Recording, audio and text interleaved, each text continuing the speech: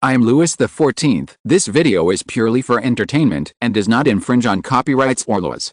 The rights to the novel and image belong to the original author. We do not claim ownership.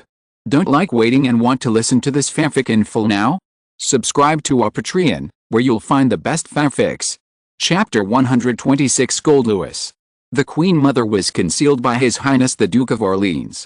Louis not only let Philip read the secret letter, but also gave the Duke of Orleans a position that was almost impossible to refuse, that is, to control a part of the spies for His Majesty the King. The reason why it is called a part is that Louis did not have a mature intelligence network in his hands. His spies were inherited by Bishop Mazarin from Bishop Richelieu, and then expanded apart and finally handed over to him. Here we have to mention the composition of these spies. Just like Bishop Richelieu, some spies are monks and priests, because people always go to them to confess their sins, and they have more secrets than the stars in the sky, although according to the law of the church, any secrets they hear are not allowed to be leaked, but the bishop has the right to listen to the confession of the priest or any clergyman, so if you want to keep the secret thoroughly, you must endure the mental lash. There are also criminals like Madame Milady who were brought out of prison. If they are unwilling to serve the bishop, they will have to return to prison or even to the guillotine or the gallows. Moreover, the brand on them, the brand that criminals must have, will prevent them from ever returning to normal life. There are also some traveling merchants who are not trustworthy. Rather than serving the bishop, they are working for the jingling coins. Their intelligence is often incoherent and unreliable, but sometimes they will catch a big fish by accident. In such a chaotic situation, when he was in the inner world, relying on some fragmented time in his studies, the king also talked with Madame Milady. As a result, he decided to make a rectification of this chaos after returning to the outer world. He did not interrupt and handed the spies to one person. In this way, if that person wanted to deceive himself, it would be too easy. Louis wanted to divide the intelligence network into three parts. The first part he wanted to give to, or ask Philip to form, was to follow the common practice of people hundreds of years later, that is, in countries outside France, ambassadors and their entourage and officials would be Louis' eyes and ears. Although this was almost the same for everyone, Louis's expectation was a more orthodox and efficient organization. The reason why he wanted Philip to be the leader of these people was because Philip's status was transcendent. In many cases, the Duke of Orleans was enough to guarantee and protect many suspected people, or in critical moments, he was the last person others dared to stop and hurt. Philip received this order with great excitement, even though this position would never be put on paper or widely known to anyone except the king and a few others. The second part is the intelligence network that Mazarin left to the king. This network temporarily excludes priests and monks. Because the king did not naturally suppress their identities, it is not easy to bribe these clergy, and they may even fall into the trap of the church. Therefore, only criminals like Madame Milady and some thieves who have one foot on the edge of the prison door, mercenaries, and marginal figures such as tavern owners can be used. After considering these people, the king temporarily promoted Count d'Artagnan to the position of one of the chief spies. Count d'Artagnan, who came to accept this position, was very happy at first, but when he heard that he might have to work with Madame Milady in the future, his face changed sadly. But this is necessary. They were originally Madame Milady's subordinates, and Count d'Artagnan was going to hand over to Madame Milady. The king smiled and reminded this frivolous gentleman that he and Madame Milady had a connection. Although Madame Milady played a little joke on you, sir, she is still a very charming lady after all. Isn't this enough to make you forgive her? What you said is true, but, Your Majesty, Count d'Artagnan said with a frown, that's the problem. It's not just because Milady played him ruthlessly, but also because she and d'Artagnan are just the same kind of people. When interacting with the opposite sex, they are like beasts, unbridled, vicious and ruthless, let alone similar personalities. Even d'Artagnan or Milady would definitely prefer to accept a truly good person as a companion. No matter how reluctant Count d'Artagnan was, he had to work with Madame Milady for a while. Madame Milady was placed in the other world by Louis, firstly to isolate her from her close relationship with her former subordinates, and secondly because Milady also needed to build a big network for the king in the other world. However, to achieve the goal, the support of the surface world was indispensable. The king certainly would not do it himself, so naturally only Count d'Artagnan would serve on his behalf. When Count d'Artagnan left, his younger brother Philippe came to be summoned by the king. Although he was a little confused, He almost never said anything in official business. It was the king who told him that he intended to make d'Artagnan the chief of spies, which made Philippe even more confused, because Count d'Artagnan did not seem to be a person who was good at keeping secrets. What the king did not tell his brother was that sometimes, an overly fancy appearance could be the best disguise. A person who was good at and fond of talking about love would not be surprised to suddenly appear anywhere. His great momentum would draw malicious eyes to him, just like it was difficult for people to see things covered by shadows under strong light. Of course, as mentioned before, he handed over the conspiracy affairs in the court to Philip. I forgot to mention that in addition to foreign countries, the French court was also within the scope of the king's brother's responsibilities. The real spy leader was Colbert. People despised his background because he was just a merchant who accompanied the king, but the coverage of merchants was originally wider than that of famous women and nobles, and they dealt with more people, and merchants were originally sensitive to intelligence, otherwise how could they hoard goods and buy and sell short? Moreover, no matter when and where, war is always inseparable from food, armaments and transportation. As long as you can grasp the trends of the commercial society, it is not difficult to infer the situation of any country and region. In addition, despite the gift from the bishop, the king was more willing to build a team that belonged only to him. Merchants came into the king's sight at the right time. Compared with beauties, bandits and priests, merchants were more involved. It was not surprising if some merchants were talkative and observant.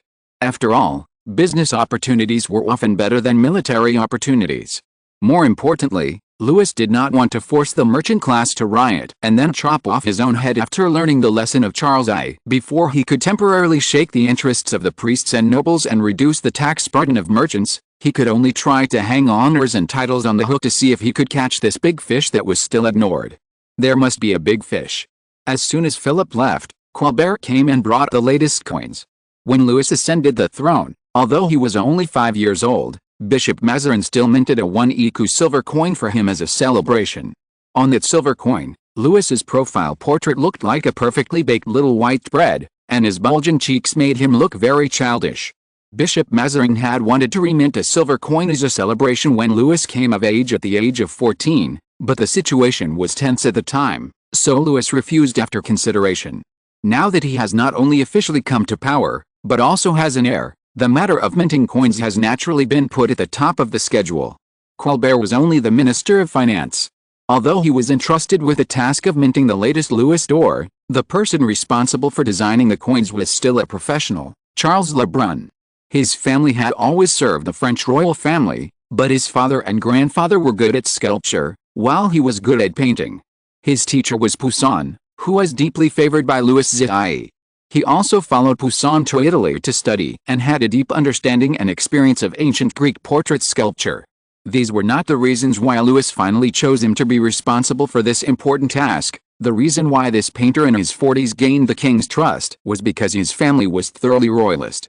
When the king was in exile, he even refused to serve the Duke of Gaston and the Prince of Condé.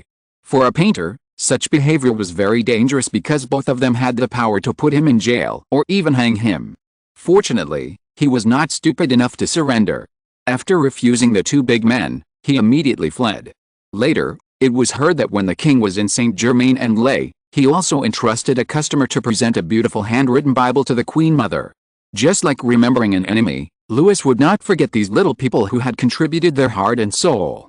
Although Mr. Charles's talent was only mediocre and could not be compared with those talented painters, Louis still made a big deal. During the riots, the ceiling paintings of the Louvre were almost all destroyed by soot and flames, requiring a lot of repairs and repainting. All these jobs were handed over to Charles Le Brun, and he lived up to the king's expectations and completed them quickly and well. Poor brother Philippe always hesitated to speak. His brother was almost perfect, except for that terrible aesthetic. It's not that his aesthetic was equivalent to ugliness, but Louis was obviously more inclined to pragmatism or straight male chauvinism, and he would not care about some subtle differences even if he could tell them apart. So after people secretly said Charles Le Brun still proudly took over the task assigned by the king.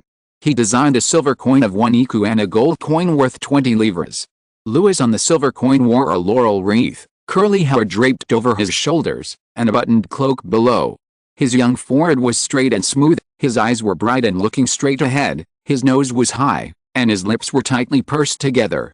On the reverse side of the silver coin was the shield emblem when Louis ascended the throne, with a crown on top and lilies, the symbol of the royal family, in the shield. Louis on the gold coin removed the laurel wreath and cloak, fully presenting the personal charm of the young king. On the reverse side of the coin was an equal-length cross, with a crown on top and 4 lilies in the middle. "All very good," Louis said, stroking the surface of the coin. At this time, the coin casting had begun to use a spiral coin press, which was faster and more beautiful. There was a circle of serrations on the edges of the silver and gold coins to prevent someone from deliberately grinding off a part to make money. The portraits were exquisite, and the dates and letters were very clear. The king nodded in satisfaction, and gently weighed the coin in his hand. "How much gold and silver is in here?" he asked. Every country, even every lord who has the right to mint coins, will be very secretive about the amount of gold and silver in the coins. This is normal. When a large number of coins are issued, a small difference can bring a lot of net profit. Louis is in great need of money now, but he does not intend to tamper with the coins. Just like the Italian florin, the Spanish piasters, the Hungarian forints, the Netherlands Interlian guilders, the Polish zlotys. The true value of coins also means the credibility of a government or a country. Unless France can have an unshakable position like the behemoths that it will become later, it will not care about these. Not to mention the true value of coins, even a piece of color-printed paper can attract people. But, Colbert said, he was still a little unwilling, because he always had an idea, that is, to ensure France's gold and silver reserves as much as possible. He used to be just a businessman, but now he is also an academician of the French Academy. His further understanding of finance and economics made him firmly believe that the precious metals a country can have also represent the power of this country. Louis knew what he was thinking as soon as he saw him, and the king couldn't help but want to laugh. "Wait a little longer, Jean," he called Colbert's Christian name affectionately. "If you insist on your idea, then please believe me, God has prepared more gifts for me in France than seeking gold and silver from our poor people." Colbert looked politely inquiringly. Wait a little longer. Louis thought of the gold and silver mines in the 2 distant new continents. "When that time comes, I will let you see it. It is the promised land of God. Gold is like the roots of trees buried underground, winding its way along. Every river will sparkle with the golden light. You don't even need to dig. You can kick away the pure gold nuggets by lowering your head, just like kicking away the fruits that have fallen prematurely in the orchard." Colbert looked at him as if he were a dreamer. How could this be possible? Tomorrow this chapter will add another 1,000 words. Chapter 127, Mary and the Child in Calais. Colbert's suspicion was completely within the king's expectations. For people who did not have enough and advanced means of exploration, the New World, whether in Africa or America, gave them only fish and furs. In particular, the road opened for France by French explorers was still stagnant in a place later called Quebec and now called New France. From Henry IV to Louis XIV, their eyes had always been on Europe, and they did not have much interest in the New World, or, in other words, because in 1555 and 1612, France's actions to open up the New World were successively sniped by Portugal and Spain, and they had to withdraw from Rio de Janeiro and St. Louis in Brazil, which made the kings lose their desire for new territories. But Louis knew that it was the treasure land promised to them by God, flowing with milk and honey, buried with gold and silver. However, this matter still needed long-term consideration. After all, France at that time could not go to war in many places. It could even be said that before the population loss caused by the Civil War grew, Louis did not even want to go to war with any country. At this time, he had to thank the successive French kings for their sensitivity and efforts in the royal power, because Charles I wrote again to complain that the Parliament was forcing him to declare war on the Netherlands, because the Dutch fleet directly affected the British business. Like Louis, Charles I was unwilling to go to war at will, but at this time the British Parliament was almost entirely controlled by businessmen. These new nobles had executed a king and exiled a protector for their own money bags, and now they were threatening another king. Louis reminded himself that when he reused these businessmen, he must also be careful of their ambitions. For these people, there was nothing that could not be bought and sold, even reputation, life or even the country. The king's silence made Colbert look at Bontemps worriedly. Bontemps shook his head slightly, indicating that this did not mean that the king had any dissatisfaction with him. "These coins are well made," the king said at this time, and then he personally took a silver coin and a gold coin and put them in Colbert's hand. "This is to reward your hard work," he said. "Bon Tom, you also take one, yes, one each, and I will take the rest to show the Queen Mother." In fact, before handing the 2 boxes of coins to the Queen Mother, Louis took a few coins and put them in his pocket. In the evening, he gave them to the Queen, and Queen Teresa later pierced a hole in it and hung it around her neck as a pendant. Not only the Queen did this, but the Queen Mother and the King's brother also did so, and so the small ornament suddenly became popular in Paris and quickly spread to all directions. This caused a small problem, that is, the liquidity of the 2 coins became a problem. Fortunately, the king did not have such a big ambition that he hoped that they could immediately replace the Italian or Spanish coins and become the circulating currency in France. The French now still have some distrust of their own coins, which is also a problem, but this will be left to time to deal with, or to cultivate more trustworthy people to find gold or silver for the king in the New World. Hundreds of years later, almost all the currency in circulation will be paper money in virtual numbers, but banks will still have vaults, and the country must still maintain a certain amount of gold reserves. This is not without reason. When Louis and Teresa's first son was 1 month old, the king went to Calais. He did not forget that there was an underworld. He remembered that he had read a book in the underworld, which described a strange little animal that was very sensitive to precious metals.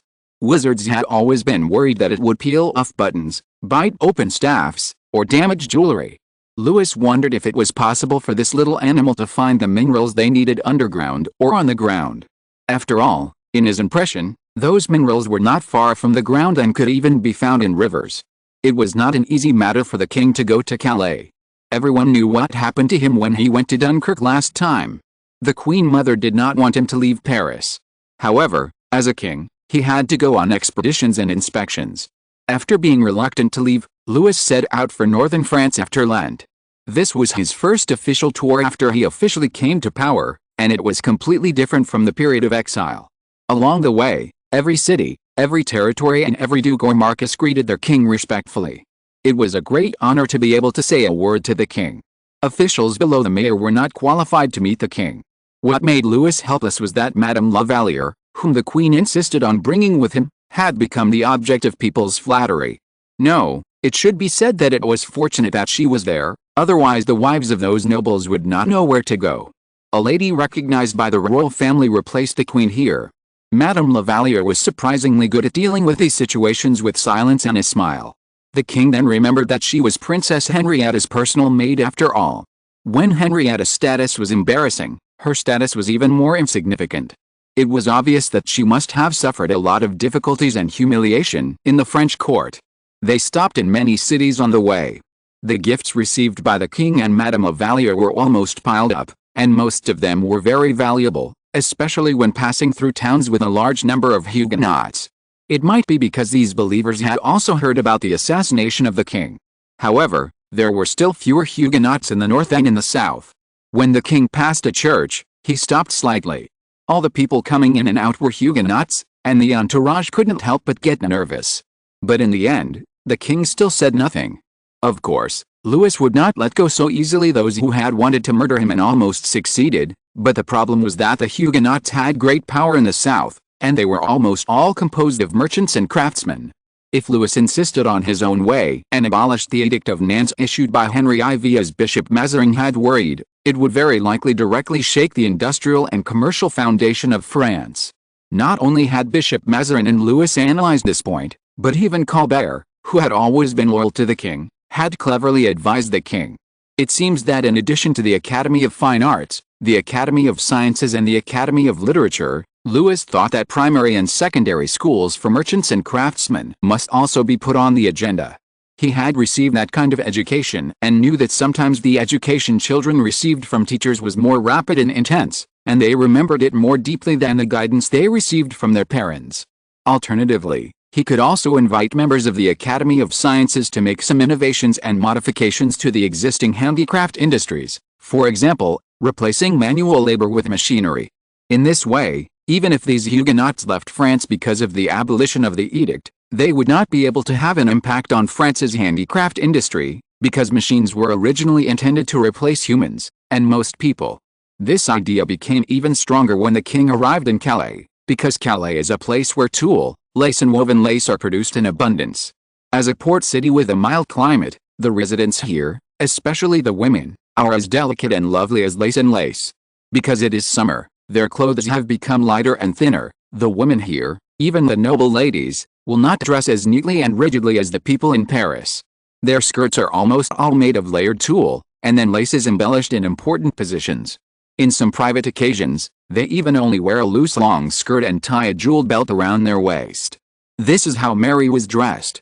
When she saw Louis, she immediately took a few steps forward joyfully, as if she was going to pounce on him, but then she stopped and showed a complicated expression. Her hesitation made Louis sigh and stretch out his hand. The king hugged her. Although Mary had become a mother, her body was not much plumper, and she was even thinner. Her butterfly bones protruded dangerously from under the skin like a pair of blades, and the king could feel the clear vertebrae. "Are you okay?" he asked. "No," Mary replied. Although it was rude, it still made Louis laugh. Mary seemed to always be like this. Perhaps he revealed his worry from his eyes. Mary seemed to want to argue with him, but suddenly calmed down. I know, Louis," she said sadly. "I did something wrong." Louis did not respond, because he guessed that this was not Mary's last sentence. Sure enough, Mary raised her head and said earnestly, "I did something wrong, but Louis, don't regard me as an enemy, okay? I don't expect to be your wife, nor do I expect to be your only love, but don't hate me, okay? Even for the sake of little Luciano." Little Luciano is Louis's real firstborn son. As the descendant of a witch, he was determined to be a wizard a few days after he was born. And perhaps because Louis also has outstanding talents, little Luciano is almost destined to become a powerful man. His name was given by Louis. In Latin, it means from the glorious land and also has the connotation of glory. This name is the expectation of a father and a king. Although he cannot be born as a king like his other brother, Louis hopes that he can become the king of the other world. This is also what he uses to impress the Mancini family. Little Luciano is still an animal that can only crawl on all fours. He is very familiar with his mother. When his mother speaks, he raises his head and looks around curiously. Louis stands up and sits on the carpet beside him. "You have never been my enemy," Louis said. "Mary, I will not regard the mother of my child as an enemy. Sit next to me." He handed his hand to Mary, and after Mary sat down, he said to Mary, "I was indeed angry with you, because Mary, you know very well how much effort I have put in to be able to shoulder the heavy responsibilities on my shoulders, and I have reminded you from the beginning that I am not only your Louis, but also the King of France, the child of my father and mother, the elder brother of the king, and the protector of the people. I admit that I am very happy when we are together, like a little honey in the bitter life, so it seems particularly precious, but Mary, if I really give up my duties, the rights and obligations given to me by God, I will definitely live in guilt and regret all day long. Maybe you don't care. I don't deny it." Louis let little Luciano hold his thumb. "You thought I would become a wizard, and a wizard is always superior to mortals. I shouldn't hate you or dislike you for this, but you should also know now that when people tell you that this is all for your own good, you won't feel very good." What he meant was that after the Mancini family reached an agreement with the king, they ruthlessly deceived Mary. When Mary thought Louis would stay in the other world with her, Louis only gave her a child. "But I can promise you one thing," Louis said, "Marie, raise our child well, the future Duke of Colonna. I have obtained this identity from the Colonna family. In the other world, his identity is flawless. He was born in a formal marriage and has the blessing of Merlin. When he grows up, Mary, when he becomes the king of the other world, you can let him come to greet me. That will be a long time, your majesty, 20 years, or 30 years. Just consider it my punishment for you," Louis said, "unless your love can't last that long." "My love will last until I am 6 feet under, your majesty," Marie said. "I will love you more every day than the day before." "Then do as I say," Louis said. "If you have any needs, you can tell Lady Milady, she is trustworthy." "I don't like her." "If you are saying that she is too frivolous," Louis thought for a moment and said, "I can only say that it is for this reason that you don't have to worry. Are you still worried that I would be interested in such a lady? She is welcomed by many young wizards. If I didn't know that she really didn't have any other blood, I would have suspected that she was another Mancini.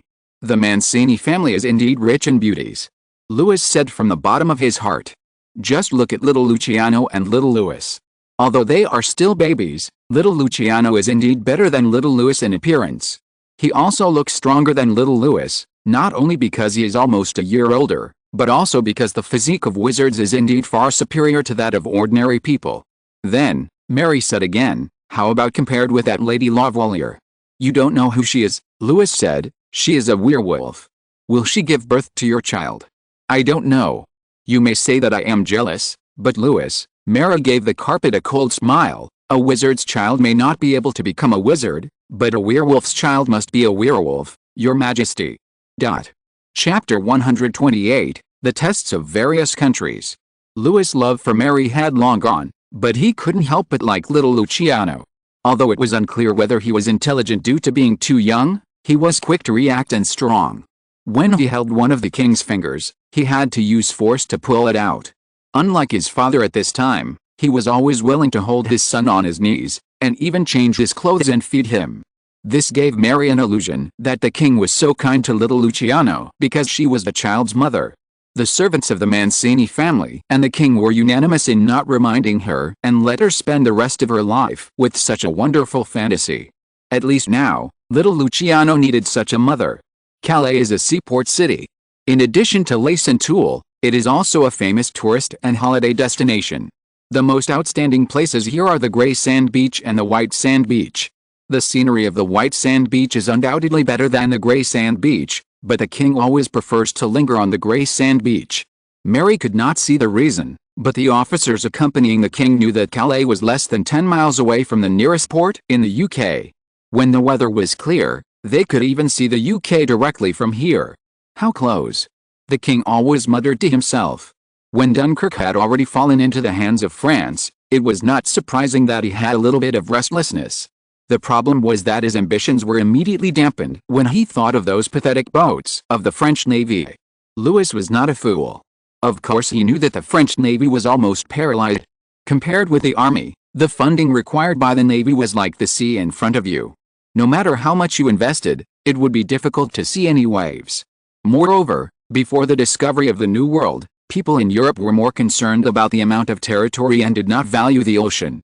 France was one step slower than Spain, Britain and even the Netherlands, and now it was almost impossible to see any trace of the former. Louis probably calculated that rebuilding the navy might require more than 10 Parises.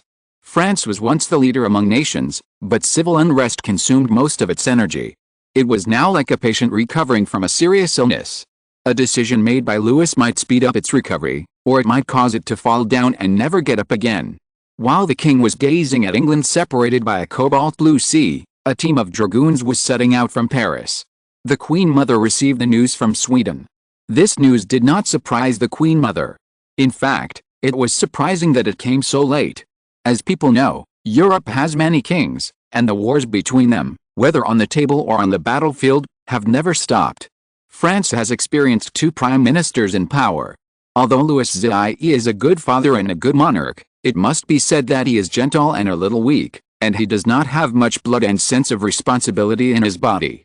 He handed over government affairs to Bishop Richelieu and his mother, and he himself was addicted to hunting and gambling.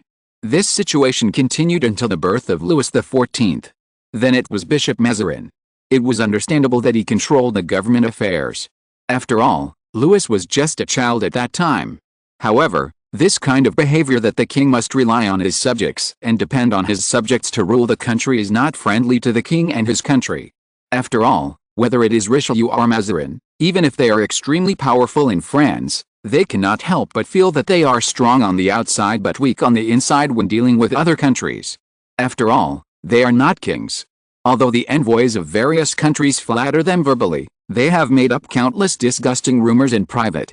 For example, Queen Mother Anne and Bishop Mazarin can even be called enemies, and they only cooperated for the king, but they were rumored to have an affair. The situation did not get any better even after Louis officially came to power. The king was too young, and people knew that he had a gentle temperament. His pen had not yet been stained with blood to sign a death sentence. Even Nicolas Fouquet's arrogance could not completely anger him. Some people were happy to see the king's calmness, while others thought that the king was weak and could be bullied. The previous royal ladies were just tricks played by the nobles. Obviously, they believed that a beautiful and passionate girl could seduce the king, snatch his love from the queen, and then share his majesty's authority, and even be allowed to interfere in state affairs and even manage the entire country. Such things had happened before, but the king unexpectedly chose an English woman, which dashed their ideas. While the king was spending time with Marie and their children in the palace, a small building surrounded by grapes and roses, Madame de la Valliere, as the king's lover, was accepting people's compliments in the Boulogne castle.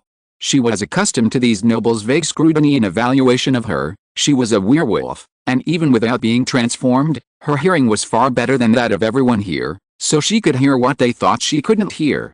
Under the cover of her fan, Madame de la Valliere smiled faintly. They were saying that she had thick bones, like a peasant woman, that she spoke in a crude way and obviously had not received much education, and that her movements were as big as a man. These could not hurt Madame de la Valliere because she had heard them all as early as when she became Princess Henrietta's maid. When she became a maid, people said so because they were jealous that the daughter of an officer could become a lady-in-waiting. Now, they were jealous that she could become the king's lover and a royal lady recognized by the royal family. La Valliere knew this very well, and of course she would not waver. Compared with the king's love, she certainly cared more about the forest promised by the king, that is, Vincennes, where there was a prison used to detain important prisoners. Her people were arranged there. They could run in the forest as giant wolves, and also get a stable income by acting as the king's jailers. They also had a stable place to live. These were what the werewolf tribe needed most. Only occasionally, when she strolled on the city wall, or transformed into a wolf in the bright moonlight and ran on the waves, she would involuntarily look in the direction of the king and Miss Mancini. Sometimes she even had the illusion that she could smell the king's scent. The king only sprayed perfume when meeting ministers and at balls.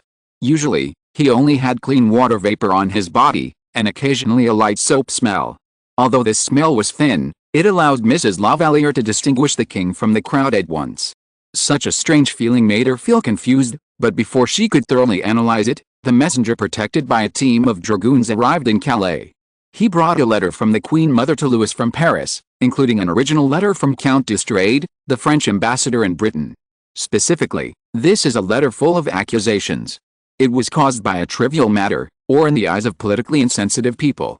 In front of the Swedish embassy in London, the French ambassador and the Spanish ambassador, Baron Watteville, happened to leave the embassy at the same time. They had a dispute over who should go out the door first. There is no doubt that the French ambassador thought he should go in front of everyone, and the Spanish ambassador thought so too. The funny thing is that the Spanish ambassador was richer than the French ambassador. His servant sneaked out of another small door and went to the tavern to recruit a group of British bandits.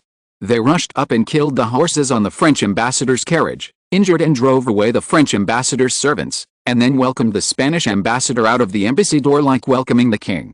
It is said that compared with the French ambassador's embarrassment, the Spanish ambassador was like a hero returning from a triumphant victory, surrounded by servants in bright clothes and riding horses, and walked through the entire street amid the cheers of those hired people. Is this really just a trivial matter? The king did not think so. He had been in power for less than a year. Both at home and abroad, people were most familiar with the deceased Cardinal Mazarin, the Prime Minister of France, rather than Louis XIV. Just as those nobles believed that a beautiful woman could manipulate the king, ministers led by Fouquet thought they could become the next Mazarin. Those kings were also looking forward to gaining an unexpected gain from the young king. Charles II did so, and as a result, Dunkirk fell directly into the pocket of Louis XIV. But this incident only made people laugh at the uselessness of Charles II. For this king who had not yet really shown his fangs, people always held some unrealistic and stupid ideas.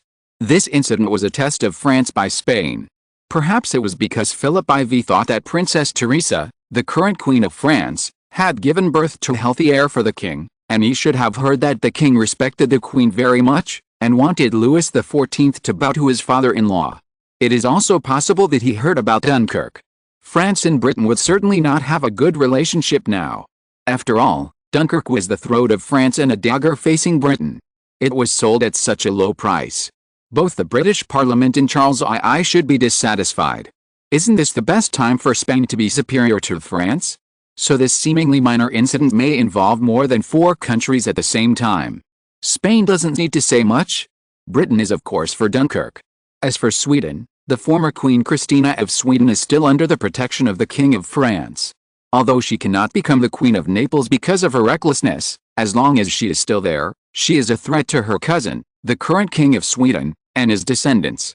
When the messenger met the king, he was in front of a huge tapestry. The tapestry described an anecdote from the Battle of Crécy. At that time, England and France went to war in Calais. Calais was besieged for a year and had to surrender in 1346. In order to beg the English not to massacre the citizens in the city, 6 brave men volunteered to be hostages and walked into the British camp. This scene was recorded by the painter and then made into tapestry.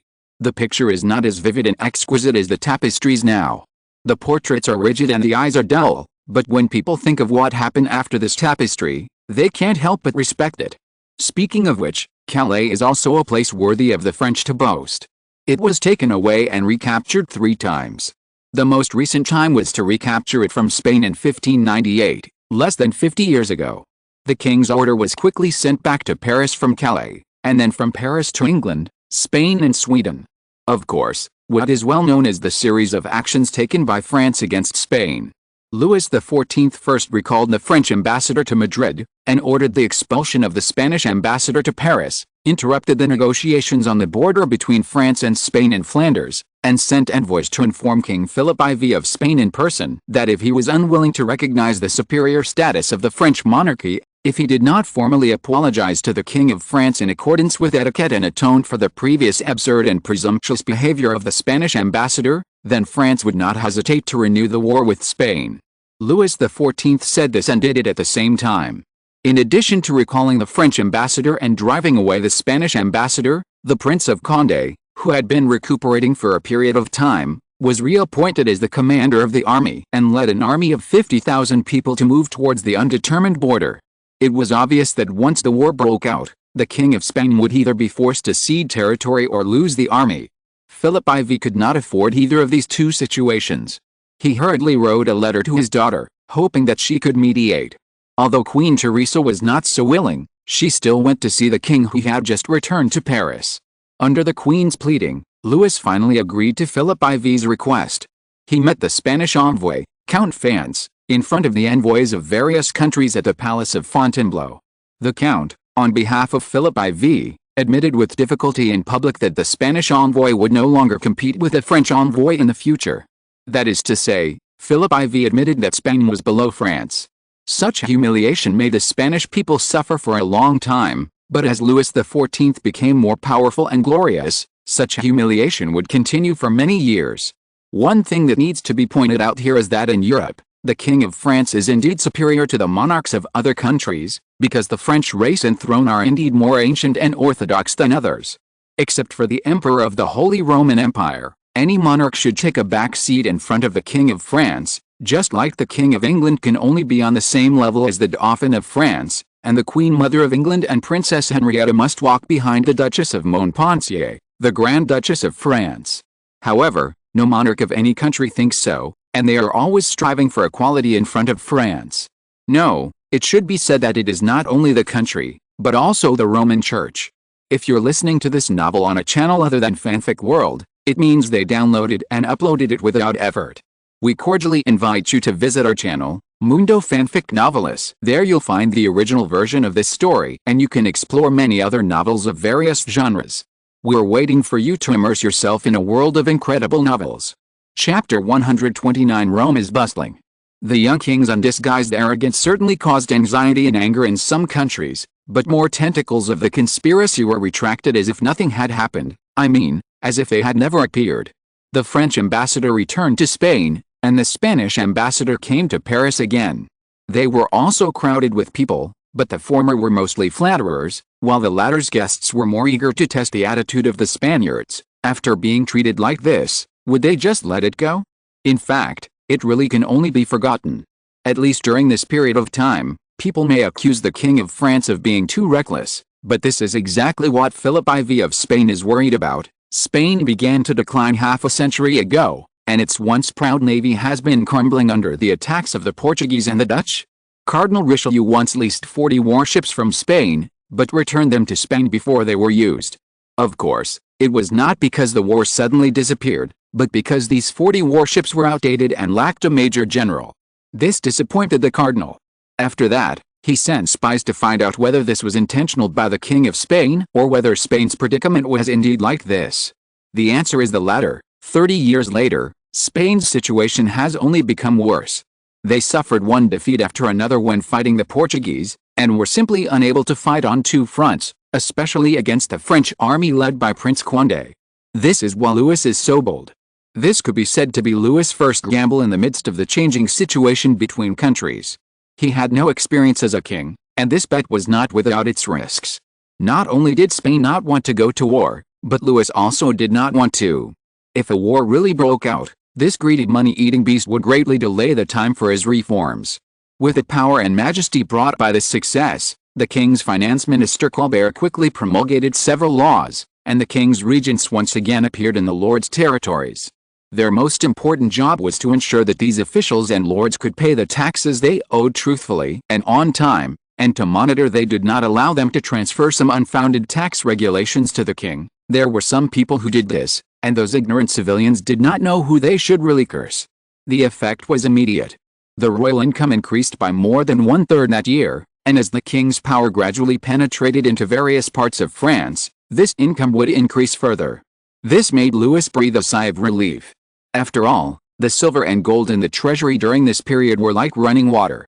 They just came in here and flowed out there.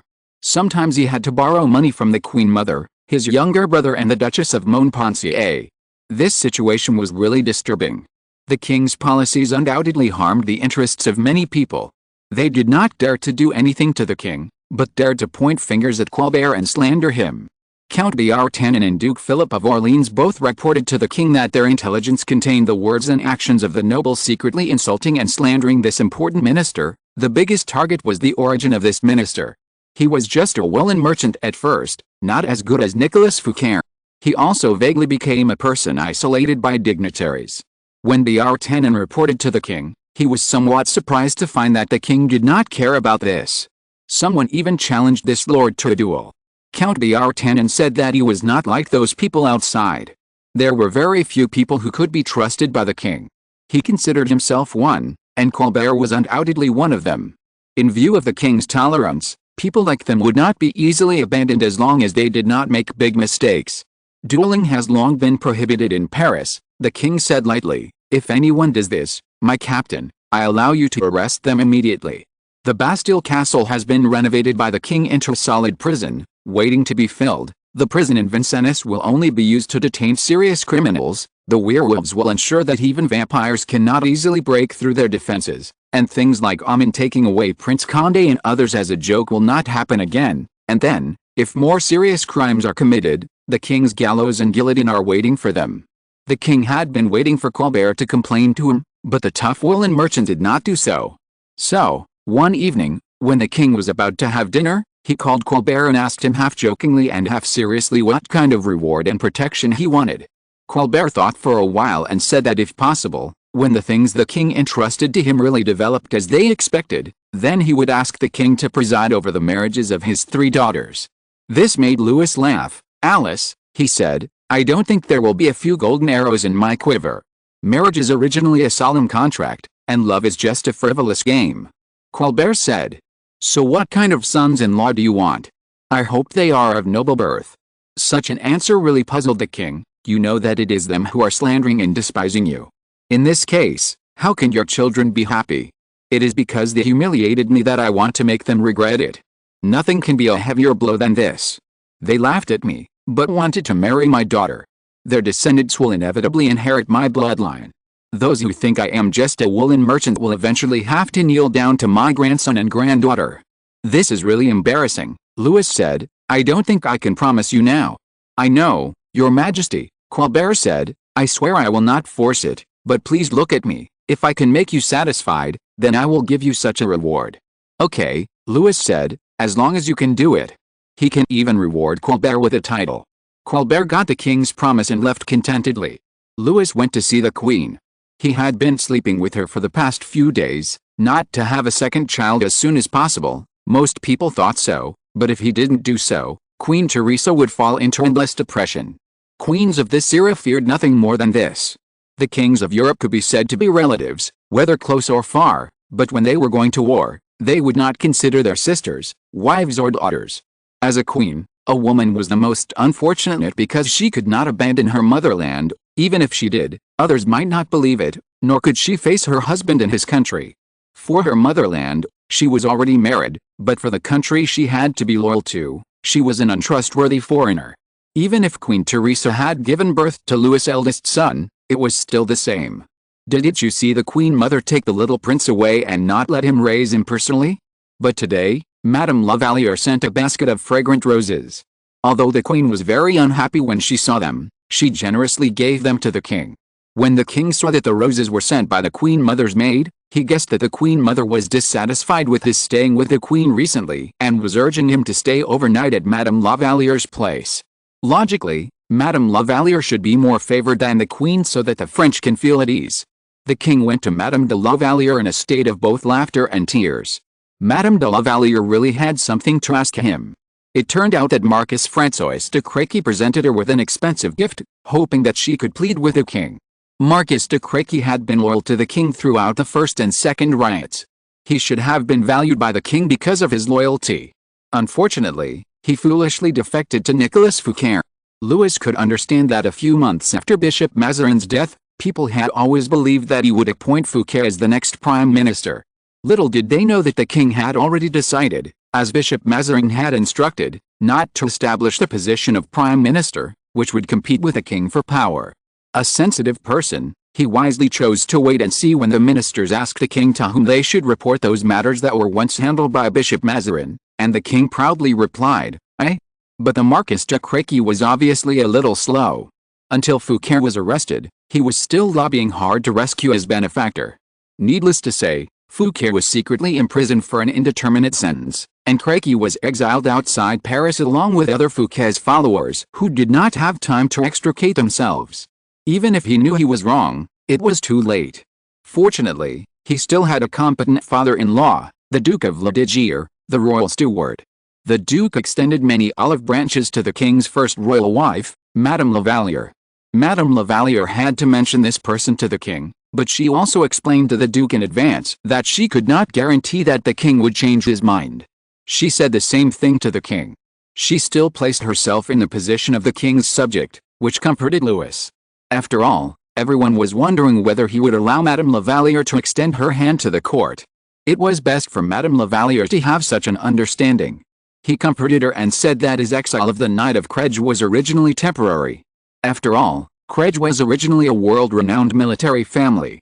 His Majesty, who once envied the Protector Oliver Cromwell, would certainly not waste a potential general casually, but the behavior of the Marquis of Créquy undoubtedly loudly told the King that he was a complete fool in politics. The King had to send him to the north to sober up his heated mind and see if he could make him become more normal. With Madame Lavalier's lobbying, the Marquis de Créquy was finally relieved of his anxiety and happily accepted the latest appointment. He still could not return to Paris, but being appointed as the ambassador to Rome by the King was an honor. However, this knight with a strong temperament and a tendency to be reckless had a conflict with the Pope's guards as soon as he arrived in Rome.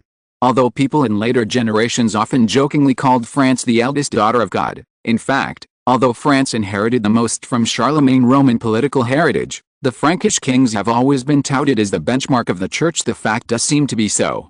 After all, they fought the pagans for 200 years, so that the pagans called all Europeans Franks. But since Philip IV, the pious kings began to practice inconsistently, or rather, they were originally like this, but since Philip IV, this king generously invited a pope to be a guest in his territory, they were too lazy to cover it up.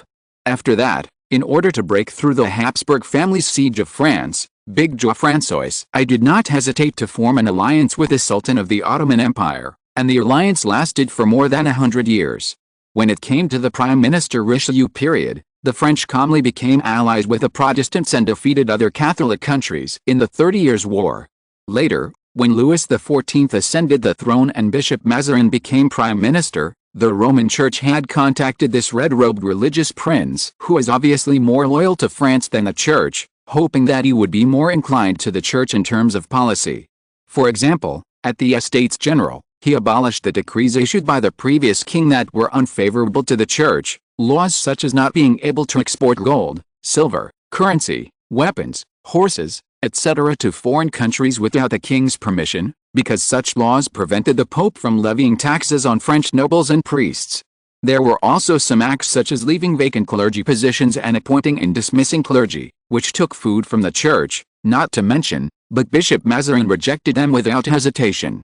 As we saw at the beginning, the church's revenge was to transfer the chief judge of the Paris Inquisition to Rome, and Paris's defense against dark creatures had an unexpected and terrible hole. A team of hired foreign werewolves silently replaced the native werewolves in the suburbs of Paris, and the king and the queen mother almost died in the wolf's belly. If it weren't for the little witch Mary left by the bishop at the queen mother's place, perhaps the church's conspiracy would have succeeded.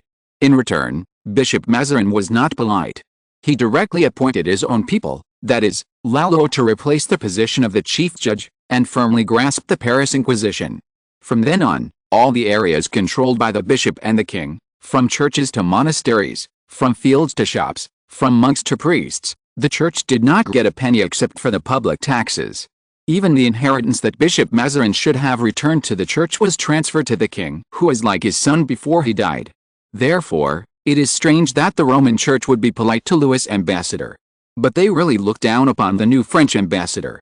Chapter 130, The Good Deeds of Craigie and Marie Ozigi.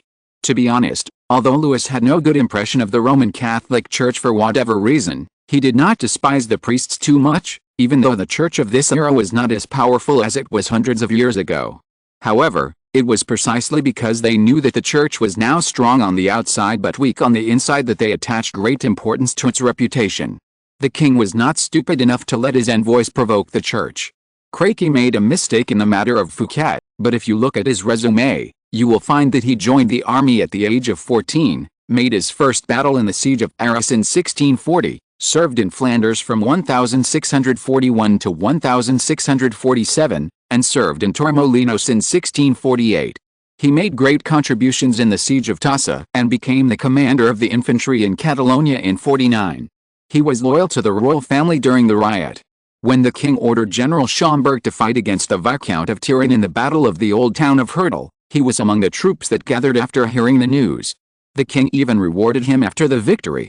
Later, he was bravely wounded again in the Battle of the Esc Bridge near Cambrai. After recovering from his injury, he returned to Arras to fight under the assignment of Cardinal Mazarin. In 55, he was fortunate to serve as the governor of Béthune. At that time, he was already a lieutenant general commander. In 56, he was wounded again in the Battle of Valenciennes. What impressed the king was that he was also present in the siege of Dunkirk and the Battle of the Dunes, and made considerable contributions. When the king was still considering whether to grant him the marshal's baton, this young general with outstanding military achievements but extremely lacking political sensitivity foolishly approached Fouquet. Although Nicolas Fouquet did win over many officials and generals in order to seize and secure the position of prime minister, and because the army was also known as the gold-eating beast, Fouquet, who was the finance minister at the time, did need the generals to flatter him.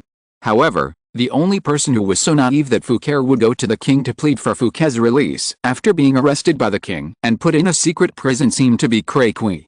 Therefore, he really had nothing to complain about, even if the king exiled him to Lyon. As a general who was once highly valued, even a madman would not believe that he did not want to return to Paris. Behind him was a family famous for its military family. They tried every means to inquire and plan, but finally found a way to the king's new favorite, Madame Lavalier. Although Craigie could not return to Paris for the time being, he was quite satisfied. At least as an ambassador, the king could not fail to see his name. His letters must be read by the king instead of being discarded casually. When the king was no longer so angry, he could return to Paris or go to any battlefield to fight for the king. When he heard that Prince Condé led his troops to garrison at the border between Spain and France, he kept comforting himself that since Prince Condé was the leader, there was a high probability that there would not be a war. But at the same time, he could not help thinking sourly that if a war really broke out, the battle with the Spanish would inevitably be accompanied by numerous merits.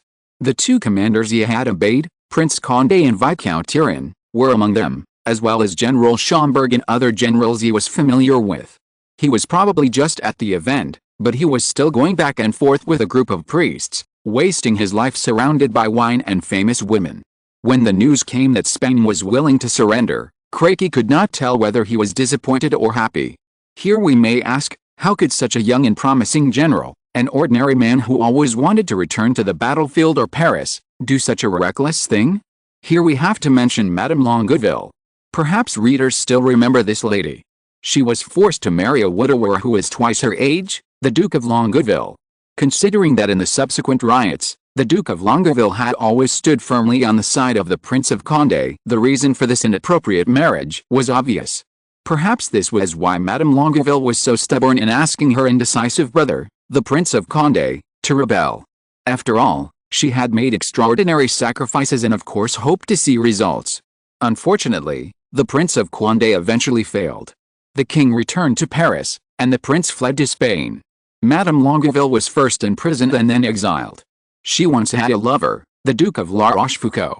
The problem was that from the beginning, the Duke had bad intentions. The reason why he became Madame Longueville's lover was just to use him to get close to the Prince of Condé. In fact, he not only abandoned his lover in the end, but also threw himself into the king without hesitation. Madame Longueville was disheartened. She was said to have several new lovers in exile, but none of them lasted.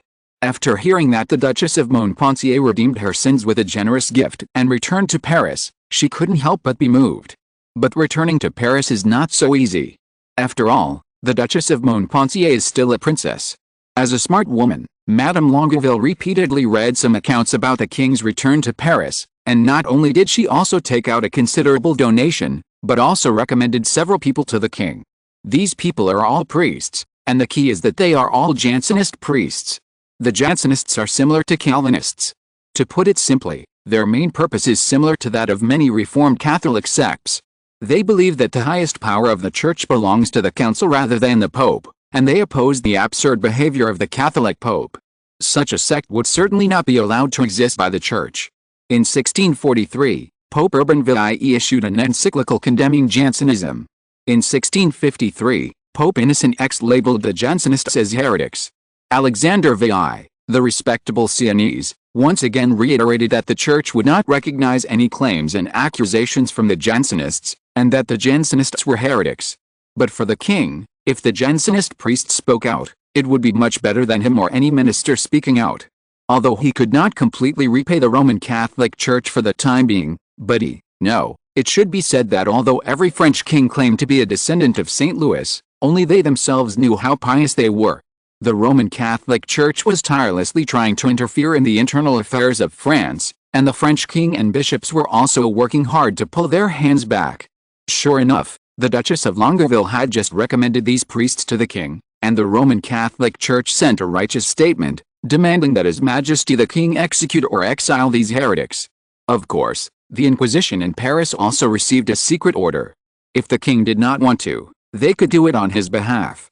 Unfortunately, neither Louis nor heiresses were the kind of people who would be easily manipulated, and the frustrated look of the Roman Church was indeed pleasant. The former either accepted the documents, and the latter either received a secret order, but they behaved as if nothing had happened at all. Those Jansenist priests still prayed as they should, preached as they should, went on pilgrimage as they should, and wandered around the private reception rooms of various dignitaries without anyone noticing. Their ideas did receive the support of many people, especially the king. Louis quite appreciated some of the Jansenist ideas. For example, there are always some divine commandments that humans cannot follow, no matter how pious they are. This is very important. After all, Louis did not want to be constrained by the Roman Church thousands of miles away, even if it was only in faith and rituals. Such blatant behavior would certainly make the Roman priests angry and furious, but at the end of the 30 Years' War, their attempt to use the Treaty of Westphalia to restore and consolidate the authority of the Church had failed. It was Alexander VI who spoke confidently at the signing ceremony of the treaty. He was only the ambassador of Rome to Cologne at the time, but as we all know, even Catholic countries had no intention of complying with the will of the Church, and his ideals eventually became illusions. Coupled with Bishop Mazarin's attack, we don't have to expect Alexander VI to have a good impression of the French. When Mazarin died and Louis officially came to power, the Pope's thoughts naturally shifted to his brother Mario Zigi. Mario was the leader of the Pope's Guard. Almost all the soldiers in this guard were Corsicans. Corsica once belonged to Arabs, Pisans and Genoese. From 1553 to 1559, France briefly occupied it until it was driven out by the Corsican uprising. That period was not very friendly to the French and Corsicans. The only result was that the two became mortal enemies. Therefore, when D'Artagnan's spy brought the shocking news, it was difficult for Count D'Artagnan to confirm whether it was really an accident or a deliberate trap. As we mentioned before, the Duchess of Longueville, with her intelligence, saw through the king's mind and was able to return to Paris and the court. In order to regain the king's trust, the Marquis de Créquy, who returned to Paris from exile, also managed to get an invitation to the salon of the Duchess of Longueville. D'Artagnan believed that he initially went for those Jansen priests, like many people, but later, he did become the guest of honor of the Duchess of Longueville. Anyway, before leaving Paris, he did miss the Duchess of Longueville for a long time. Not long after the Marquis de Créquy arrived in Rome, when he sat down in a tavern he liked, he heard a group of Corsicans criticizing French women. When they mentioned the Duchess of Longueville, they were even more obscene and mean. Such words certainly made the Marquis de Créquy draw his sword without hesitation and demand a duel. This was a melee that evolved from a duel to a group fight. In this battle, the Marquis de Créquy, as a brave general, won a great victory. However, the news of the French envoys attacking the papal guards with weapons spread like wildfire. One night, they gathered more than 100 mercenaries and besieged the Marquis de Créquy's mansion. The Marquis de Créquy fought with them in a lively and colorful manner. Unfortunately, the Marquis just returned to the mansion and was attacked in front of the door. One servant died and several others were injured. The Marquis was frightened and immediately developed a high fever. In this situation, the Marquis de Créquy could only bow his head and leave Rome with his wife and return to Paris. The next day after he returned to Paris, he went to request an audience with the king, and his application was almost immediately approved. The Marquis de Créquy didn't know whether he should be happy or nervous. The king might reprimand him. After all, the king had not allowed duels since a long time ago, not to mention that they killed 3 people in that battle, and these 3 people were wearing the uniforms of the papal guards. On the way to the king's study, they also met the Duchess of Longueville. They saluted the Duchess, and the Duchess just nodded in return, seemingly in a normal way. But when Bontemps walked forward, the Duchess of Longueville immediately raised her hand, pointed to her lips, and silently pronounced the word Jansen. The Marquis de Créquy immediately felt relieved. He didn't care about the Pope at all, but he cared about the king's attitude towards the church. The young king had only been in power for a few years, and people naturally thought that he was also a devout Christian. It was hard to say whether he would be inclined to the church, or whether he thought that offending the church for the sake of the Marquis de Créquy was not worth the loss.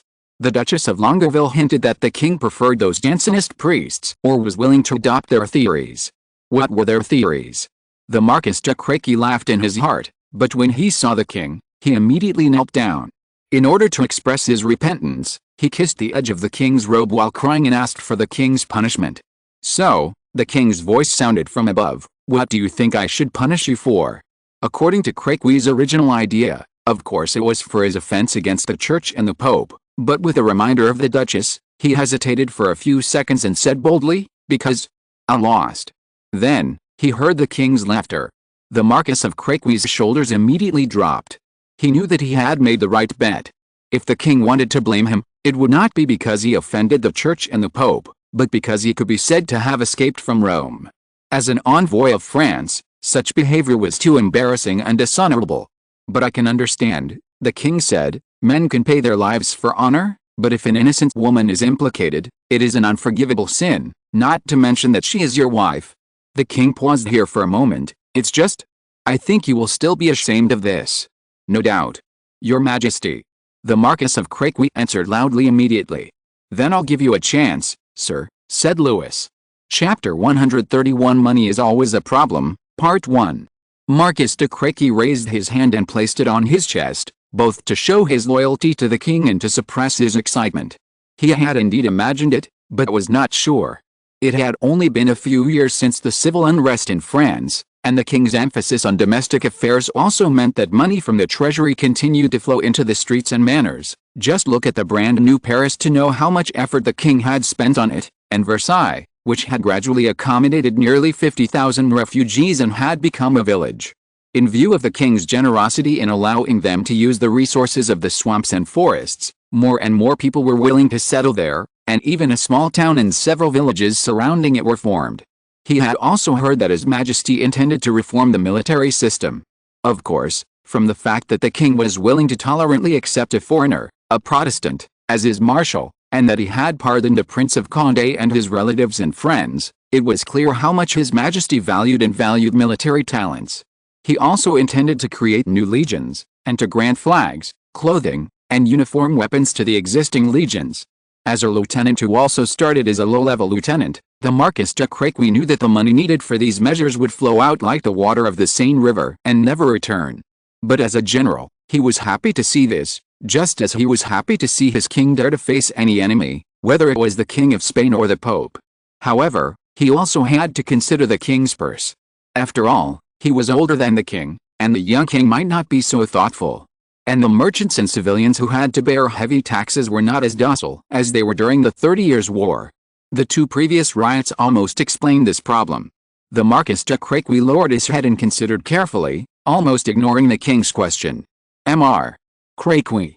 Yes, Your Majesty, I'm sorry. It's okay, Louis said. He could see that the Marquis de Crequy had no intention of being disrespectful, but he didn't know what question was on his mind. Prince Condé had led his legions to stay in the Upper Pyrenees area before. Now that Spain and France have made peace, he asked me if he should come back. Well, I think you should go there, with my handwritten letter.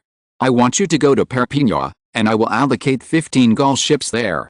He smiled at Crequy, who had his eyes wide open, and you wait for my orders in Sardinia. You mean?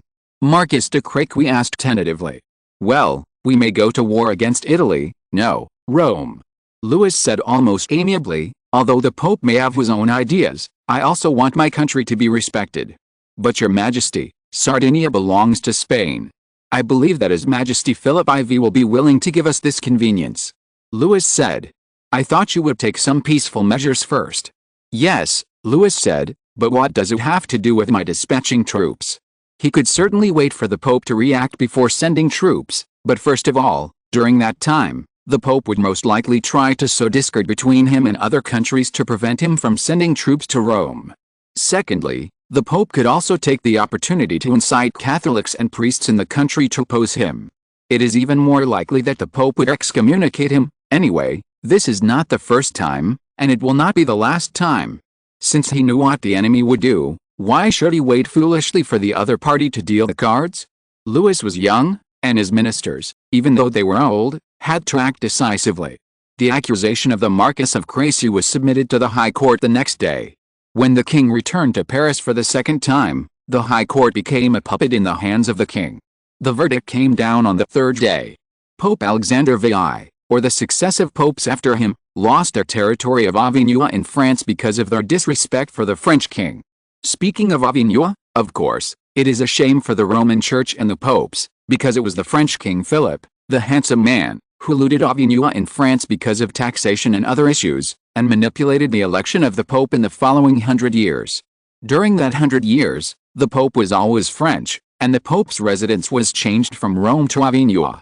Although the subsequent Pope finally moved the church back to Rome, Avignon is still regarded as the second holy city. It can also be said to be the only gain of the church in 100 years of shame. In 1347, Countess Joanna of Provence, Queen of Naples, the owner of Avignon, was hunted down by her brother-in-law because she was convicted of murdering her husband. She had no choice but to ask Pope Clement VI for asylum. The price offered by Clement VI was Avignon, which was 80,000 gold florins, almost like a big gift. Since then, the French kings have been trying to take back Avignon, but the Roman Church is not a fool. How could it easily give up this nail in the belly of France? The matter has been delayed until now, but it was unexpectedly resolved because of an ordinary dispute. In addition, Mr. Crequy's worry that his reckless behavior would lead to the king's dissatisfaction with him was unnecessary. No one understood better than Louis that this battle with the Roman Church must be fought. Not to mention that he was the victim in the werewolf incident, but even if it was to avoid the victim's revenge, the Roman Church would do its utmost to make France change its king, and Louis also showed the mind that a ruler should have. When he was tolerant, he was like the sea, and when he was narrow-minded, he was like the eye of a needle. Now was the time for him to be narrow-minded. While the Roman Church was still perfunctorily dealing with France's accusations by hanging a Corsican and a thief, the French king's army had quietly crossed half of the Ligurian Sea and arrived in Sardinia. When the Pope indulged his brothers to leave Rome and run back to their hometown of Siena, the king's army was ready to go, waiting for the pigeon to bring the king's order to land in Naples and go straight to Rome.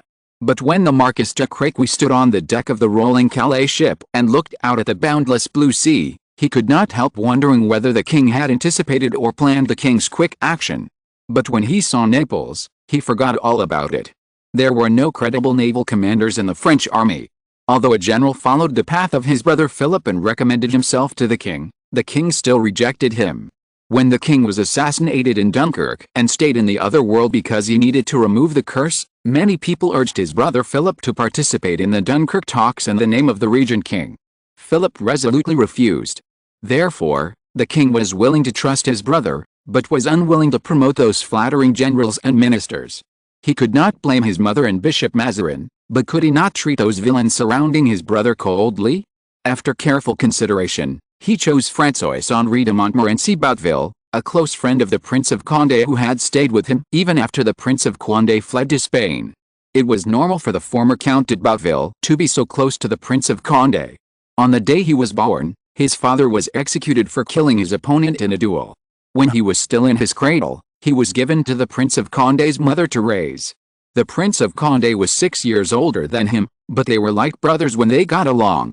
After the Prince of Condé was captured in the Battle of the Dunes, the Count de Bouteville also surrendered, and they returned to Paris together. Although the Prince of Condé was forgiven by the king, he was still deprived of a series of honors and positions from the head of the royal knights. The same was true for the Count. But just when they thought they were going to be silent, the Prince of Condé was first sent to the border between Spain and France to threaten Philip IV, and then he was appointed as the commander of the legion, heading to Naples, heading straight to Rome. Such an appointment surprised him, and he even foolishly said in front of the envoy, "I am not a naval commander." This remark made Colbert, who was acting as the king's envoy, laugh uncontrollably. "Well," he said, "Mr. Duke, if you want to command a fleet, I think you will have a chance in the future, but this time you will still lead the infantry, pikemen, musketeers and grenadiers, but you will have to go by sea." François then realized that he had made a stupid mistake. He quickly apologized to the popular minister, invited him to his residence and deliberately asked him about the king's true intentions. One more thing to mention here is how the Count became the Duke. This is related to his marriage. When Prince Condé went into exile in Spain and fought for the Spaniards against France, the Spaniards conferred him the title of Duke of Luxembourg. This title made Bishop Mazarin and the king very dissatisfied. After Spain was defeated in the war with France, Spain had no choice but to cede the southern part of Luxembourg to France in the Treaty of Pylenneus. Under the careful planning of Prince Condé, the Count obtained the title of Duke of Luxembourg through marriage. Although the bride was old and ugly, and the groom was short and ugly, this marriage still attracted the jealousy of many people. Some people thought that the king should not be so lenient to Prince Condé and his followers. It was only here that the title of Duke of Luxembourg was confirmed, and the appointments of Prince Condé and François followed. It can be said that this was an opportunity for the king to use their achievements to prove that they had indeed served the king wholeheartedly. This method was very much in the style of the young king. He rarely played despicable means, or used threats and intimidation to make people surrender. He just put forward conditions that you could not refuse. Whether it was Condé or François, they had to work hard for the king. Otherwise, no matter if any of them was negligent, the other would inevitably be implicated. This was the case with François, the Duke of Luxembourg, whom Crequi saw. He did not look like a famous general at all. He was short, hunched, with frowning eyebrows, a wide distance between his eyes, small eyes, a downward bending nose, and an ugly little chin. "Do you have anything to tell me?" The Duke noticed the Marquis's gaze on him and asked. "Excuse me, sir," said the Marquis de Crequi, "I'm just worried about the battles ahead." This made the Duke of Luxembourg laugh. "Oh, how can you think that? Do you think the Pope in Rome can send down angels to fight for him? If an angel really came down from the clouds, the first thing he would do would be to destroy the second Babylon," said the Marquis de Crequi. "Is Rome really that bad?"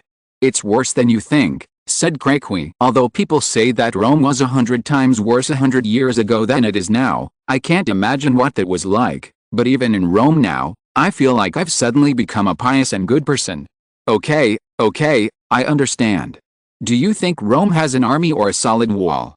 "The Pope has no army, but his king does," said Créqui, "and the faith in people's hearts is harder to break than a wall."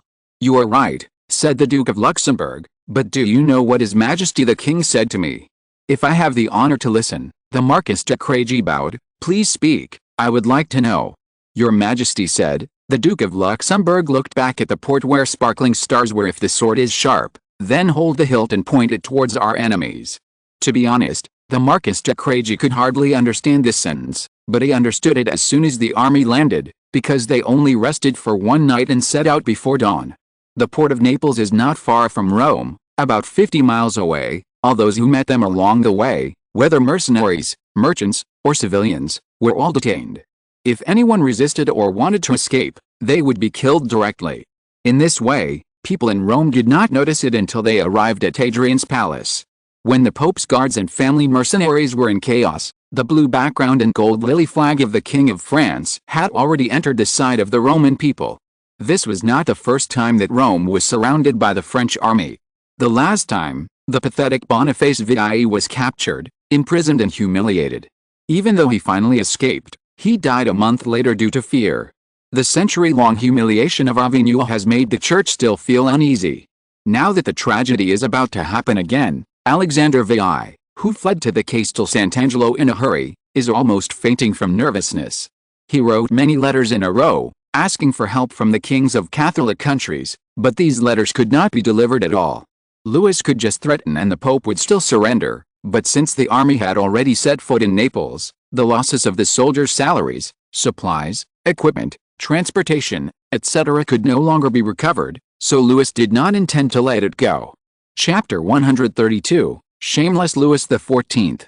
The Castel Sant'Angelo was originally a circular castle built by Emperor Hadrian for himself and his descendants. It was a mausoleum, but was later used for military purposes. Now it is the last escape route left for the popes for themselves.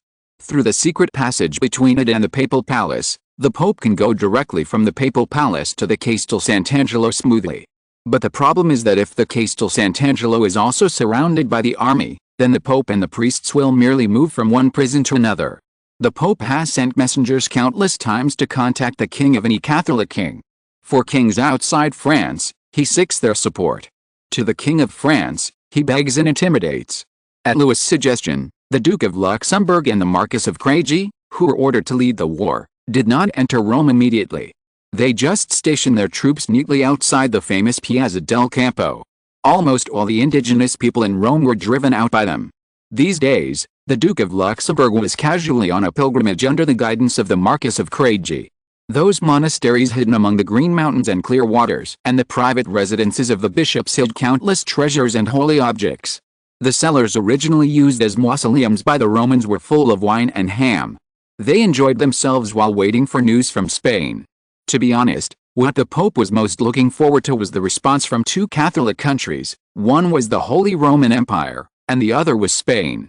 Originally there was also Britain, but since Henry VIII, there was no chance for the Pope to come to this country. But since Louis had decided to attack Rome and would not return empty-handed, he would not be unprepared. He did two things before the army set out. One was to write a letter to the Sultan of Ottoman Turkey. Given that as early as the time of Francis I, the King of France had been on good terms with the enemies of Christ, the Sultan simply agreed to the request of the King of France after giving up some of his interests, that is, to send troops to the Principality of Transylvania in Hungary. The Principality of Transylvania can be said to have emerged from the governor-general system of the Ottoman Turks.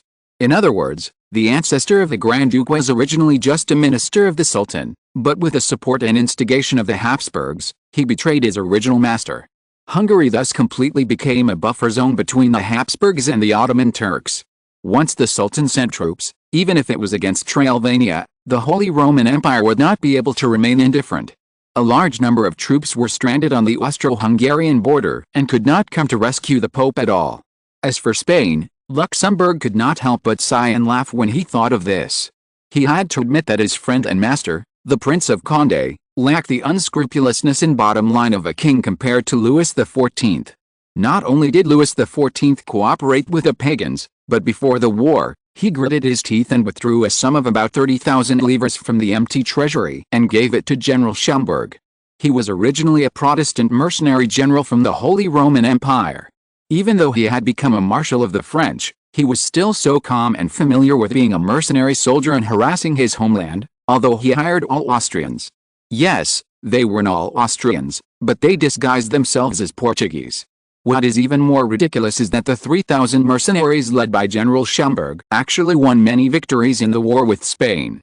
Even though they failed to occupy the territory and castle, the Spaniards were still troubled by it and could only wait in a state of alert. They thought this was the vanguard of Portugal's war against Spain, but they did not know that Schomberg followed the king's will and only wanted to delay Spain. He would not really fight against the main force of Spain. According to the tradition of mercenaries, the Spaniards only needed to wait for 3 months and the shadow would naturally disappear. But the Spaniards did not know this, and the Pope did not know it. General Schomberg was an Austrian and a Protestant. He was hired by Bishop Mazarin. If you ask yourself, the Duke of Luxembourg did not think that Prince Condé would be willing to accept such a person. Even he could not help but feel some rejection and contempt. But Louis XIV used this person more decisively and easily than using his own arm, and this person did not disappoint the king's expectations. Mr. Duke. Hearing such a shout, the Duke of Luxembourg realized that he had stayed on the foggy wall for too long. As everyone knows, the Lord's largest residence on earth has no walls. The place where they are is the ruins of ancient Rome. The once powerful and arrogant ancient Romans have long since turned into dust in the air. Now only France has inherited their will. Everyone knows that in Europe, or even outside of Europe, there is no more ancient and orthodox inheritance than the King of France. This is why both the King of England and the King of Spain must rank first in front of the King of France. Even the Emperor of the Holy Roman Empire can only have superficial respect from the King of France. After all, their emperor is elected by the electors, and the King of France determines the ownership of the throne by blood. Although the Duke of Luxembourg is a close friend of Prince Condé, he also despises the various bribes and promises in the election process of the Holy Roman Emperor. To him, this is simply no different from business between merchants. Monsieur Duke. The Marquis de Craigie called out again, and this time the Duke of Luxembourg finally came to his senses. They were standing on the ancient city wall and could see a group of people coming out of the Castel Sant'Angelo, led by the papal guard. Their half-breastplates looked dull and earthy in the mist, and their brightly colored cracked coats and striped trousers had lost their original brightness. Although they held spears in their hands, their behavior always gave people a timid feeling. This was normal. After all, in the previous battle, the French muskets and arrows had left a very deep impression on them. If they were willing to stick their heads out and take a look, they could see the bodies of their colleagues dangling under the bridge of Sant'Angelo. These were only a selected part, as more were thrown into the river. This behavior might lead to plague, but the French were obviously not prepared to stay here for long. In the absence of reinforcements, the Pope was worried that when the French left, they would take the church with them. This was not the first time. The handsome Philip's treason had brought happiness to France for 100 years, and perhaps now St. Louis also wanted to be happy. It's the Pope's envoy. The Duke of Luxembourg said that the Pope's envoy had come to visit him since he first entered Rome. Of course, at that time, his attitude was still quite arrogant, and he even dared to use the punishment of excommunication to intimidate the Duke and the King behind him. But what embarrassed the Duke of Luxembourg and frightened them was that Louis XIV was obviously prepared for this. He said in a friendly manner through the Duke of Luxembourg that he still had a few Jansenist priests here, and the king felt that what they said was not unreasonable. If the Pope thought that there was something wrong with what they said, he could come and debate with them in person. The king had prepared a comfortable residence in Paris or Henleys to ensure that the Pope would never want to go back after he came. Or if His Majesty the Pope wanted to continue living in Avignon, it would be fine. Although it was no longer the Pope's territory, the pious king was willing to worship the Lord's messenger on earth. What made the Pope even more helpless was that if the previous werewolf incident had not happened, or if Bishop Mazarin had not retaliated and made up for the loss, then they could still use the Inquisition to threaten the king, because in order to rectify the underground world of Paris, the king had completely offended a branch of vampires. Even though this clan was not popular among the Blood Clan, the power of non-humans was still feared. Unfortunately, the chief judge of the Paris Inquisition was Alaralus. This young priest was neither docile nor loyal, at least to the Roman Church. The means that the Church could use to strangle the inner world, the families and relatives of those priests, whether wheat or cotton cloth, became weak under the generosity of Louis XIV.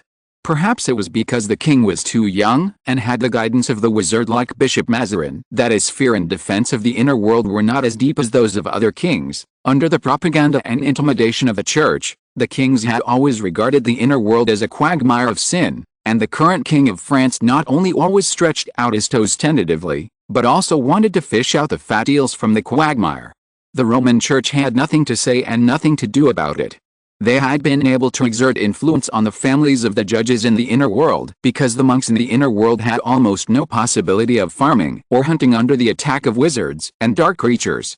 All they could do was to export monks and holy knights to the church and then get supplies from the church. To put it simply, they were another form of mercenaries who exchanged their lives for money. So even after some countries declared their belief in Protestantism, the Roman Church could not immediately withdraw their protection. Louis had noticed the clues as early as 10 years ago. If the Roman Church could control the Inquisition, then during the time of Henry VIII, the people of England should have fallen into the carnival of dark creatures and wizards, but this was not the case. He asked Hilario, and the Inquisition in England not only did not disappear, but was also thriving. Sure enough, after he extended an olive branch to the religious forces in the inner world, it was difficult for the Roman Church to influence the inner world in France. Moreover, in view of Louis XIV's boldness, in addition to another Avignon-like humiliation, the Pope was still worried about one thing. The carriages rumbled, and the Pope's envoy went out early in the morning to conceal his presence. When he came back, the morning light had just touched the ground, but the Pope's heart did not fall at all because of the smooth trip. He would rather see the envoy not return, which means that they are bargaining and arguing. The envoy came back so early. Either it means that the French do not accept the Church's conditions at all, or the Church's envoy cannot accept the French conditions. He sent his nephew, another Ziggy, who is also a cardinal. Logically, he already has great power. He also knows how eagerly his uncle is waiting for the result of the negotiation and will never deliberately delay. The Pope sat in his bedroom and waited anxiously. A few minutes later, he heard the familiar footsteps. Maybe it was an illusion. The Pope always felt that his nephew's footsteps were particularly heavy today. Let's go back to a few days ago. Although the French army was unstoppable in Italy, Louis XIV never thought of repeating the Avignon prisoner from the beginning. The main reason was that the handsome Philip was too devilish. From 1309 to 1377, the Avignon Church, which was controlled by France, gave France many benefits. Of course, other countries would suddenly realize it after suffering. Otherwise, there would be no ridiculous 3 popes. It was just that every country was scrambling to seize the power of the Church. After that, although the Roman Church finally became the Roman Church again, not the Church of England, the Church of France or the Church of Austria, every Catholic country and even Protestant country reached a consensus: Avignon must never happen again. So Louis could surround Rome and intimidate the Pope, but if he showed his intention to control the Church, even if he had to fight on many fronts, all Catholic countries would inevitably attack him. So from the beginning, Louis XIV drew the bottom line for the negotiations. Time goes back to the present, and the Pope is facing several demands made by the King of France, and, according to the King of France's request, these demands are his lowest bottom line. If there are any problems, the Pope can meet with him in Paris and talk in person. The Pope was furious about this, but he really didn't dare to try. Maybe the King of France would really do such a thing that would go against the will of the world, and maybe he would be forced to give up his prey under the gaze of many enemies. But the problem is that although Boniface VII escaped, it can also be said that the handsome man Philip did it intentionally. He suffered torture and humiliation from the King of France, and died in depression a month later. Alexander VI is already an old man, and he doesn't want to repeat the mistakes of Boniface VI. Even if the Church can return to Rome and regain its glory, he will be a dry bone by then. What good will it do to him and his family? So, he was definitely going to stay in Rome, and was prepared to endure humiliation, but when he heard the King of France's request, he couldn't help but jump up and curse, regardless of the Pope's majesty. The Pope must be cursing now, said Louis. You are indeed. Bontang said tactfully, a bit too much? I can't help it, Louis said, I'm short of money, Bontang, my dear friend. Chapter 133. What people see 500 years later. Bontam is the first attendant of Louis and also the chief steward of the palace. It can be said that among the servants in the palace, He is the undisputed prime minister. At times, even the king's dragoons and musketeers have to obey his orders. He has been with the king for 15 years, from when Louis was still an ignorant child to now, a real king. Bonhomme loves and respects him. It can be said that Louis was really going a bit too far to make Bonhomme say such words. In fact, in the secret library of the Roman Church, there are indeed many documents that may not be made public within 1,000 years. These documents range from annotations on Bible fragments collected from various places to transactions between the church and various forces, including but not limited to the so-called pagans, wizards, and dark creatures. There are also some humiliating or disturbing peace treaties or deeds. For example, this document signed by Louis XIV and the Roman Church was naturally included in it.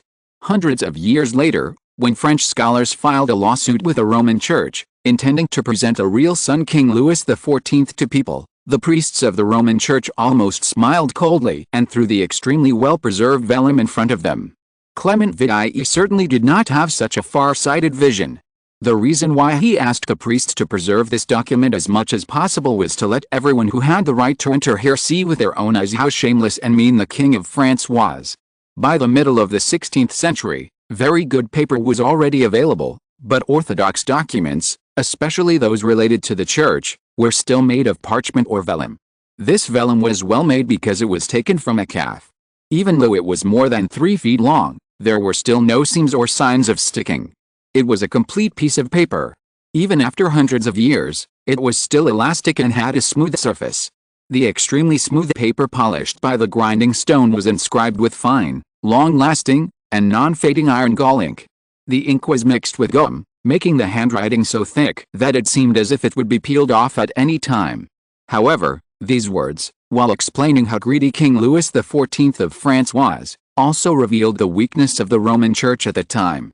It is hard to say whether the Roman Church's willingness to display this precious document to the public this time is related to the new round of papal elections, because the most popular voice at this time came from Bishop Batty of Siena, whose surname was Ziggy. Even though hundreds of years had passed, the Church couldn't help but feel ashamed when talking about Clement VII, because in him, the Roman Church broke many firsts, and even Boniface VII didn't lose the face of the Church so much. French scholars didn't care about this at all. They put on clean protective clothing and soft-soled shoes and entered the heart of Rome. In the large room where the temperature and humidity were constant, they could only feel the light but couldn't see the light source. After waiting for a while, a priest came into the room with a dark glass box in his hands. There was a huge table between them and the priest. The priest put the box on the table, opened it, and carefully took out a vellum with his gloved hands. Because it had been pressed between 2 wooden boards, the vellum that was originally rolled in the cylinder had long been flat, and the traces of dark red and almost black sealing wax were clearly visible from the edge of the vellum. As soon as they saw the handwriting above, these scholars couldn't help but let out a low and excited cry. The son King Louis XIV left behind a lot of handwritten letters in the world, especially his children. No matter they were born in wedlock or not, they would receive a gift and a handwritten blessing note from their father on their birthday every year. Most of these notes have been carefully preserved. To this day, they are often displayed at family gatherings of the Sun King's descendants. A small part of them have been donated to museums because of the extinction of the family line, so that everyone can see the Sun King's profound and beautiful handwriting. The scholars were extremely familiar with this handwriting, more familiar than their own, so they were sure it was Louis XIV's handwriting after seeing only the first capital letter. Then they exclaimed in unison, "It is French." In the era of Big-Nose François, the French nationalism had shown signs of rising, far surpassing their beliefs. It reached its peak in the era of Louis XIV. When people in Europe still used Latin as the common language and corresponded in Latin, the letter written by King Louis XIV of France to Pope Clement VII was already in French. Rows of slightly tilted, but as slender and flexible as spring vines, the beautiful handwriting was lined up on the apricot yellow paper. Except for the first capital letter, the other letters were not fancy, but had a kind of awe-inspiring and arrogant momentum. The Sun King at that time. A scholar couldn't help but say. 23 years old, said another scholar. Young man, said the third scholar, King. He then added that it was not until the priest hissed in reproach that they began to seriously fulfill their duties as scholars and researchers. After paying a hypocritical tribute to the Pope as a routine, Louis XIV made 5 demands. The first one, he asked the Pope to hand over the bandits who attacked the king's envoys and their families, that is, the Marquis of Crequi and his party. The leader of these people was the brother of Pope Clement VI. Of course, the Pope would not let his brother die. Therefore, everyone knows that after the signing of this peace treaty, the Pope's brother was expelled from Rome, and the Corsicans who participated in the two battles were sentenced to hanging or beheading. The second one, the king demanded that the Pope's guard must be disbanded. In fact, the Pope's guard was indeed disbanded, and the subsequent popes never re-established a guard. It was not until 300 years later that the Pope re-established a guard during the First World War because of the security needs of the Vatican. Article 3. The Roman Church must apologize to the King of France for this matter. This is not a short, easily forgotten, or private ceremony. A papal legate must go to Paris and kowtow to the king, the Pope's representative, in the Louvre Palace in Paris, in front of many envoys and dignitaries. In addition, a stone tablet must be erected in Rome, with the whole incident and the principal's confession written on it. This stone tablet originally stood on the west side of the Apostolic Palace, at the end of the gallery of St. Peter's Basilica. It can no longer be found. Although it is valuable as a historical witness, church officials insist that it was destroyed by artillery fire during World War I, but now, the documents prove that it did exist, and the king also specifically wrote down the size and font of the stone tablet. Article 4. The Roman Church must return Castelrotto and Ronciglione to the Duke of Parma, and return Camaggio to the Duke of Modena or compensate him for the losses he suffered. Scholars immediately started to make a fuss, because the descendants of the Duke of Parma still claimed that they had ownership of the two cities, and he did have the relevant certificates. As for Camaggio, fortunately, the Duke of Modena finally took the compensation, otherwise the current Italian government would definitely have to worry about the big problems caused by the Roman Church.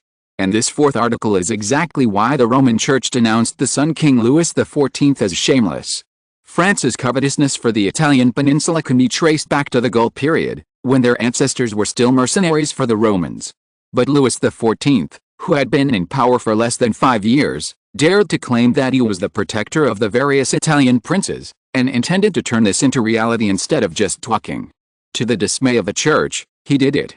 This alone might not have made Clement VI so angry that he would protect the document like an ancient Bible.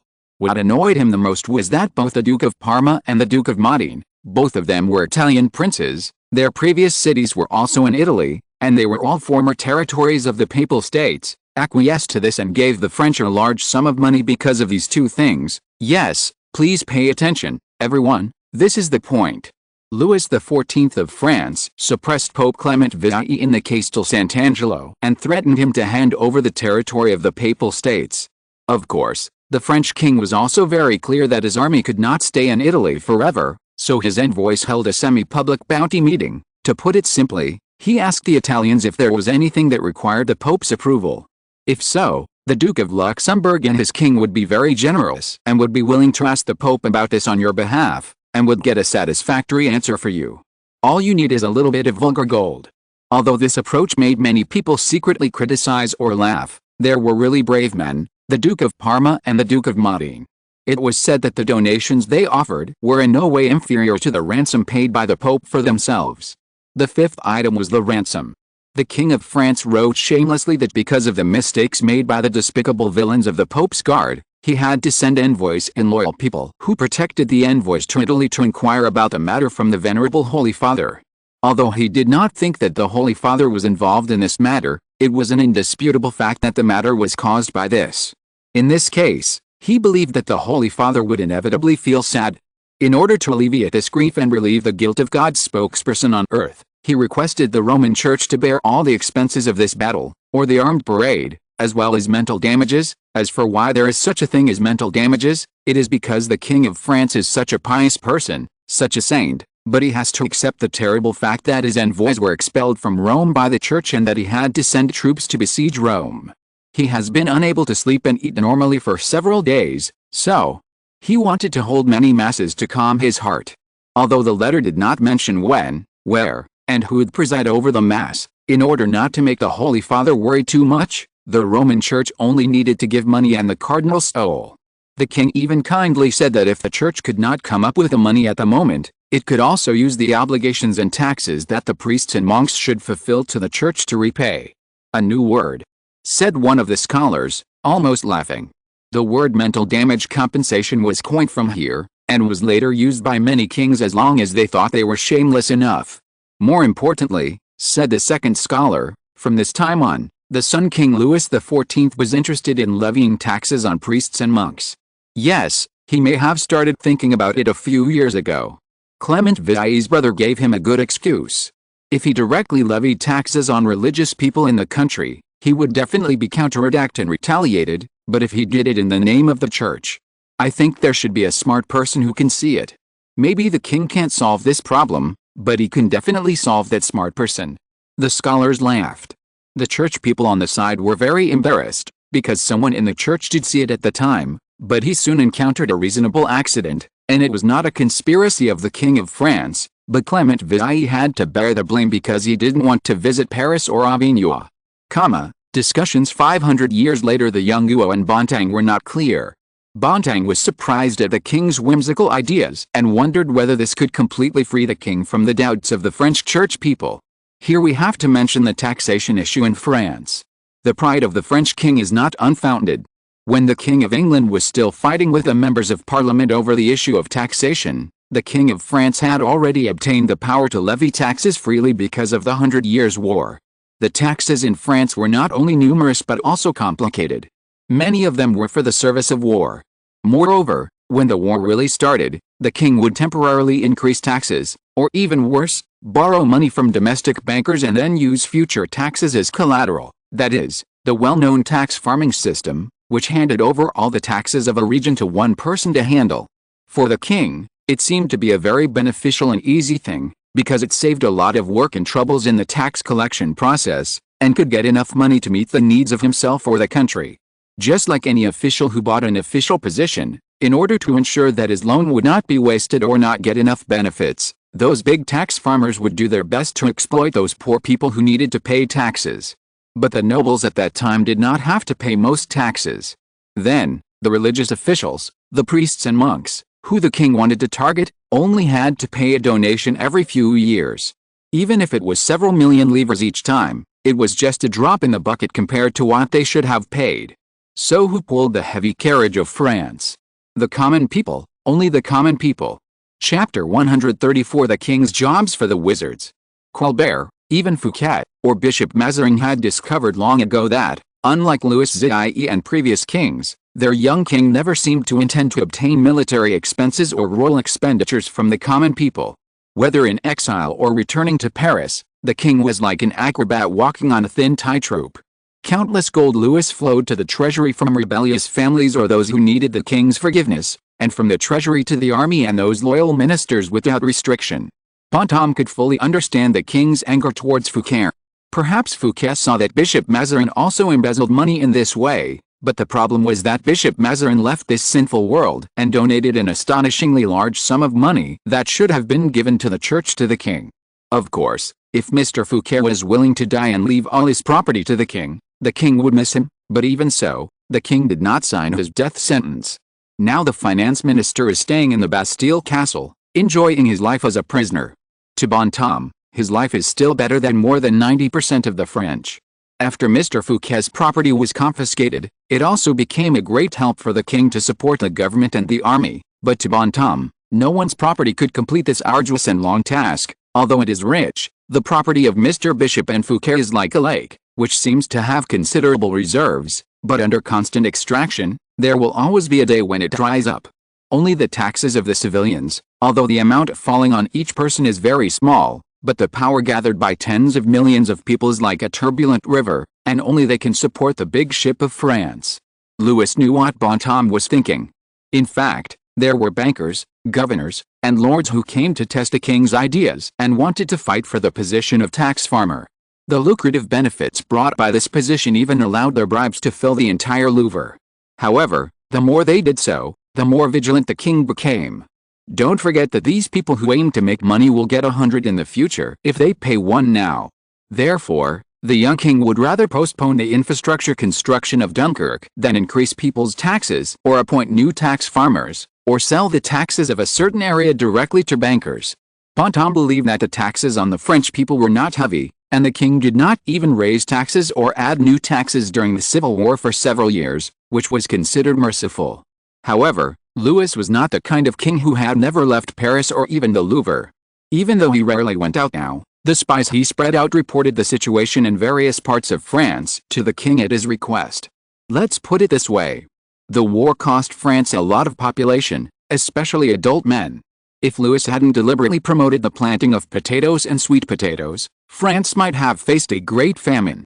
Now, it can only be said that the people have just got a chance to breathe, not that they can withstand another crazy exploitation. Fortunately, 2 consecutive foreign wars, one deterrent, against Spain, and one real, against Italy, were victorious. Louis did not hesitate to extort a large sum from the Spanish court and the Roman Church. The benefits given up by the Church to redeem the Pope alone were not comparable to the pitiful few lives of the civilians. It's just that Louis may be the only one who does this for the time being. As for other kings, they will still choose to exploit their own people. After all, these 2 wars, if they are not careful, will result in the end of total destruction. In this case, why don't they knock on the soles of the feet of those humble people? They don't know how to resist, and they dare not resist. Really? Louis thought to himself, any creature with wisdom, no, should I say, the instinct to survive, when it pressed to the last step, will it really not show its fangs and claws? When Charles I of England was sent to the guillotine, the anger of the kings of Europe was still focused on the protector of the realm, Cromwell. Perhaps for them, their noble side will never look down. In fact, it is not only the surface world, but also the inner world. Little Luciano is still a toddler, but he has already had a seat in the Wizards' Parliament. The coat of arms and logo of the Duke of Colonna are also familiar to the people in the inner world. Lady Melody is walking in the crowd as the Duke's maid, which is more respected and convenient than her walking as a free wizard before. Louis thought of the reward she had given not long ago. In the inner world, there were many poor people like the wizard Varro. However, after hundreds of years of operation, the solidified class and traditional education methods also nurtured a group of cowards. They not only did not want to change the fate of themselves and their descendants, but also did not want to see others do so. There were even more people like the wizard Varro. They could make some small resistances, such as running away, but their thoughts were still fixed in their youth or even adolescence. However, if Louis wanted to, he could still ignite a big fire. But he didn't, couldn't, and didn't want to. He stood here, as a king, destined to not be able to completely betray his class. He was a ruler, and his rule would continue, from yesterday to tomorrow, from the surface world to the inner world. Therefore, he would not create a revolutionary, but only a new, more benevolent monarch. Grow up quickly, little Lucy, he said in his heart, and then returned his attention to the documents in his hand. The surrender of Spain and the Roman Church filled the king's purse again. The king arranged this money when the French army entered Rome. Dunkirk, a city where you can see England just by standing on the beach. The reason why Cromwell, the protector of England, agreed to send troops to form an alliance with the French to attack the Spaniards when Louis XIV was reluctant to recognize him was because when the Spaniards occupied Dunkirk, the city became a nest for Spanish pirates. As long as Dunkirk was there, most of the British ships would find it difficult to escape the looting and destruction of Spanish pirates. So the question is, even though this port city now belongs to Louis, will Louis not do the same? How is it possible? Not to mention Bishop Mazarin and Prince of Condé, especially the latter. Even though the king's life or death was uncertain at the time and Condé was a rebel who had just been captured, they immediately decided to seize the right to garrison from the British at all costs, even if it was only half. This was Louis' original plan. As for Cromwell, if he had not been seriously ill at the time, I am afraid that the British conspiracy would have proceeded to the next step. The next step was to cooperate with the Spaniards to seize Calais in France. Yes, this was Oliver Cromwell's original plan. Together with the French, he would seize Dunkirk from Spain, and then together with the Spanish, he would seize Calais from France. In this way, the British would have two crucial port cities. One could ensure that Britain's throat would not be strangled by the enemy, and the other could threaten both France and Flanders, mainly Britain's current arch-enemy, the Netherlands. Unfortunately, he still had to respond to God's call and go to heaven, leaving Charles II behind.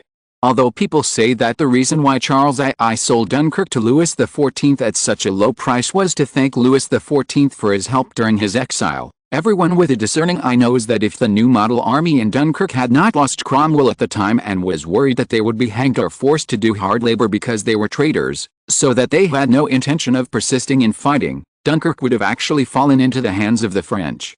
This seemingly frivolous and naive monarch would not have made this decision. He is a king after all. So, Louis sighed. The British Parliament really shouldn't be aggressive towards Charles II. Everyone knows that the so-called transaction is just to save some face and losses for Britain. Otherwise, who can really recapture Dunkirk? Their war with the Dutch was imminent, because Britain was defeated in the First Anglo-Dutch War, so this time the British must use a great victory to wash away their shame. In this tense and ready state, it was impossible for Britain to go to war with France again. However, out of hostility towards the king, British MPs dismissed the king's naval minister Hyde. It can be said that this behavior was intentional just to weaken the king's wings. It was really too despicable. Charles II complained a lot in his letters, but it is hard to say whether he wanted to seek Louis' empathy or sympathy. If Charles II wanted to seek military help, at least for now, Louis was unable to do so. The same was true for the economy. When the first payment from the Duke of Parma arrived, the king immediately allocated funds to Dunkirk. He was ready to strengthen Dunkirk's defense from both land and sea. Dunkirk already had a dock, but the king hoped that it could at least berth 30 warships, so it might require tens of thousands of workers or more. The source of these workers was also a problem. As mentioned before, the population of France could be said to be withered. Although many strong men and women could be recruited in Versailles and the Paris Basin, these people could be said to be the most important bargaining chips in Louis' hands, and they were also future soldiers, or the mothers of soldiers. He would not use them for such hard but simple labor. So how about looking for manpower from outside? It's difficult. There are many mercenaries, but when the nobles still rely on manors and workshops as their main source of income, they also value manpower. Now, if Louis wants to find a large number of hard-working laborers, he has only two attempts. One is slaves, and the other is slaves, but one is black people from the New World, and the other is wizards from the other world. In Calais, when he was with Mary, the king heard her complain more than once that the population of the other world had been expanding, and some family members were forced to become supervisors in the farms. But because the people working in the fields were mortals whose souls were taken away, they didn't actually need to supervise them. They could only be said to be sent there. As for those foreign wizards, their fate was even more unpredictable and pitiful, but even so, the education and guidance they received still made them dare not leave the other world, or in other words, they absolutely disdained to live in the surface world like a mortal. At that time, the king thought that if the wizard's magic could do something that mortals could not do now, he could hire some wizards from the inner world. He didn't even have to worry about them being unwilling to obey mortal laws and accept mortal commands. Anyway, there was the Mancini family, and if they only worked at night or in places that were not visible to mortals, it would not affect the secrecy that the extraordinary people in the inner and outer worlds had to maintain. Hood was a wizard. He felt that he should not be considered an outsider wizard because his grandfather was a wizard and was fortunate to marry a woman from a branch of the family. But unfortunately, his bloodline still could not allow him to be on the family tree. His name didn't even have any meaning. His magic was just average, and his mentor only guided him step by step. He had more than one student, Hood, and there were several others who he needed to guide. In this way, Hood grew from an ordinary disciple to an ordinary wizard. He was not even allowed to enter shops or manors, let alone parliament and courts. Just after he failed again, he tried to become a patrol member, but failed. The news that the Mancini family was interested in recruiting some wizards to go to the surface world to work flowed into his ears. He looked at the crow suspiciously. It was slowly preening its feathers, as if the news it had said before was just meaningless quacking. Hood took out a silver coin from his pocket and put it in the small cloth bag hanging on the crow's neck. "Let's talk about it later," Hood said. The crow pecked at the small cloth bag and waited for a long time. Seeing that it was impossible to knock another silver coin out of Hood's pocket, it repeated it quickly and angrily. Hood heard it clearly this time, which made him excited. First, this time it was a job posted by the Mancini family. Second, although he had to go to the surface world, he could directly get the money of the surface world. The money of the surface world was more valuable than the money of the inner world. Everyone knew that even if they had to be exchanged, their value was still better than the coins of the inner world. Then he looked down and saw that the crow was still there. "Oh, He said, "You can go now, you winged idiot." Oops. The crow pecked him viciously and flew away. Chapter 135 Dunkirk's Dockyard. The act of hiring wizards in the Dunkirk dock project can be said to be a test by Louis of the inner world and the surface world forces related to the inner world. Before this, even if there were kings who coveted the power of wizards, they valued their role in conspiracy and war. It was almost impossible to regard wizards as craftsmen or farmers. Like the big families in the inner world, people are always a little wary of things they don't understand, but Louis is different. First of all, he almost became a wizard. With the help of the vampire's holy artifact, he even learned how to cast magic. It can only be said that after the last curtain was lifted, the body displayed in front of the king was not as graceful as imagined. Because it was the first time, the Mancini family was very cautious. There were only about 50 wizards. They were just ordinary wizards, without the honor of serving the king or ministers, nor the qualifications to enter the outer world at will. In addition, they were also proud of being wizards and would never easily serve mortals. For most of them, it was the first time for them to leave the small island.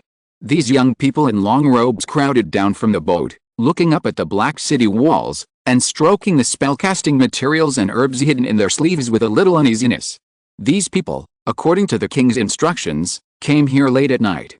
They were led by Lady Milady, the lady-in-waiting of the Duke of Colonna. When he saw the increasingly beautiful faces under the light of the torches, Count d'Artagnan's face suddenly fell. Milady just chuckled. Of course, besides her, who else could control and appease these young wizards? Fortunately, even though they are wizards, they are still men, and Milady is never afraid of any man. Well, maybe their king is an exception. What are you going to do with these people? Asked Lady Milady. A group of scholars who came here from Italy to make a pilgrimage. Count d'Artagnan said. The two of them were the heads of the king's spies. They were the ones who took charge of things like this, where the identities, reasons, and purposes were all false. After a moment of annoyance, d'Artagnan returned to his usual elegant demeanor. After all, he couldn't let his personal emotions ruin the work assigned by the king. Where did the holy relics in Dunkirk come from? Milady asked in a low voice. Why not? Count d'Artagnan replied in a tiny voice. The name Dunkirk originally means church on the sand dunes. Milady smiled when she heard this, and Count d'Artagnan politely extended his arm. She went forward to take his, and the two walked into the city side by side. In the middle of the night, cities of this era were usually dead silent, and today was no exception. The light of the torches could only illuminate the part above the shoulders, and the damp ground echoed with the tapping of soft-soled shoes. The group of wizards were already very tired, but because they had arrived in a new place and the excitement had not yet passed, they could barely hold on. Fortunately, the mansion that d'Artagnan prepared for the group of wizards was not far from the city wall. It was a large house with more than a dozen rooms. Although even in the dark it could be seen that it had been decorated as much as possible, one could still see the roughness and smell the brand new smell. It's hard to describe, but all new buildings will have that smell. When these wizards were led back to their rooms, they probably didn't notice that their rooms were located on the top 3 floors. The 2 floors below, they were servants, but in fact they were spies of d'Artagnan. They needed to ensure that these wizards would not easily come into contact with outsiders, and that the soldiers and civilians of Dunkirk would not notice their abnormality. Hood's wound picked by the crow had healed, but it was still a little itchy, especially before he fell asleep and woke up. Before he was awakened by the slight itch, the first thing he smelled was a strong aroma of coffee. In 1661, coffee was still a precious drink called black gold. It was produced in Africa. It was not easy to come to Britain, Italy or France, and the output was small. In the other world, there were also coffee trees planted in big families. After all, wizards' magic could solve many problems encountered in planting, but this dark brown drink was still not eligible for every wizard. Hood only tasted a small sip at a grand banquet. When he hurriedly put on his robe and ran down the stairs, he saw a large pot hanging over a blazing fire in the large kitchen painted with chalk. The boiling steam was mixed with a strong aroma, indicating that the pot was filled with boiling coffee. A maid was trying hard to lift it from the fire, but she obviously overestimated her strength. The copper pot was shaking dangerously, and the boiling liquid splashed out from the lid and the mouth of the pot, splashing on the maid's hands. She screamed and instinctively let go. Seeing that the precious pot of coffee was about to spill on the kitchen floor, Hood quickly threw out a feather and chanted a spell, and immediately a transparent hand held the copper pot steadily. With another scream, Hood remembered that these servants were all mortals. He recalled the spell to erase memory and distress and tried to comfort the frightened maid. At this time, another male servant came in.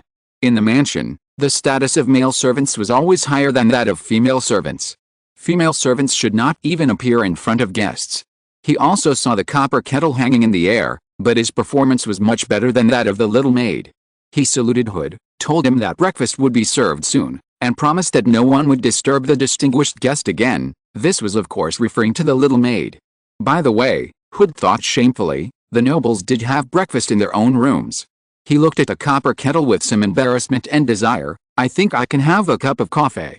Of course, sir, a cup of coffee, the male servant said. After Hood left and returned to his room, the maid put down her hand covering her face and said, I don't quite understand why we have to do this.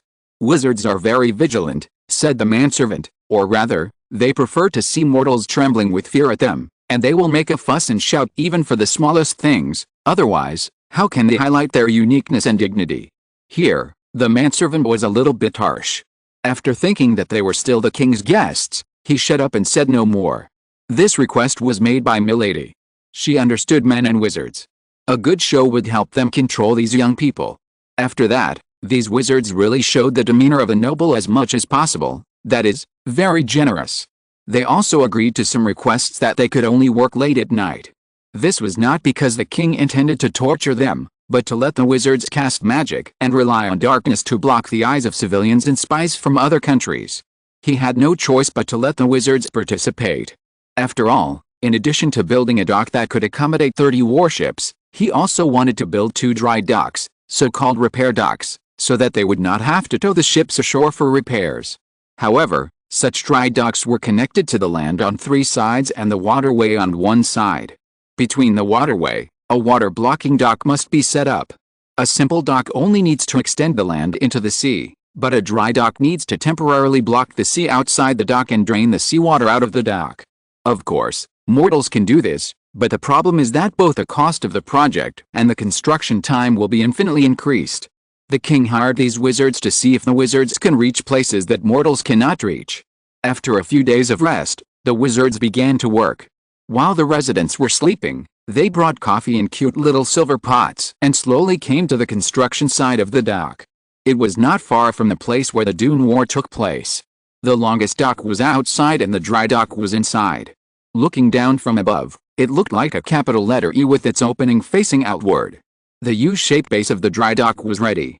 The seawater was shimmering in the moonlight, and the scenery was undoubtedly beautiful. Unfortunately, neither the wizards nor Mr. Vauban, who was responsible for the defense and dock construction here, were indifferent to it. The wizards first checked the work they had to do. They didn't know whether they should set up invisible barriers to block the seawater outside and in the dock, and then drive the seawater out when the dock gate arrived, or drive the seawater out first, and then set up barriers to ensure that mortals can work as usual. After Milady discussed with Mr. Vauban, the person in charge here, they decided to let the wizards try it first. Magic can split the seawater and move heavy objects, but this is the first time for the wizards. Sure enough, after failing several times, they decided to drive out the seawater first and then set up a barrier. The first one requires too long cooperation with mortals, and there is no guarantee that they will not find any clues, and the second one. I can try to get some more linen, Vauban said. That, the magic barrier is invisible, but it still has a shape, right? Indeed, Milady said, if it doesn't have a real shape, how can it block the seawater? This magic was originally created to block the invasion of arrows or fire, but now it is more used to isolate fog, insects and unpleasant smells. These wizards have served for large family banquets, so they are all proficient in using this spell. Poor Sebastian Vauban was still a pure young man. He had never seen a wizard and was still full of fear of them. The reason why he could still stand here tenaciously and work with a group of wizards, or more directly, supervise their work. Some of these wizards did not even have their own staffs. After all, staffs were also expensive, from raw materials to production costs. Fortunately, all of these could be paid on credit from the king. So under the moonlight, what Vauban saw was a group of wizards in black robes and holding long staffs, as people said in bedtime stories. They walked to both sides of the dry dock in a line and threw marble and metal blocks into the sea water. These were the mediums for casting spells. Vauban could not understand them, but after the mediums were thrown in and the wizards began to chant spells, the seawater began to roll like boiling. He could see that at first the seawater was just abnormal. It took a while before he could find that the wall of the dock suddenly rose a little. No, it was not the wall that rose, but the seawater was lowering. As these wizards said, the seawater was being expelled. This was almost impossible for mortals, and it was not easy for wizards either. The pressure of seawater was well known. Under thousands of feet of seawater, even steel would bend due to the heavy water pressure. The water surface here was only 100 feet away from the seabed, but it also made the wizards pale. The reserve wizards on the side immediately stepped forward to share the pressure so that their previous efforts would not be wasted. The seawater only dropped a small part, and then even rebounded. No one knew how and when the gap was formed. Vauban only saw a color darker than the seawater suddenly appear under his feet. Then he found that it was sand that could not emit light, like magic. Oh, no, it was magic that drove the seawater to retreat, from 1 inch, to 1 elbow, to 1 pole. After about 50 feet of sand was exposed, the wizards finally understood. They were so tired that they couldn't even speak, and couldn't even lift their hands and feet. Milady asked the servants to take them back. Vauban boldly went down to the sand. As soon as he landed, he sank into the knee-deep sand and had difficulty walking. There were fish, shrimps and shells in the gravel that had not had time to escape, but Vauban paid no attention to them. His eyes were shining like a child's. The bright whale oil lamp illuminated the scene in front of him, as if behind a wide piece of transparent glass was the sea at night, not the surface of the sea, but the bottom of the sea. The schools of fish attracted by the light followed Vauban closely. Vauban walked back and forth in front of the barrier and even reached out to touch it. It felt like glass, he said in his heart, but he only dared to touch it lightly. But this was already the most daring act. The other officers who were allowed to know were in awe and did not even dare to look directly at the strange scene created by magic. After they pulled Vauban up, they asked him how to explain this to people tomorrow. There was no need to explain.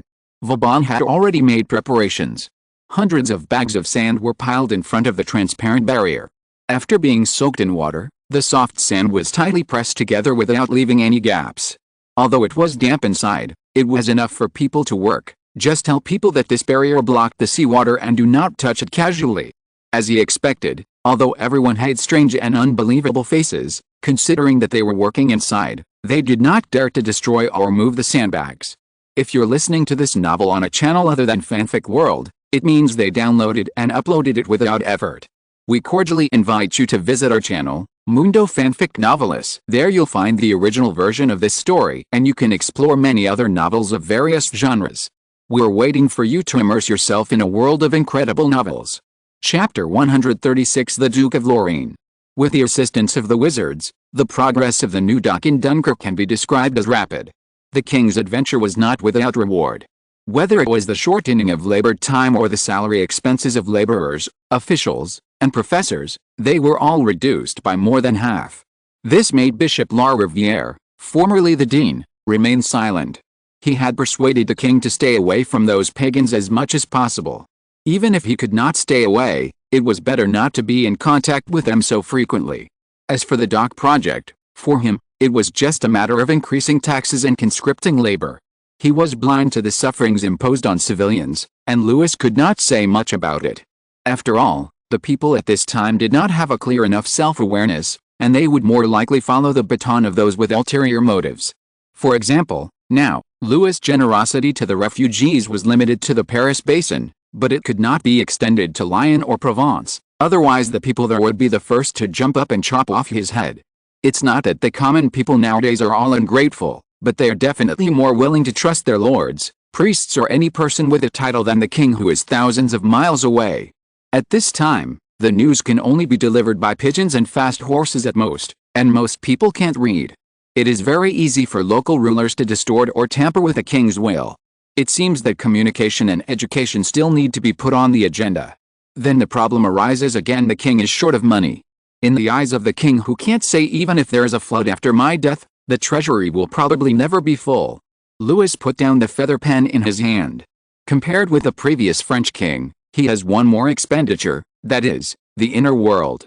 The people in the inner world need food and cloth more than gold and silver, but the damn people in the outer world also need it. The king is willing to buy wheat from Greece or Italy, but the result of the repeated increase in quantity is that the Sultan of Ottoman Turkey also sent him a letter, reminding this pagan brother not to go too far. Oh. Louis thought expressionlessly, let alone wheat, he had more outrageous things to do.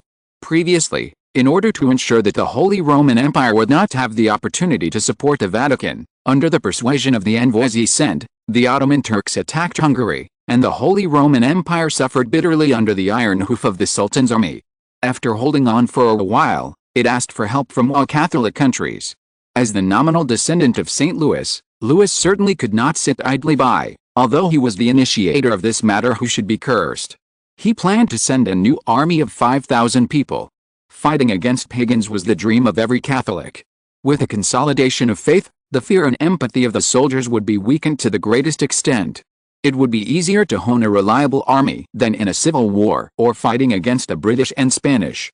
However, the equipment and clothing of the soldiers is another expense. Of course, Louis could let the soldiers prepare their own weapons, horses and clothes as before, but since seeing Cromwell's new model army, the young king has never changed his mind. A mixed, ignorant army that does not know why and for whom it fights can never fight against an army with unified ideas and firm will. He allocated funds to prepare clothing, weapons and horses for this new army, although only the most ordinary horses, and allowed these soldiers to call themselves the king's soldiers and decorate their cuffs with red ribbons.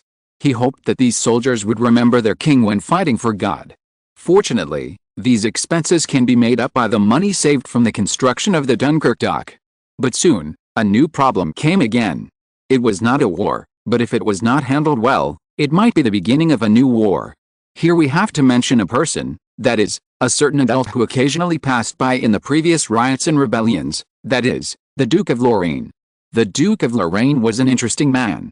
Although people accused him of being weak, incompetent, capricious, rash, etc., many of them came from his enemies or those he betrayed, such as the Duke of Gaston, who died with his eyes wide open. In order to gain his support, he insisted on marrying his sister despite the king's anger. As a result, in the most important battle of Paris, he had obviously taken money from Prince Condé and Duke Gaston, but he led his army around Paris and returned to Lorraine, ignoring his allies. It can be said that if his army had intervened in the situation at that time, Louis and Bishop Mazarin might not have won so easily. Now Prince Condé has been forgiven by the king, and Duke Gaston has been forgiven by God. The latter is powerless, but the former has not forgotten this fickle villain. Moreover, the Duke of Lorraine has indeed encountered a problem, that is, he may not live long, but he has no heir, and the king's envoys for accountability have also arrived at his castle.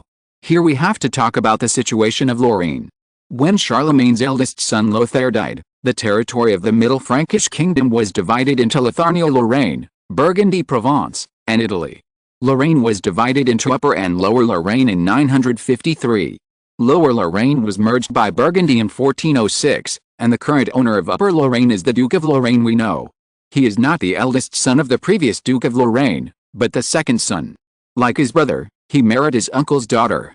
Perhaps it was for this reason that he usurped his brother's position as heir at the instigation of his wife and became the Duke of Lorraine, but he was not able to eradicate the problem. His brother is still alive and in exile. He may have created a curse and has no heir. Now the doctor is helpless against his terrible disease that cannot be made public. Death is only a matter of time. So when he faced the questioning of the king's envoy, he was not afraid. On the contrary, he proposed a deal. Although Louis knew that he might not have good intentions, he could not give up easily, because the condition given by the Duke of Lorraine was to decide to return Lorraine. Any king would be tempted by such a reward. It is not easy to take back the territory of a noble. Apart from open rebellion, rulers have almost no reason to take back the fiefs granted to their subjects. These fiefs left in the hands of those with ulterior motives are the source of ambition and fertile ground for conspiracy. Even if they do not want to rebel, their interests and ideas will make it difficult for the king's claims and laws to be implemented outside of Paris. Being able to take back such a huge territory as Lorraine is simply what Louis has dreamed of. Even the exchange conditions proposed by the Duke of Lorraine are not difficult for kings elsewhere. No, it should be said that for Louis, As long as he is willing to put aside his conscience, the Duke of Lorraine's conditions are not so harsh. He only requires that he still retains the ownership of Lorraine and has the right to collect a tax of 1,000,000 livres in the territory before his death. This requirement is aimed at the merchants and civilians in the territory of Lorraine. They are also suffering in desperate. The Duke of Lorraine can enjoy himself and go to see God, and the king can come to Lorraine as a saint. As long as he declares Lorraine tax-free for 1 or 2 years, the people of Lorraine will regard him as a living savior. And the reality is the same. Whether it is the ministers, the Queen Mother, or the judges of the High Court, they only argue about the second condition of the Duke of Lorraine, that is, he asks to become a blood prince. This involves the class of the French royal family. To put it simply, the title of blood prince required by the Duke of Lorraine is divided into 3 types. The last one is for women. Let's not talk about it for the time being. There are 2 types for men. The first and most honorable one is the legitimate royal family member, that is, the royal family with the closest blood relationship to the royal family. When the royal family is extinct, the first blood prince will become the heir to the throne. Henry IV was the first blood prince of the Valois royal family before him. Of course, the Duke of Lorraine would not expect such treatment. It was impossible, absolutely impossible. He prayed for the second title, that they would be called His Royal Highness the Duke. However, this request was fiercely opposed by the Prince of Condé and the Prince of Conti. Louis had no doubt that if he agreed, the Prince of Condé might start a second rebellion. This torture, which was simply a reversal of importance for Louis, lasted for several weeks. After thinking for a while, the king summoned the Viscount of Turenne, a good friend of the Prince of Condé and a loyal minister of the king. When the king saw him, he was almost amused by the vigilance on his face. I guess this gentleman also hesitated between the king and his friend for a long time. I have an important thing for you to do. The king couldn't bear to torture the old general, so he said directly, I heard that the former Duke of Lorraine is still in the Netherlands. In exile, your majesty. Viscount of Turenne said. Then can you let him return to France? Asked the king. Perhaps you can try to let him recruit an army. He looked at the other's flickering eyes. Let him urge the Duke of Lorraine for us. You want the Duke of Lorraine to come to Paris. Viscount Turenne was also thinking, and he probably guessed what the king meant. Well, said the king, but you have to be careful not to let him succeed in restoring his position. How is that possible? Viscount Turenne was satisfied without having to be caught between his friend and the king. I will do this for you. I want him to linger in front of the delicious meat, but never be able to take a bite. These words made the king smile again. Of course, even if the Duke of Lorraine was not a piece of delicious meat, he was still a poor rabbit. His army was disbanded after the riot ended, and the existing troops were completely unable to deal with his brother who led thousands of soldiers. After weighing it, he got on a carriage and rushed to Paris, throwing himself at the king's knees and begging for asylum. He dared not mention the previous conditions again, but he would never give in. Anyway, it was impossible for the king to take Lorraine for nothing. The king immediately accepted his complaint and placed him in the original Richelieu residence. This made the Duke of Lorraine very dissatisfied. Everyone knew that the Louvre was the center of France. All the glory and splendor were only in the Louvre. He suspected that the king's move was just to imprison him. However, the king's envoy, Count d'Artagnan, who was returning from Dunkirk, showed great envy. The Duke of Lorraine could not help but feel curious. He knew that Count d'Artagnan was the king's favorite. Where did this favorite's envy of him come from?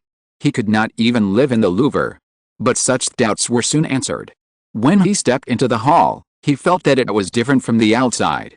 The air here was fragrant and warm, but not the kind brought by charcoal. That kind of warmth always had a smell of smoke and dust. The smell he smelled was a little damp, the kind of comfortable dampness. He looked around.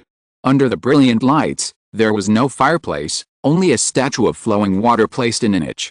Clean water poured from the water bottle held in the hands of the snow-white marble female statue into the lotus-shaped tray, turning up crystal bubbles.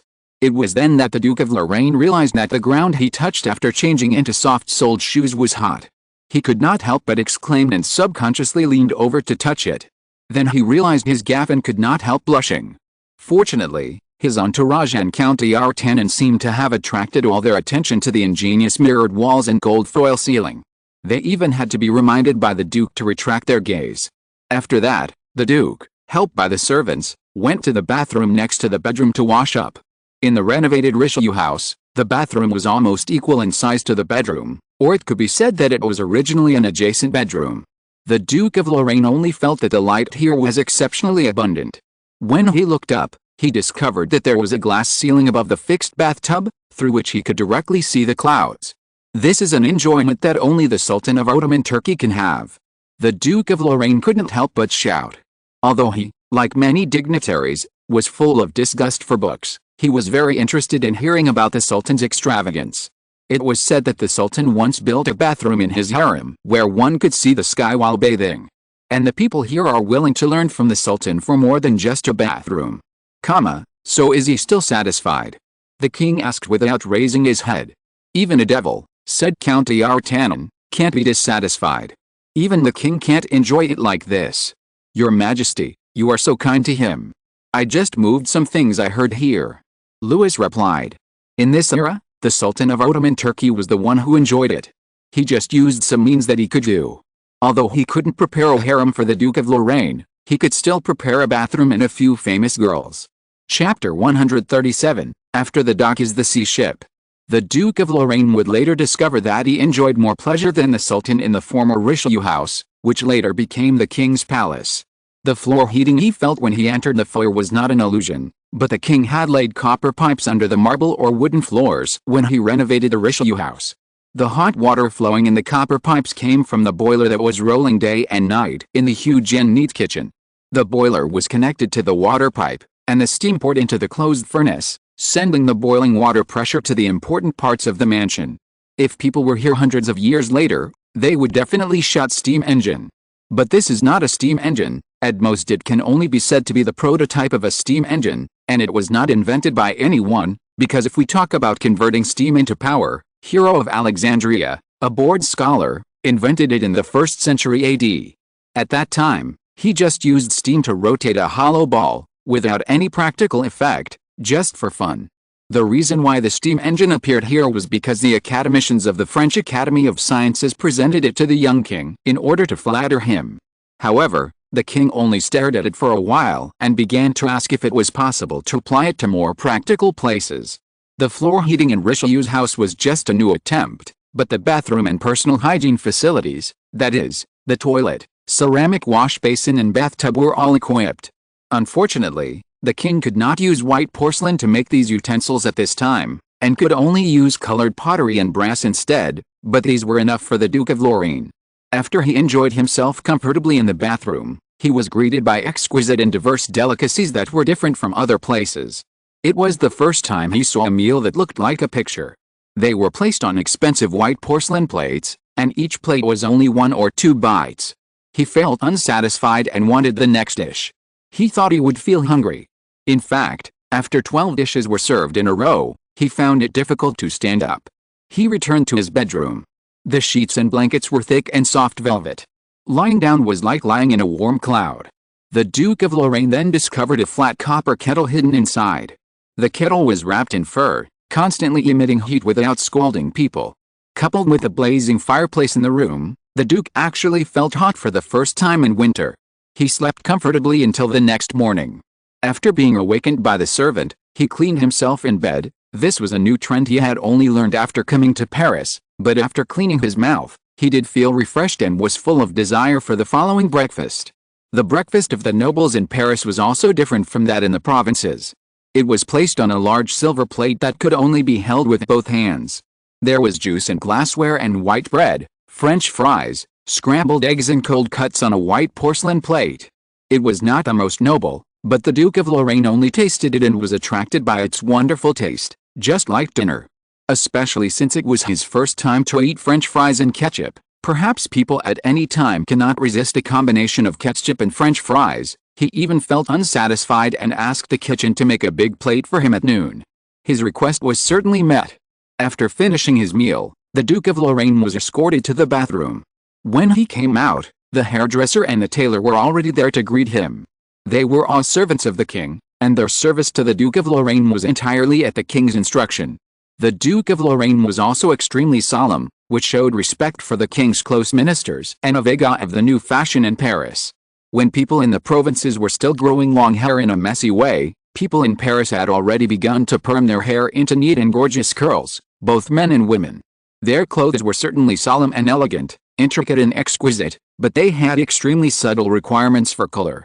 When the tailor even took out a color card and respectfully asked the Duke of Lorraine to choose his own personal color, the Duke even felt a little ashamed for a moment, because he didn't know what contrasting colors were and what similar colors were. Although the colors were not as dazzling as those in later generations, there were no chemical artificial dyes for the time being. They were enough to shock the Duke of Lorraine. This color card contains all the dyes on the market, except for royal blue. The Duke of Lorraine chose the so-called personal color with great difficulty. It is said that this is the special color he needs to keep from now on, from clothes to accessories. However, the tailor also inadvertently revealed a secret, that is, royal relatives such as the Prince of Condé can get the king's gift and use royal blue as their personal color. This secret aroused the envy and jealousy of the Duke of Lorraine. He tentatively asked how to get such an honor, but the tailor kept his mouth shut. How the Duke of Lorraine wandered between heaven and hell was not something the king had to consider. The construction of the dock in Dunkirk was progressing smoothly, so the next step was the construction of the ship. It is nonsense to say that the kings of France did not pay attention to the navy, but the investment in the navy was undoubtedly several times greater than that of the army. No matter what kind of warship, it was expensive, and the most advanced technology for building ships at that time was in the hands of Britain and the Netherlands, who also ruled the Atlantic. France had about 50 warships during the time of Francis I, but only 20 during the time of Richelieu. Later, Richelieu managed to buy 40 Gaul ships from Spain, mentioned above, but only 30 of them could be put into battle at any time. One of them was equipped with 70 guns, which was talked about by the French for a long time. But after Louis went to see it, he knew that not only these ships had been in disrepair for a long time, but they were also far behind the existing warships. This kind of warship with a round hull and slow movement would be sunk by British or Dutch warships in less than an hour when it reached the sea. Moreover, the king had no naval officers, shipyards, or shipbuilding facilities.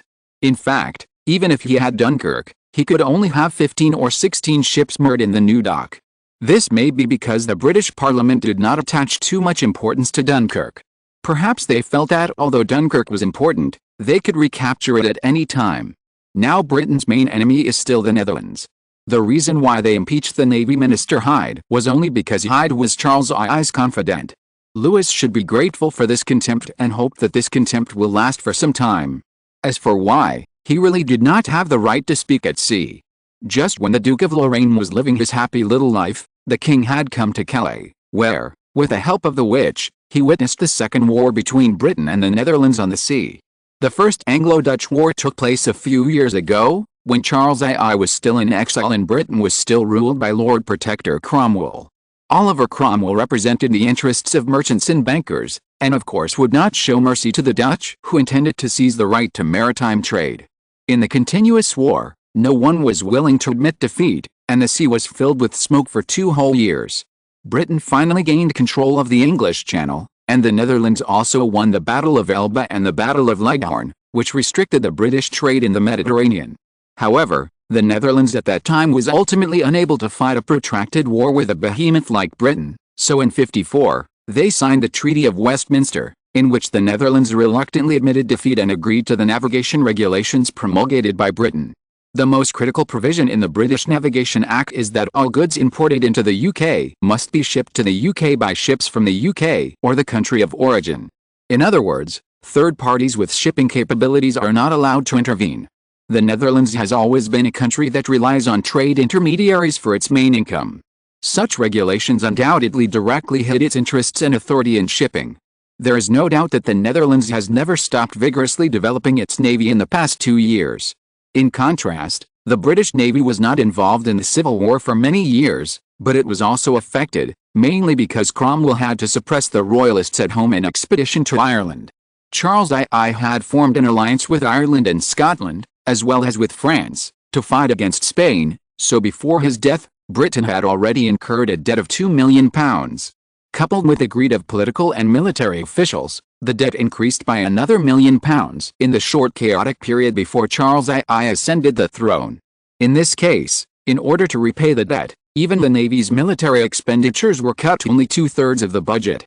Although compared with other armies, Their treatment could be said to be very good. As Louis saw, the navy was the greediest and hungriest of all money-eating beasts.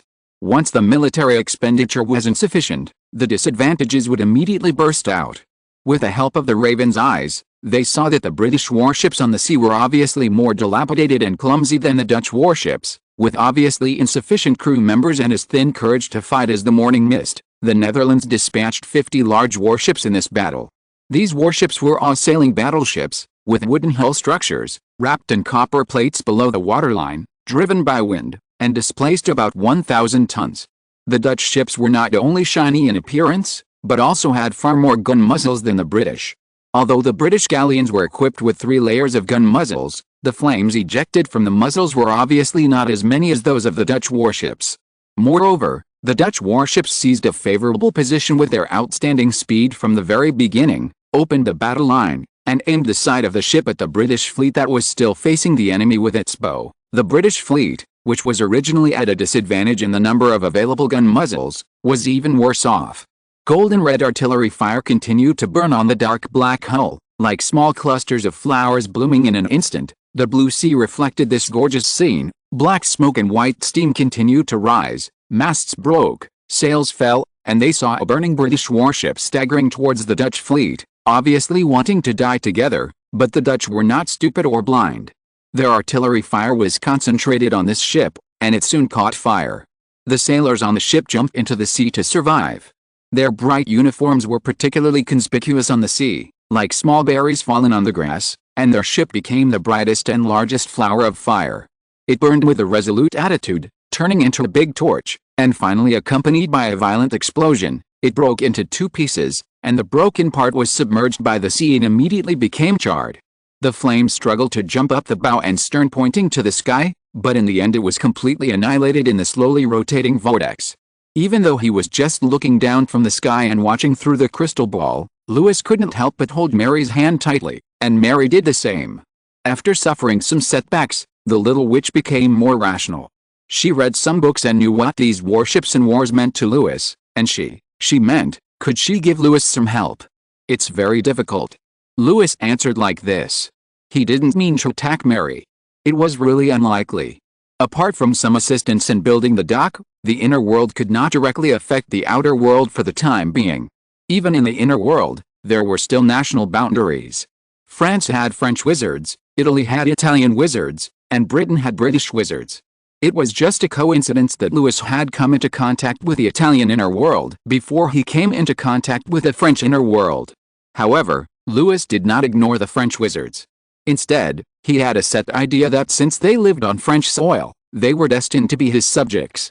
To the inner world where the Mancini family lived, he was an invader, but to the French inner world, he was the ruler by right. He would try to take it back into his hands when there was a suitable opportunity. Mary showed a disappointed look, but Louis would not pay too much attention to the inner world before he had consolidated his rule over the outer world, unless the Mancini family in the inner world could come up with a large sum of real money. As mentioned before, even if the army is a money-eating beast, the navy is the largest one. The manufacturing costs of warships vary, but take the ocean monarch that Charles I once wanted to build as an example. This ship can almost be said to have sounded the horn of his death, because it was precisely because of the desire to build this huge war propaganda tool that Charles I issued a writ after dissolving Parliament to collect in kind or cash as special funds for ships. In 6 years, he plundered £800,000. The construction cost of the Ocean Monarch alone was £70,000.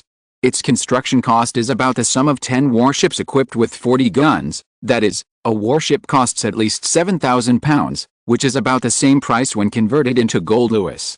Now the Netherlands and the United Kingdom have more than 300 warships. How much does Louis need to pay to make up for this deficit? Chapter 138, Changes in the Swedish throne and some small events in the French court. Although Charles I was beheaded, from the perspective of people at that time, especially the king, Louis had to admit that he did nothing wrong on the majesty of the seas. Britain is an island country. It did not even have an army at the beginning, but only a navy.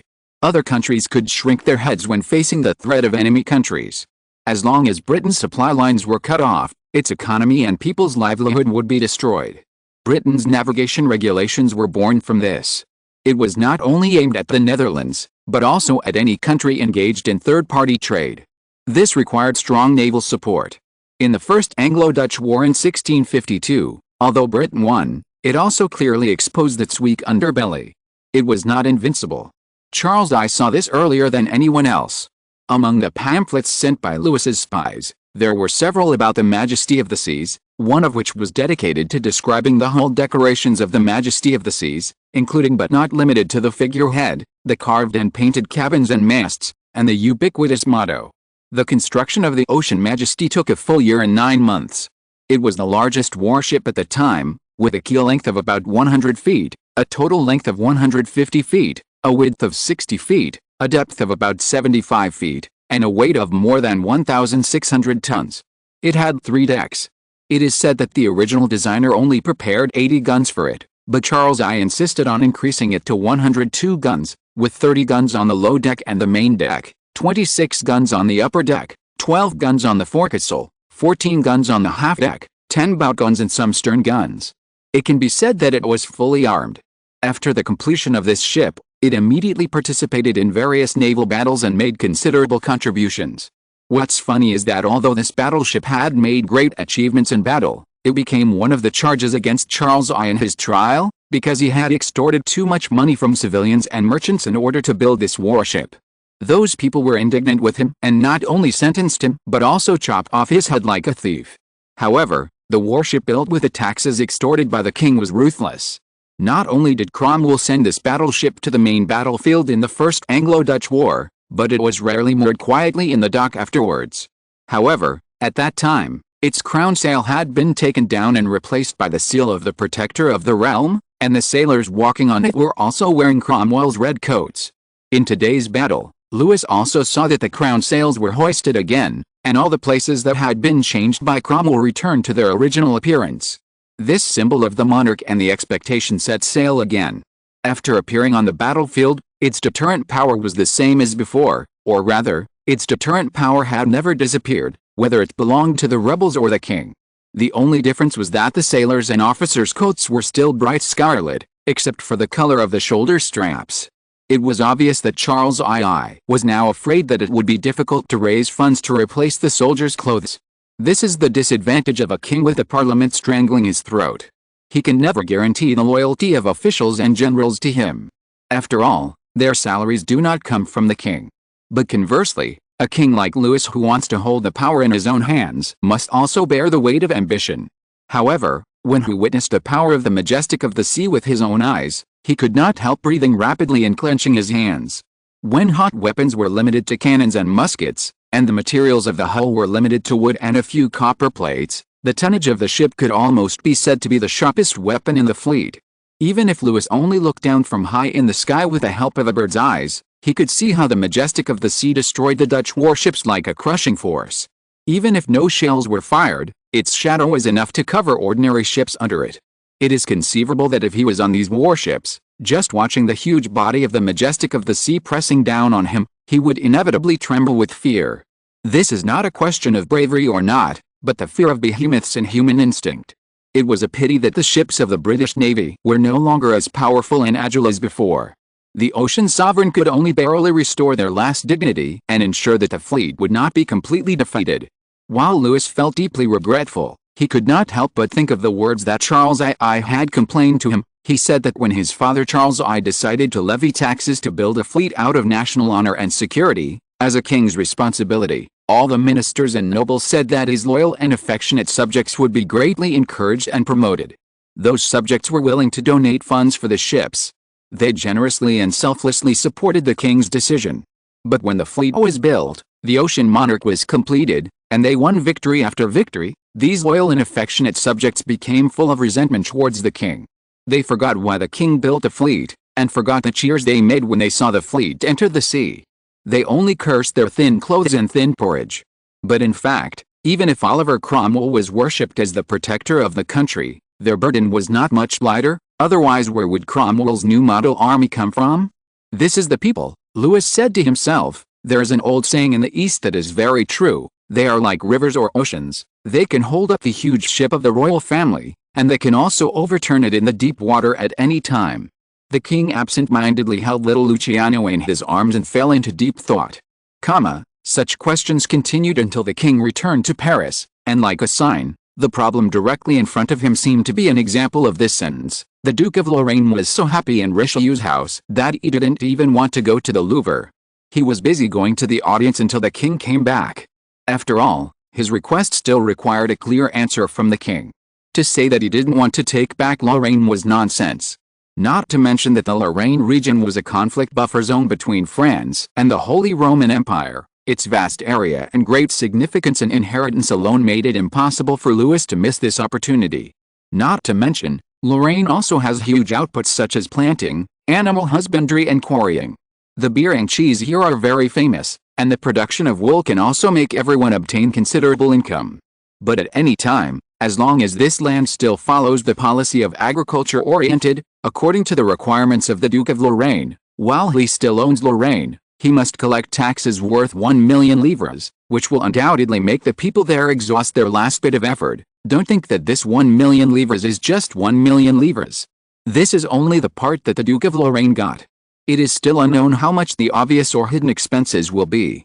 Louis rarely speculated about others maliciously, but the Duke of Lorraine, in his dying state, it was hard to say whether he would be full of resentment towards everyone, towards his brother, the king, and even towards his ministers and the people. He was about to see God, and it didn't matter what would happen next. In this case, why wouldn't he let himself spend his last days happily? Of course, if he could bring a little trouble to his brother and the king while being happy, he would certainly be willing to do so. The people of Lorraine more the trouble he wanted to leave for the king or his brother.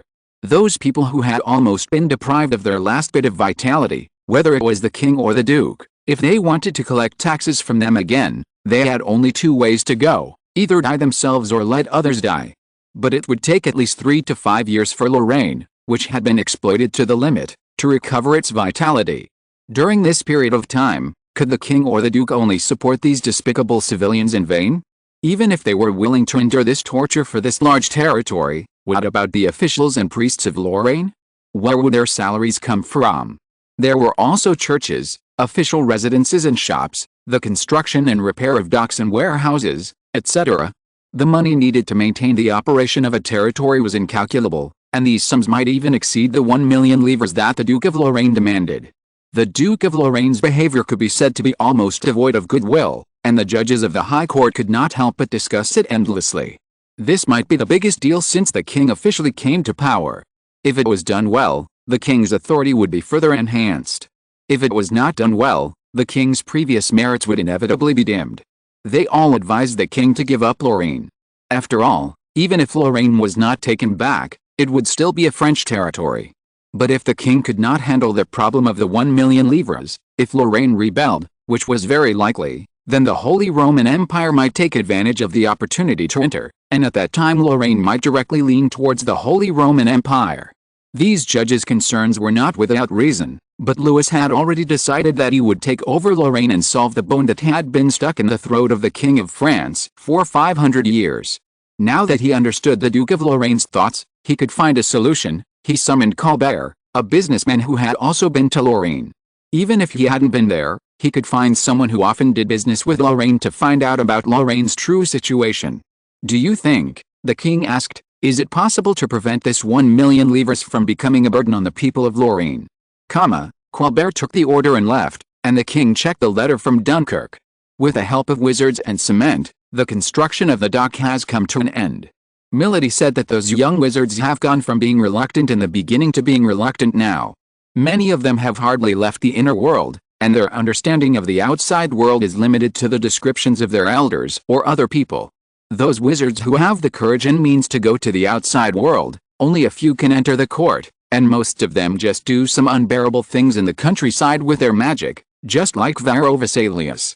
When he was in the inner world, he could be said to be the proud student of the potion master, but in the surface world he was preparing those love potions that everyone knew about, one because of the shortage of raw materials, and the other because only this kind of potion can make people swallow it without regard for the consequences. For these wizards, the conditions in the surface world are of course very bad. No, it should be said that before Louis started to transform it, from the Louvre to the whole of Paris, it was not much better. The roads were dirty and dusty, There were no sanitary facilities in the rooms, and only nobles and wealthy businessmen had servants. Although there were many bad things in the inner world, it had the advantage of having soulless servants, that is, the humanoid puppets working in the wizard's fields that Louis saw. They not only undertook the heavy field work, but were also responsible for doing all the things that wizards disdained to do. In the inner world, wizards at least had clean streets, small but at least sanitary dwellings, clean water and food. If they were not the kind of truly talentless poor creatures, they could afford to hire a soulless servant to clean the room and take care of the housework. This was equivalent to a small noble or businessman in the surface world. A status like the Duke of Colonna could even enjoy better enjoyment than that of a king. But in Dunkirk, the residence prepared for the wizards was also rebuilt by the king's order. There were water and sewage, one of which was hot, bathrooms, toilets, clean and rich food, and lovely girls, although they thought they were just a group of weird scholars, and generous salaries. The last 2 points were absolutely impossible for them to get in the current underworld, and they couldn't help but be tempted. But after the dock project was completed, where could they go back to? Moreover, returning to the underworld meant that they had to go to the exchange office to pay back the money. In the surface world, it could be said to be a considerable income. After going to the exchange office, they would only get 2/3 or less. They had to face cramped rooms and empty lives. So Milady came to ask if the king had anything else to give them. The king really did have something, but he wrote to Milady saying that he didn't have any for the time being, so he asked these wizards to go back to the underworld first. It is certainly possible to continue using these wizards, but the wizards' contempt for the mortals in the surface world is deep-rooted. If the king hires them again, it is hard to say whether they will develop the idea that the king must rely on them. Only by letting these wizards understand that they are not unique and necessary can they be obedient. Then, the king wrote another letter to Ronquet, his teacher in the inner world. The first thing Ronquet did when he had money was to buy a small spotted owl as a tool for him to communicate with the king.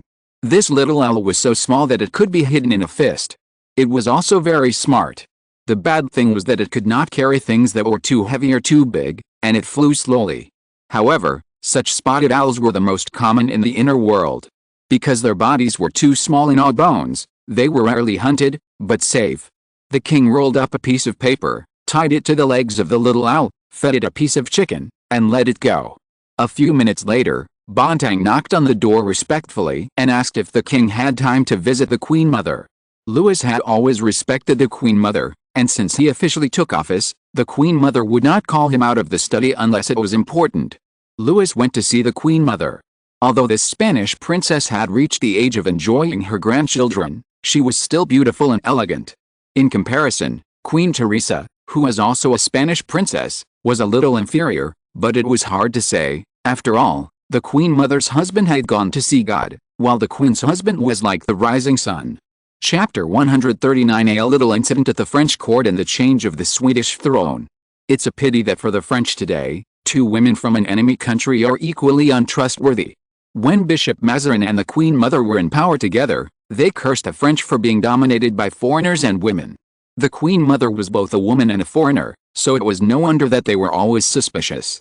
The Queen Mother knew this very well, so after Louis officially came to power, she not only never interfered in state affairs, but even rarely saw Louis, just because she didn't want anyone to question whether the young king was being manipulated by the woman behind him.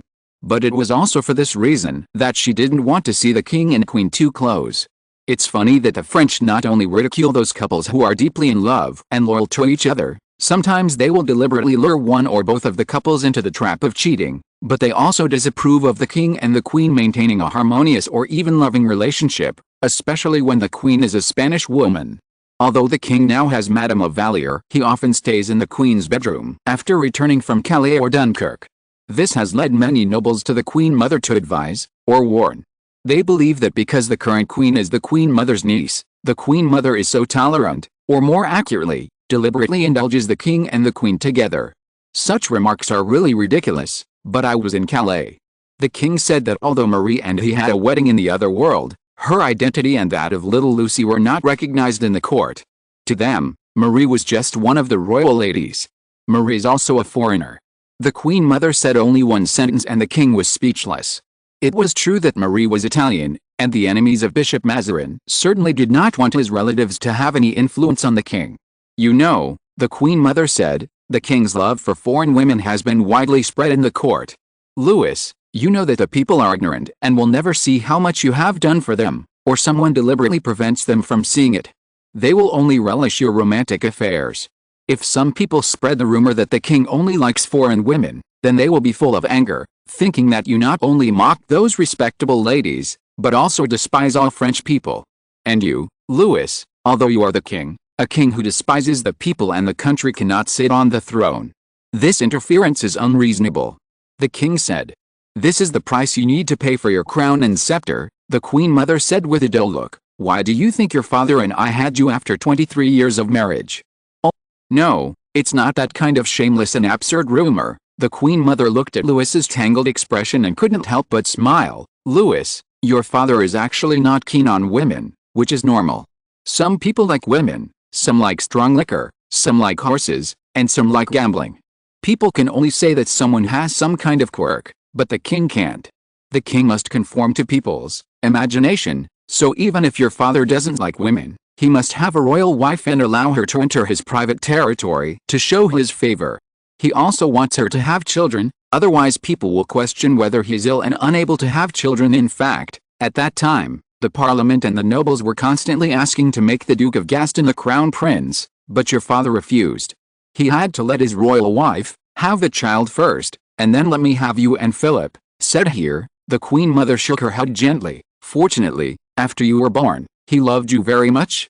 But if so, wouldn't the king be too pathetic?" Louis said, "As a ruler, it is ridiculous to act according to the faces and opinions of the ministers." "I know, Louis," the Queen Mother said, "you have greater ambitions than your father, but I also know that you still need these people now. When your sight passes over Paris, Orleans, Provence, and sees the distant New World, you will find that they are not only your shackles, but also your support and arms. You need them, at least within 20 years. Louis raised his head and saw the Queen Mother winking at him. His plan, the part about primary education, was still on paper, but it was obvious that the Queen Mother had noticed it. "Oh, don't worry, no one betrayed their king, your servants are very loyal," the Queen Mother said quickly. "I just met Madame Lavalier by chance." "Did you ask her to organize your library for you?" "She borrowed some books you read in your childhood from me, saying that you needed them, so I flipped through them while organizing them." "You seem to be very dissatisfied with the education method at that time." "Although you are dissatisfied with the education at that time, yes, you described it as cramming, which is very vivid," the Queen Mother continued. "Then why did you suddenly think of it?" "Because they are in line with my expectations for the current early childhood education," the king replied. "Although it was some superficial cramming education, it was after all a textbook compiled and written by Bishop Mazarin himself. In order not to wear out the king's interest in learning, the elements in it were concise and clear. Although it is impossible to use it directly, the king asked those credible scholars to compile textbooks, which can be used as a perfect model. Of course, compared to playing, it is still very boring, especially the king is also going to fill it with a lot of mathematical content, but, when will being a student be a pleasant profession? Are you going to let the bachelors of the Academy of Sciences do this?" "Yes, there are many people who can be used recently. To be more precise, it was for René Descartes." The king lured this gentleman back to Paris from faraway Stockholm. After arriving in Paris, he worked at the French Royal Academy of Sciences founded by Colbert at the king's instruction. Because the king valued him, he was one of the few scholars who could enter and leave the Louvre freely, which brought him great honor. Coupled with the affluent living and research conditions, the old gentleman lived much better than in Stockholm. Moreover, Paris was not as cold as the icy Sweden. Under the care of the royal doctor, his physical health was almost like that of a normal person. For this, he was very grateful to the king. So, while working diligently, he summoned many of his friends and students, or partners. These rational rather than emotional people were exactly what the king needed now.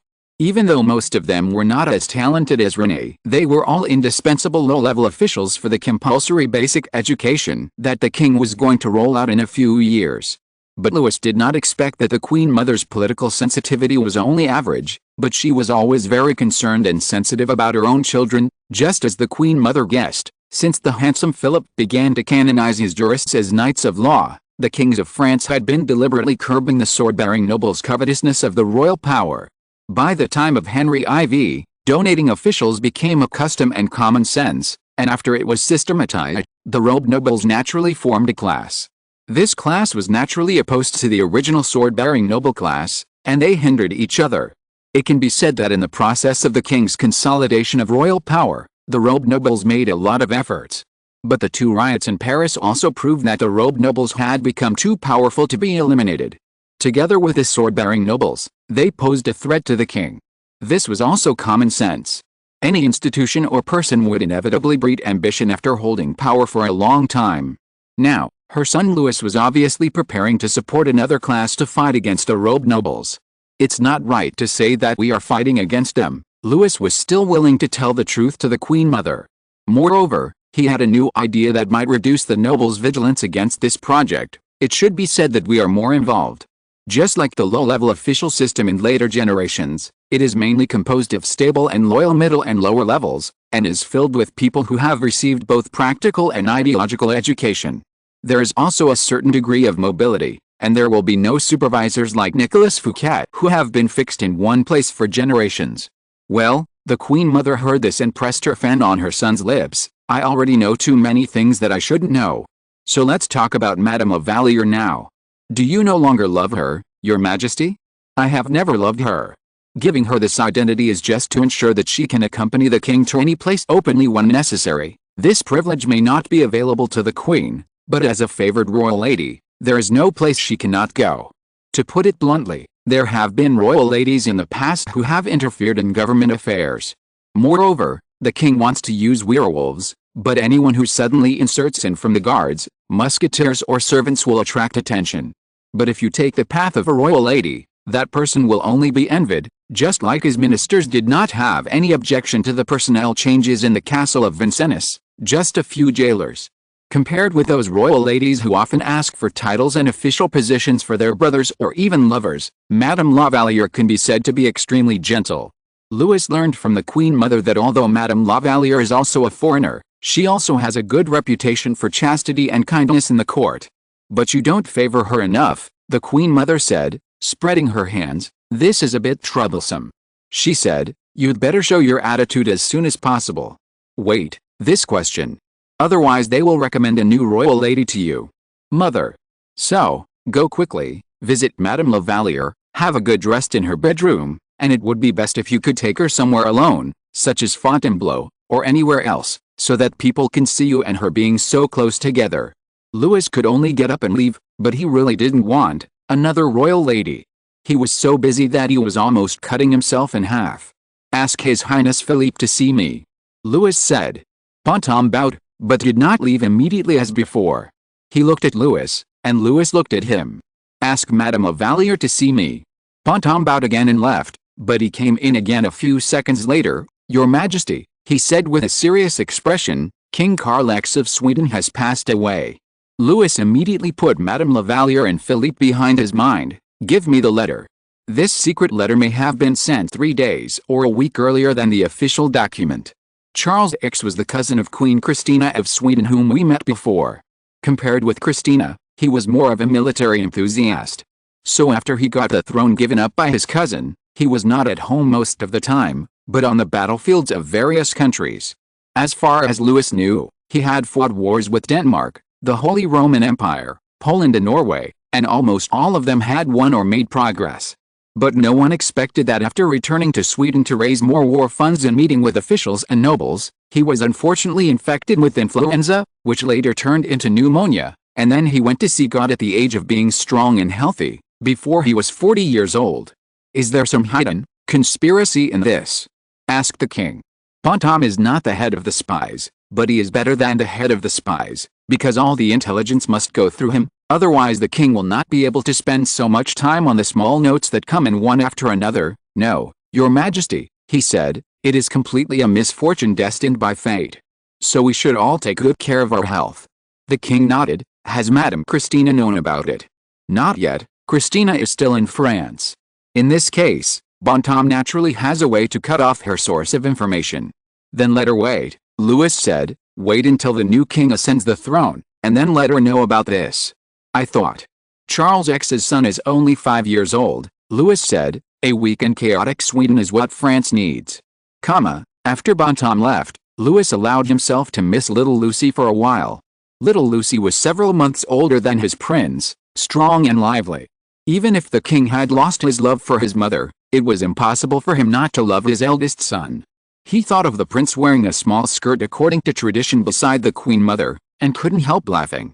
To be honest, although he was deeply abused when he was young, the king thought that such tradition seemed to be preserved until the child was 6 years old, no, 5 years old, or 4 years old. Anyway, before that, they would not form any fixed gender concepts. And tonight, it seemed that he had to summon Madame Lavalier to his side. Chapter 140: The King's Decision and Lorraine's Way Out. In fact, Madame Lavalier had always been envied by the queen and other noble ladies in the court. Her identity as a half-foreigner also made it difficult for her to find friends in the court. If she had not stayed with Princess Henrietta for those few years, with her talent as a werewolf, she might not have been able to escape the arrows and arrows of these days.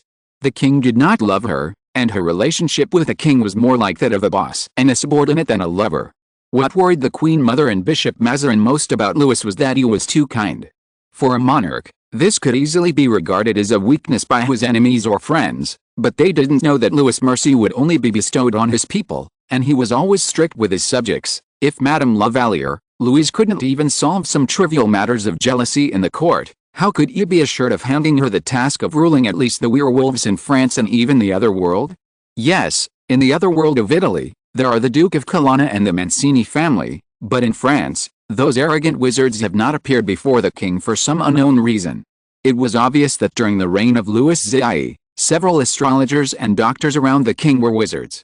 Louis also asked the Queen Mother, and she said that they were all sent away by the king for unknown reasons, perhaps because they could not cure the king's injuries. From this point of view, Louis felt that the Duke of Gaston's unwilling death was indeed the best ending. The cause of death of Louis XIV, a good father and a good king, was not as simple as it was shown to the people. It is very likely that, like the assassination he suffered in Dunkirk, it was accompanied by potions and curses. No one knew what role the French wizards played in it. They watched the Italian wizards become successful in the court, but until now they dared not show any clues in front of the king. It is very likely because they could not answer this fatal question. When the door was opened, Louis retracted his scattered thoughts a little. He had too many things to do now. Even the Italian inner world that he had already half intervened in had to be put on hold for the time being, not to mention the French wizards. Let these timid cowards be frightened. After the surface world gradually becomes stronger and more orderly, just as darkness will be oppressed by light, the inner world will naturally have to be exposed because of the orderly society. Madame Lavalier stepped into the room. She was no longer a lowly and awkward maid serving a princess from another country. Her most beautiful chestnut long hair was curled into delicate curls and piled on top of her head and on both sides. Diamond flowers were inserted in the bun. Her face was too masculine, and it would be more appropriate to describe her as handsome rather than beautiful. For this reason, she carefully shaved off most of her eyebrows and sideburns, so that her brow bone would be more prominent, and then 2 slender eyebrows were carefully drawn on it. She had one ornament that would never change, which was a huge gem. The gem concealed her true identity as a werewolf. Sometimes it was a brooch, sometimes a bracelet, but more often, especially today, it was hung as a pendant. She touched the gem, not sure if she was holding on to some kind of fantasy. Of course, she was completely incomparable to Marie Mancini. The other was the cutest little rose, while Queen Teresa was as elegant as a lily, but she could not be described as a flower at all. The noble ladies laughed at her and said that she should be in the king's army and serve the king with a sword instead of lying on the king's bed. It was not without reason. But Lavalier sometimes asked herself, after learning of her father's death, she resolutely threw herself to the king. How much of it was because she was grateful that he saved her father and did not let him fight to the death in the arena until the last drop of blood shed, becoming a cheap material for wizards to gamble and entertain, and how much of it was because the tribe had nowhere to go and needed the king's protection, or in other words, when she was just a little maid, she had a terrible extravagant hope. This was indeed a luxury. At that time, even Princess Henrietta would be ridiculed and treated coldly if she wanted to become Louis' wife, not to mention that her father was just a maid of an ordinary officer. According to French tradition, she could not even become a recognized royal lady. The only reason she could have her current status was because of the king's insistence, and also because the Queen Mother and ministers were worried that the King and Queen were too close. "Good evening, madam." Louis was still handling official business at the desk and just nodded slightly. "Please sit on the chair over there for a while, I'll be ready soon." Louis continued to deal with 2 or 3 urgent matters, including those about Lorraine and Dunkirk, and General Schomberg, who was far away in Spain. He and his army should come back, otherwise it would be troublesome if the Spaniards found out that it was the French who had been fighting with them for the past few months. The king did not want to explain why the French generals were fighting for the Portuguese. There was also the Roman Church. Although as early as the time of Philip the Handsome, the taxes that the Church could collect from France were intercepted by the king under various excuses. All subjects of the Kingdom of France were not allowed to export gold, silver, currency, weapons, and horses abroad without the king's permission. The king needed to find other excuses to pocket the money. Now if the Church repaid the ransom of the Pope and the bishops year by year in the name of taxes, the king could collect taxes directly from his subjects. Of course, some sophisticated means were still required. After all, the current France was not the king's France. Louis, who was completely immersed in his official duties, suddenly found that Madame Lavalier had walked to the candle holder and replaced a new candle for him when the light around him suddenly brightened. When she was about to replace the second candle, the king stopped her. "Don't light it, madam," he said, "I want to rest." So Madame Lavalier withdrew, and the king's servants in Bontan came in to help the king bathe and change his clothes. The king stretched out his hand to Madame Lavalier, who had also changed her pajamas, in front of the bed. They lay side by side on the bed, and the king lay upright with his hands on his abdomen. In the darkness, Madame Lavalier opened her eyes uneasily. The magic ensured that her werewolf identity would not be exposed, but also limited her ability. Her eyes could easily see a needle dropped in the carpet in the middle of the night, but now she could only see a line of bluish-white light, which came in from the place where the curtains were not closed tightly, illuminating the vague outline of the lily. "Your Majesty," she said. "Yes, madam," Louis said, "I haven't fallen asleep yet. Do you want to say something? Don't you like me?" "I'm not very familiar with you yet," the king said. "What about after I get familiar with you?" "That depends on your talent and courage. As a minister or as a royal lady?" "I hope as a minister. Because I'm not beautiful enough, right?" "You have a unique beauty." The king's voice was as gentle and polite as always, very worthy of admiration, "but compared to a royal lady, I do need a trustworthy and loyal minister who can make me achieve my wishes." "But I love you," Madame Lavalier said in a trembling voice, and it can be heard that she has exhausted all her courage. "From a long time ago, Your Majesty, but at that time I was just a little maid." "I don't care about the origin of the people around me," Louis said, "as long as they can serve me, madam. Whether you are a noble lady or a servant, it's the same to me." "Then what about the Duchess of Colonna?" Louis had to think about it before he could connect Mary Mancini with the Duchess of Colonna.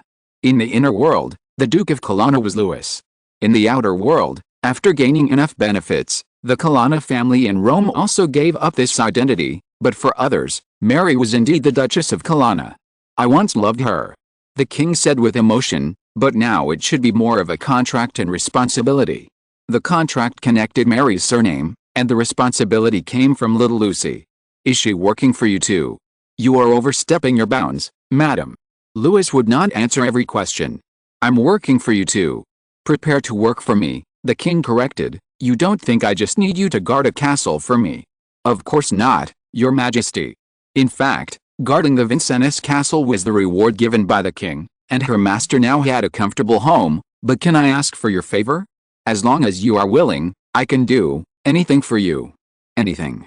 the king muttered. "Light the candle, madam. Once the king goes to bed with the queen or the lady, no servants will stay with him." Madame Lavalier lit the candle at the head of the bed. The candle was covered with a beautiful glass lampshade, which made the candlelight brighter and less likely to cause a fire. She finally saw the king's expression. Although he was wearing pajamas, the king's clear eyes showed that he seemed to have entered a business state. "Any is a very dangerous word," Louis said. "I don't even know when you fell in love with me at first sight." Madame Lavalier smiled. "Because you never looked at me seriously." She said that she had only had 2 close contacts with the king. One was playing an archery game at the Red Child Market, and the other was a gambling game. Although they were still children at that time, the memory of those 2 times was as deep as a branding iron on her heart. But at that time, Not to mention Princess Henrietta, even Marie Mancini was of higher status than her. Without their permission, she didn't even have the opportunity to serve the king, let alone walk in front of him. Even now, she was still full of inferiority in front of the king. It's not that she was not beautiful, but this kind of wild beauty has always been discriminated against in the French court. The king opened his hand, and she hesitated for a while before putting her hand on it. Unlike the slender hands and feet that the world admired, Madame Lavalier, as a werewolf, had large hands and feet when she was in human form. The ladies whispered that her hands and feet were not as good as those of the kitchen maids, and she couldn't even refute it. "You know," Louis said, "I originally just wanted a friend. Can't a lover be?" Madame Lavalier asked eagerly, "That doesn't stop me from being loyal to you.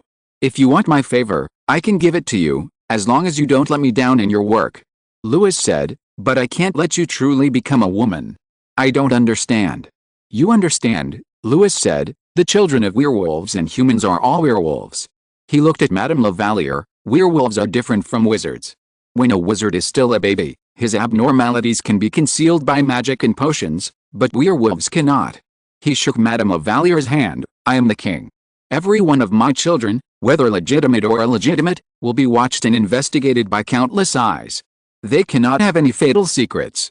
Especially you, madam. You are my first royal lady, and you should know very well how many people are watching you. I think." After a long time, Madame Lavalier said, "I want to leave for a while, Your Majesty." It was a very long night, but Louis forced himself to fall asleep. Later he asked Bontemps that Madame Lavalier had stayed in the chapel's prayer room all night, and there must be rumors in the court. However, he could not care about these trivial matters now. It sounded a bit harsh, but people's malice was mostly directed at Madame Lavalier. She was a foreigner with an unknown status, and his ministers still hoped that he could have a French royal wife. As the king said, there were many people in the court who were staring at Madame Lavalier. As long as she was a little careless, slander and ridicule would roar towards her like waves. He only hoped that this lady would not be as emotional as Marie. God, if all his royal wives were like this, he would try to let a man do this job. After the royal wives ended their relationship with the king, they also kept lovers or reconciled with their husbands. He also decided not to delay Lavalier for too long. Madame Lavalier was about the same age as Henrietta. Even after 3 or 5 years, she would still be a young and healthy woman. If there were outstanding talents among her people, the king would not be reluctant to promote them. At that time, Madame Lavalier could just die of illness. The people in the court were all smart and knew when to keep their mouths shut. No one would investigate why the wife of another official from another province was exactly the same as the former royal lady, as long as the king did not care. The busy work soon interrupted the king's fantasies. Bontemps walked in and asked him if he would accept Varro Vesalius's request for an audience. The king refused. At that time, Varro was left in the other world by him, but it was obvious that under the guidance of his mentor, he knew what kind of mistake he had made, and hurried back to beg for the king's forgiveness. But he was not Condé or Turin. After Mancini and Milady became the connection with the other world, his role became insignificant, so the king did not want to waste time on him. But Mr. Vesalius said, Bontemps reminded, this matter is related to Lorraine. Chapter 141 The True Purpose of Varro and the King's Experimental Results. The king originally gave this job to Colbert. Under the king's instruction, the son of a businessman founded the Royal Academy of Sciences of France a year ago. The required funds were taken from part of Fouquet's confiscated property. In addition, the Academy of Sciences was also located in the Château de Vicomte, which Fouquet had once boasted to the king. The ministers suggested that this castle be listed as another palace for the king. But Louis didn't like this castle very much. In addition to Fouquet's sake, he didn't want others to think that he disposed of Nicolas Fouquet for personal gain. Another important reason was that this castle, like many mansions today, although magnificent, still had no water supply, no bathroom or toilet.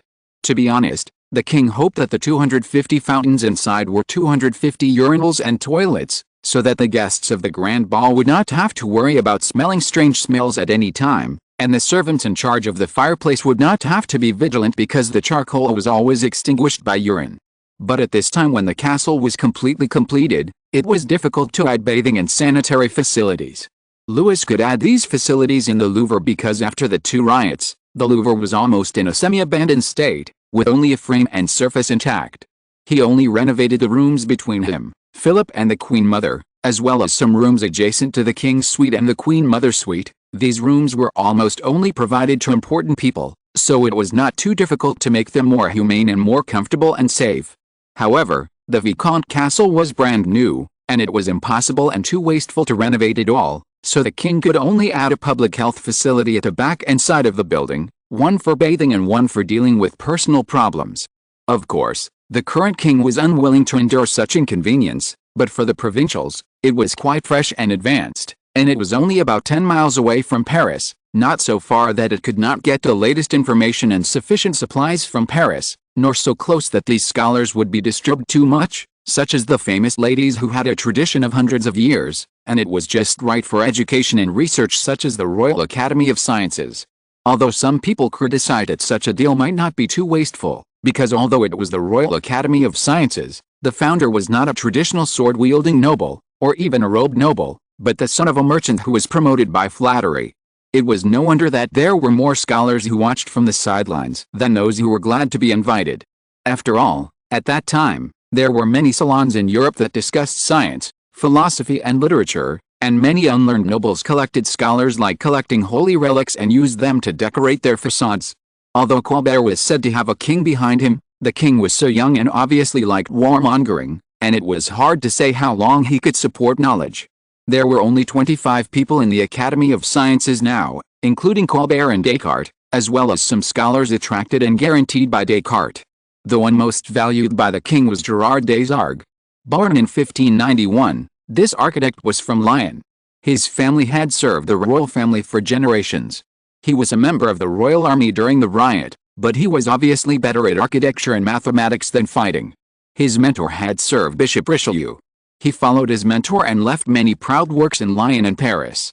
After hearing about the establishment of the Royal Academy of Sciences and Mr. Descartes would also serve here, he came to Paris and Vicomte without hesitation. He was now building the canals of Paris for the king. The dirtiness of Paris had always been a major concern for the king. In this era of chaotic and underdeveloped medicine, no matter how wise and powerful he was, as long as he was still a human being, he would inevitably be threatened by the plague at all times. But when the middle and upper classes in Paris still had to buy water to drink, how could they be asked to bathe every day and clean houses and even streets? Therefore, the canal is the most important project, even earlier than the public health facilities. In any case, the existence of the latter must be based on the former. The king's previous transformation of Paris has already included the canal, which has also reduced a lot of troubles. After all, many houses have no owners. The water supply and drainage projects are carried out at the same time. According to the king's requirements, there are large reservoirs and canals in the upper reaches of the Seine. The canals go deep into residential areas to provide drinking water for residents, and also prepare for the construction of water plants in the future.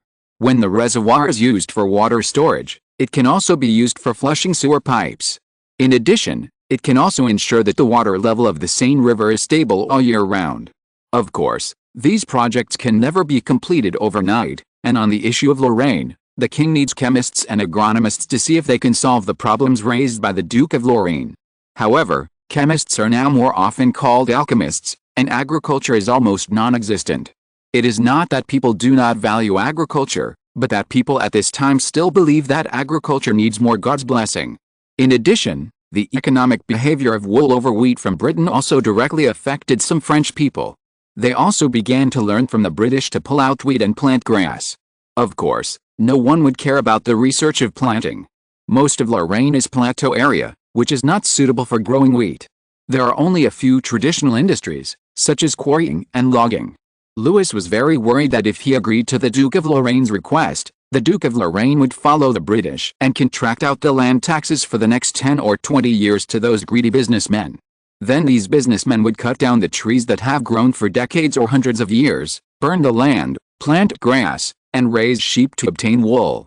In this way, even if he got Lorraine, it would be a Lorraine on the verge of famine and riots. He asked Colbert to find people who had studied minerals or machinery, hoping that they could find a new way out for the people of Lorraine. But now a wizard came to tell him that he had a way to solve Lorraine's problems, which inevitably made the king curious, so the king would not be stingy. Varro Vesalius was not a man of strong will and character. Escaping from the inner world with his wife and children might be the most courageous thing he had done in his life. He was proud of such decisiveness, but the outer world, which was as cold and even more backward and difficult as the inner world, completely wiped out his arrogance and innocence. After his wife was taken away, a letter from his daughter completely destroyed his last fantasy. The worst thing was that in Dunkirk, he was like an elephant tied to a stake, and he mistakenly stood on the side of Marie Mancini instead of serving the king wholeheartedly. With Marie Mancini's guarantee, he could return to the inner world, but what was the use of returning to the inner world? Is the other world's potion master still lacking of Varro Vesalius? And Mary doesn't care about his betrayal of the Mancini family, but the other members of the Mancini family have not forgotten it. In the other world, if the Mancini family doesn't use someone, no one else will use him. Varro can only stay in the Colonna Palace, but no one will even give him the job of preparing potions for the young Duke of Colonna.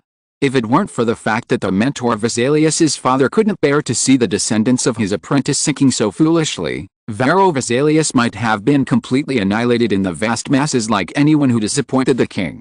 But it has to be admitted that Varro does have a unique talent. When he came to the king, even if he couldn't say he was confident, he could still say he had some confidence. "Look, Your Majesty," he said, "I have prepared a magic potion." This magic potion in a glass bottle looked like colorless grease. Madame Lavalier seemed to walk casually between the king and the wizard. There were also 2 priests from the Inquisition behind the king. Even if Varro Vesalius was an assassin, he would not be able to break through this solid defense line, not to mention that there was a cat licking its fur on the king's desk. "What can this magic potion be used for?" the king asked. "For testing," Varro said, and then he took out many small bags of soil, gravel and other things that were unclear from his bag. "Your Majesty, as long as the local soil is put into this magic potion, it will immediately turn into various colors. From the color, you can see what minerals are here and what kind of seeds this oil is more suitable for." As he spoke, he sprinkled one of the rock powders into the magic potion. Sure enough, under the gaze of people, it quickly turned into a rich red. "This means that it contains a lot of copper," Varro said. Then he tried another one, and this time the potion was brown, which means it contains gold. This time even Maozzi raised his body unconsciously. The king heard the priest behind him sighing slightly. He looked at Varro with a complicated expression, looking at those eager eyes. When he first wanted to keep Varro Vesalius, it was because of his last name. His ancestor Andrea Vesalius was very knowledgeable about the human body. He hoped that Varro Vesalius could inherit the wisdom of his ancestor. Now it seems that his idea may not be wrong, but the problem is that this wisdom point is obviously in the wrong place. No, it is not the wrong place. It can only be said that it is beyond the king's expectation. "How much soil and gravel can be identified now?" asked the king. Varro Vesalius visibly flinched. "I'm sorry, Your Majesty," he said awkwardly, "I just don't have enough samples." "You mean," Louis thought for a moment, "as long as you put a kind of soil or stone powder in this potion, it will show various colors according to the largest component, and then you can take samples from another place for comparison or identification, right?" Varro paused. "You can say that." The king had enough hands here. He gestured to Bontom, and Bontom brought out the first bottle of potion tested. In the inner world, the manufacturing technology of glass is slightly better than that of the surface world. The bottle of potion was as clear as the air. He shook it gently and found that the red solution inside had a strong sense of clinging to the wall, like fine wine.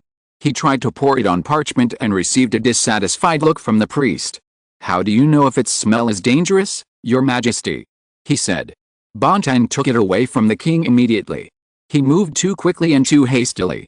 Before the liquid was completely absorbed by the parchment, a drop of liquid fell on the mahogany table. Bontam subconsciously wiped it with his sleeve, but found that the red mark left by the liquid could not be wiped off. Mahogany is originally a colorful wood, but even so, the red mark is still as vivid as a stamp printed on it. When Bontam began to frown, the king laughed happily. "This magic potion," he asked Varro, "how many colors can it present so far?" When the Duke of Lorraine received the king's summons, he didn't even remember what day it was today or what day of the week it was.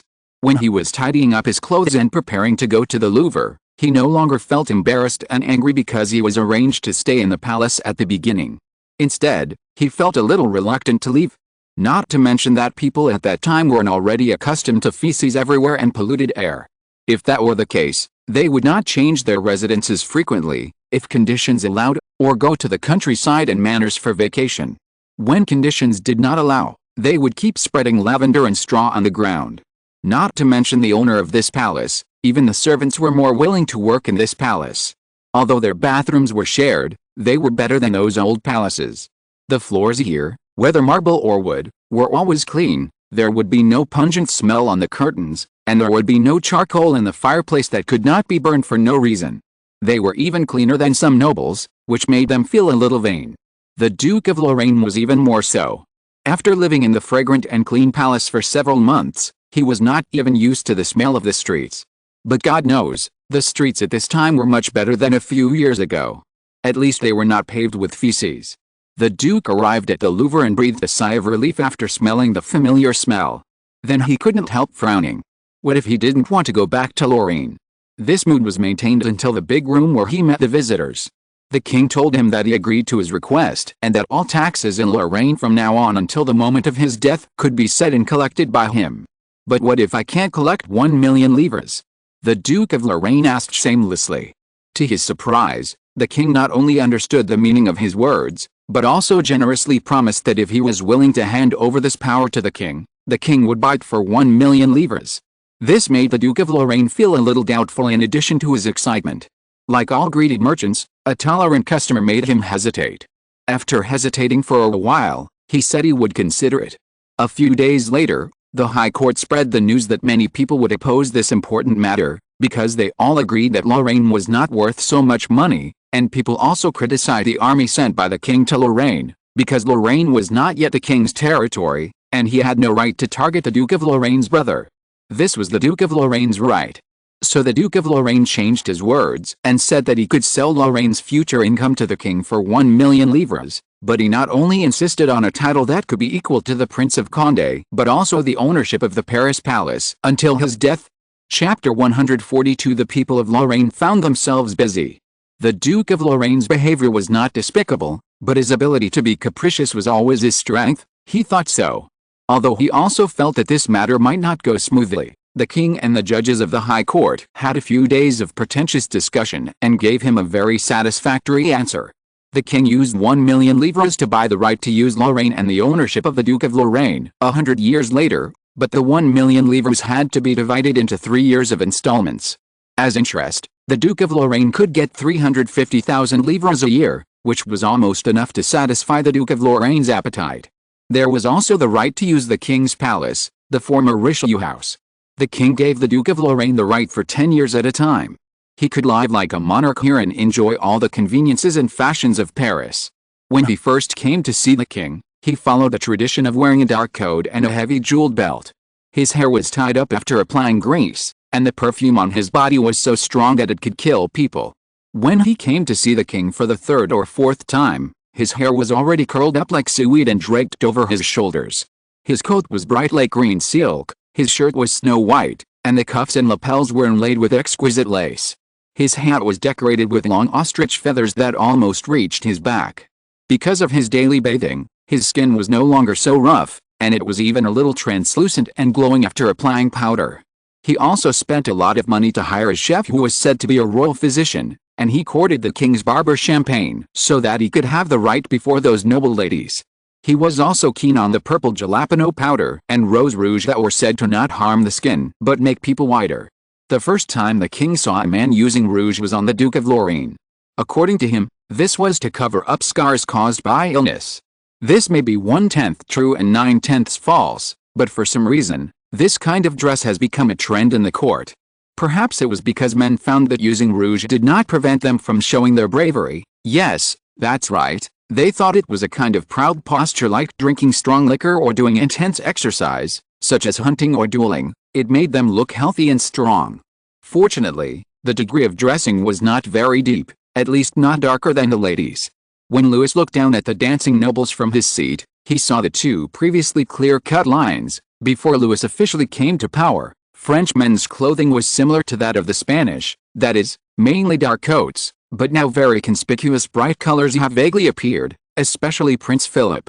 He doesn't like anything that makes him feel heavy, whether it is the throne or the clothes. Looking at his brother, who is elegant and light in the minuet group, the king is thinking of Varro Vesalius.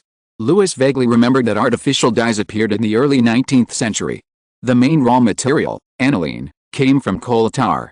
But in this magical world, a wizard extracted something similar to aniline 200 years in advance. His original intention was to use it to help the king identify soil and minerals. Yes, this is what Louis needs now. You know, no one knows what this soil in a place is suitable for growing. Just like he has been trying his best to promote potatoes and sweet potatoes, the yields of potatoes and sweet potatoes in some places are not satisfactory. But if you have this reagent, then the next work will become simple. Just find those lands that are particularly friendly to some crops, take the soil and put it into the reagent, record the color, and then compare the soil in the new land with it. Moreover, it has an important role that is no less than that of reagents, that is, industrial dyes.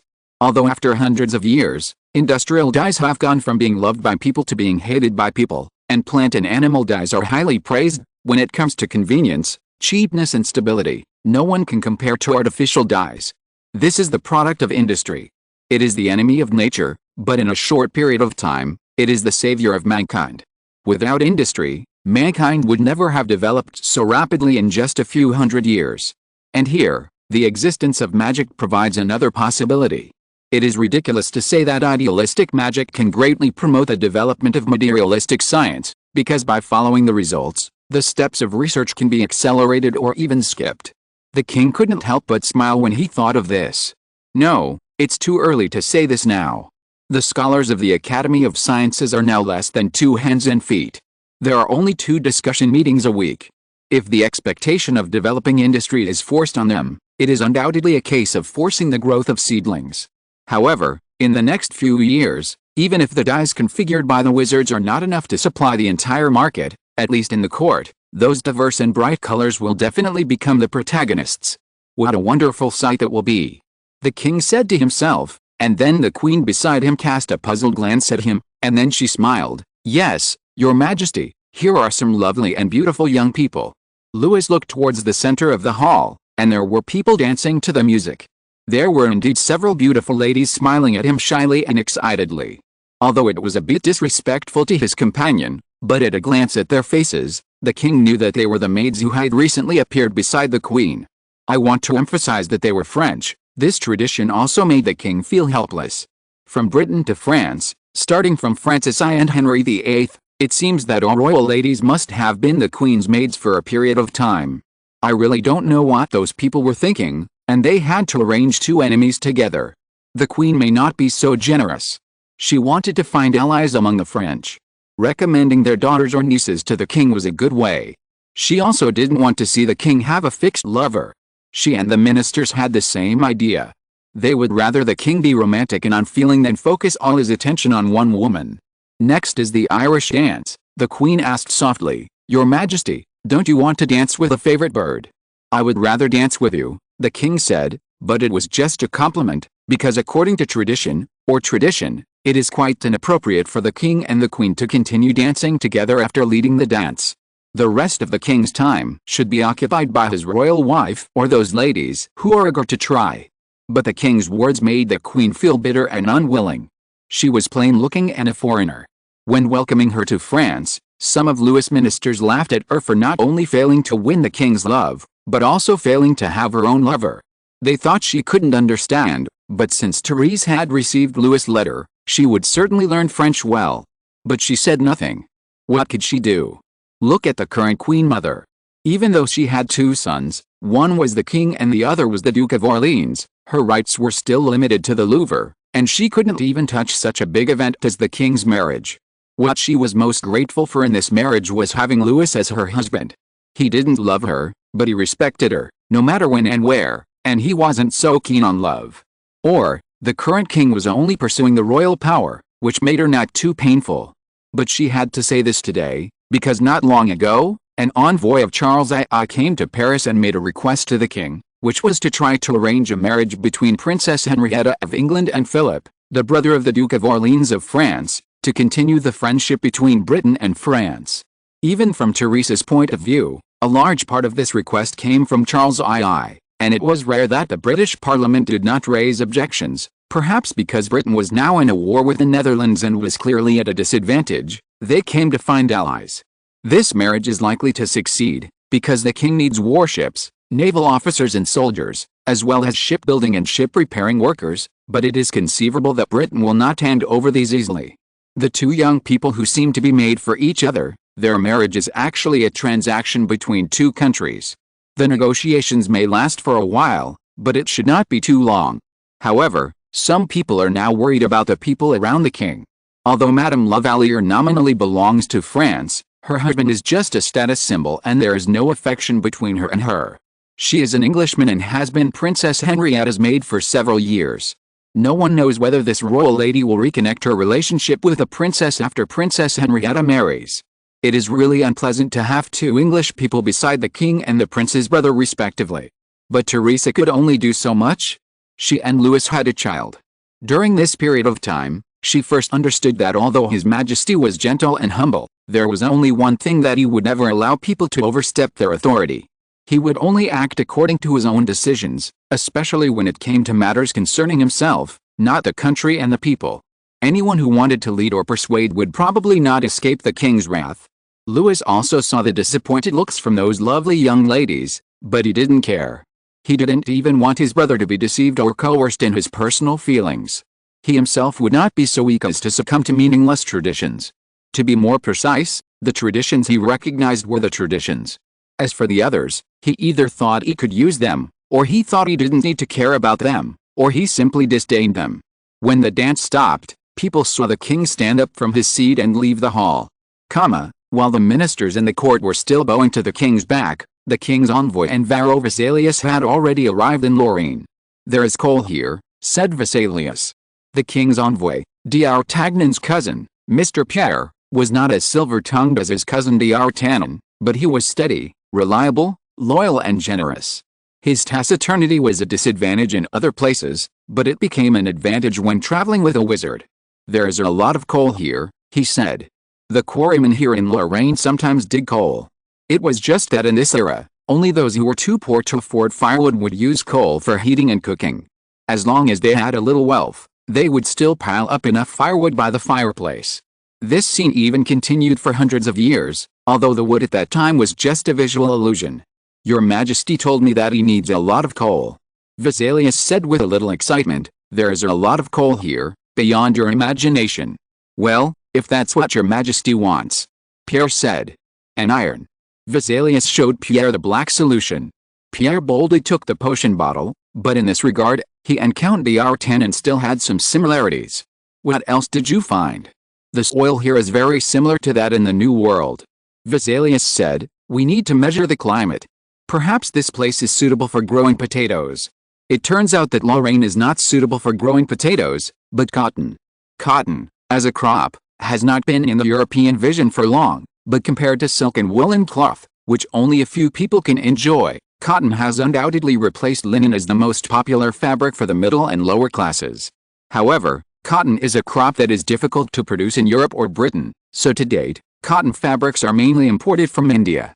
The British have been clamoring for this for a long time and have continuously raised the import tax on Indian imported fabrics, cotton, linen and silk. However, because of the good quality and low price, this dumping trend still shows an unstoppable momentum. This was unexpected for Louis, but cotton is also an asset that can easily make money if it is handled properly.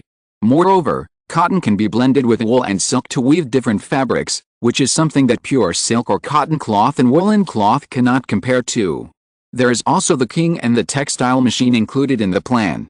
In addition to these, coal and steel will affect the subsequent steam engine plan. In addition, with coal, the manufacturing of glass and porcelain can also be put on the agenda. These outputs require a lot of fuel.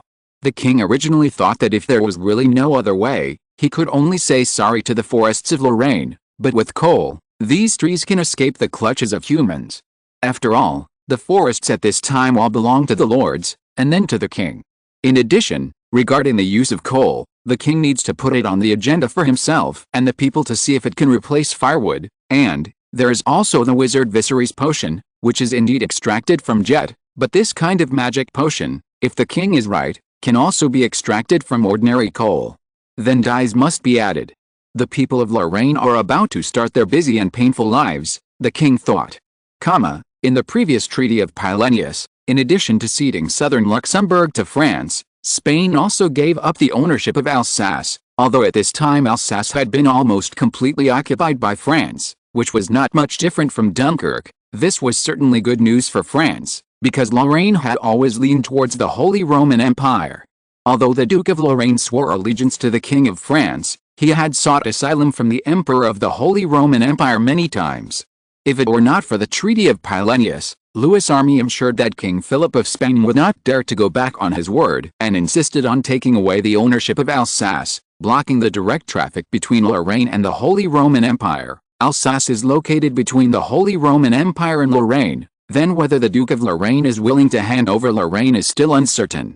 Since the Duke of Lorraine was willing to exchange Lorraine for 1 million livres in installments, the ownership of a palace, and the title of Blood Prince, the army used to intimidate the Duke of Lorraine could also complete their mission and withdraw to Versailles. The king ordered Bonhomme to inform Madame Lavalier to go to Fontainebleau with him, and to pretend that the king knew nothing about the changes in Lorraine. At the same time, he went to the Queen Mother. When he left Paris, although most officials and government affairs would follow him, the affairs of Paris still needed the Queen Mother, and the Queen Mother saw the king's hesitation. "What's the matter, Your Majesty?"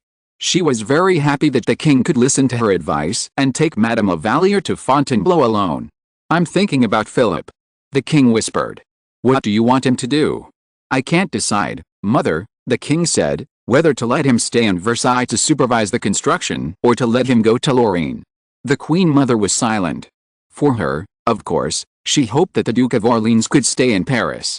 Even if he couldn't stay in Paris and needed to work for his brother, then of course the project in Versailles would be safer. Whether it was out of public or private interests, Versailles was the king's private territory, and the people were loyal to the royal family. They lived a rich and peaceful life. Even though a huge water diversion and drainage project was being carried out to build a new palace, the biggest danger was the giant flower mosquitoes in the swamp, because they were likely to cause dysentery. But even for this kind of danger, the king had already urged doctors, actually wizards, to solve it with herbal solutions. Then the remaining dangers were only dust and accidents, but these were what the workers had to face. The officials who stayed there were killing time with hunting and fishing. But for a Philip, if he were here, he would definitely shout that he wanted to go to Lorraine. Of course, everyone knows that Lorraine will be the easiest place to gain merit, but it is easy to gain merit, which also means that the governor and officials there will always face danger. This is inevitable. First of all, it is difficult for the civilians to understand the king's intention.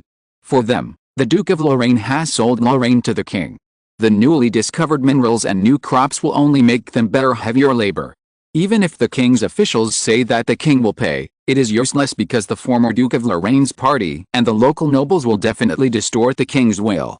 And the Habsburgs, who have never given up Lorraine or even Alsace, will definitely be willing to cause trouble to France. Rebellion will definitely occur, and it will continue to occur.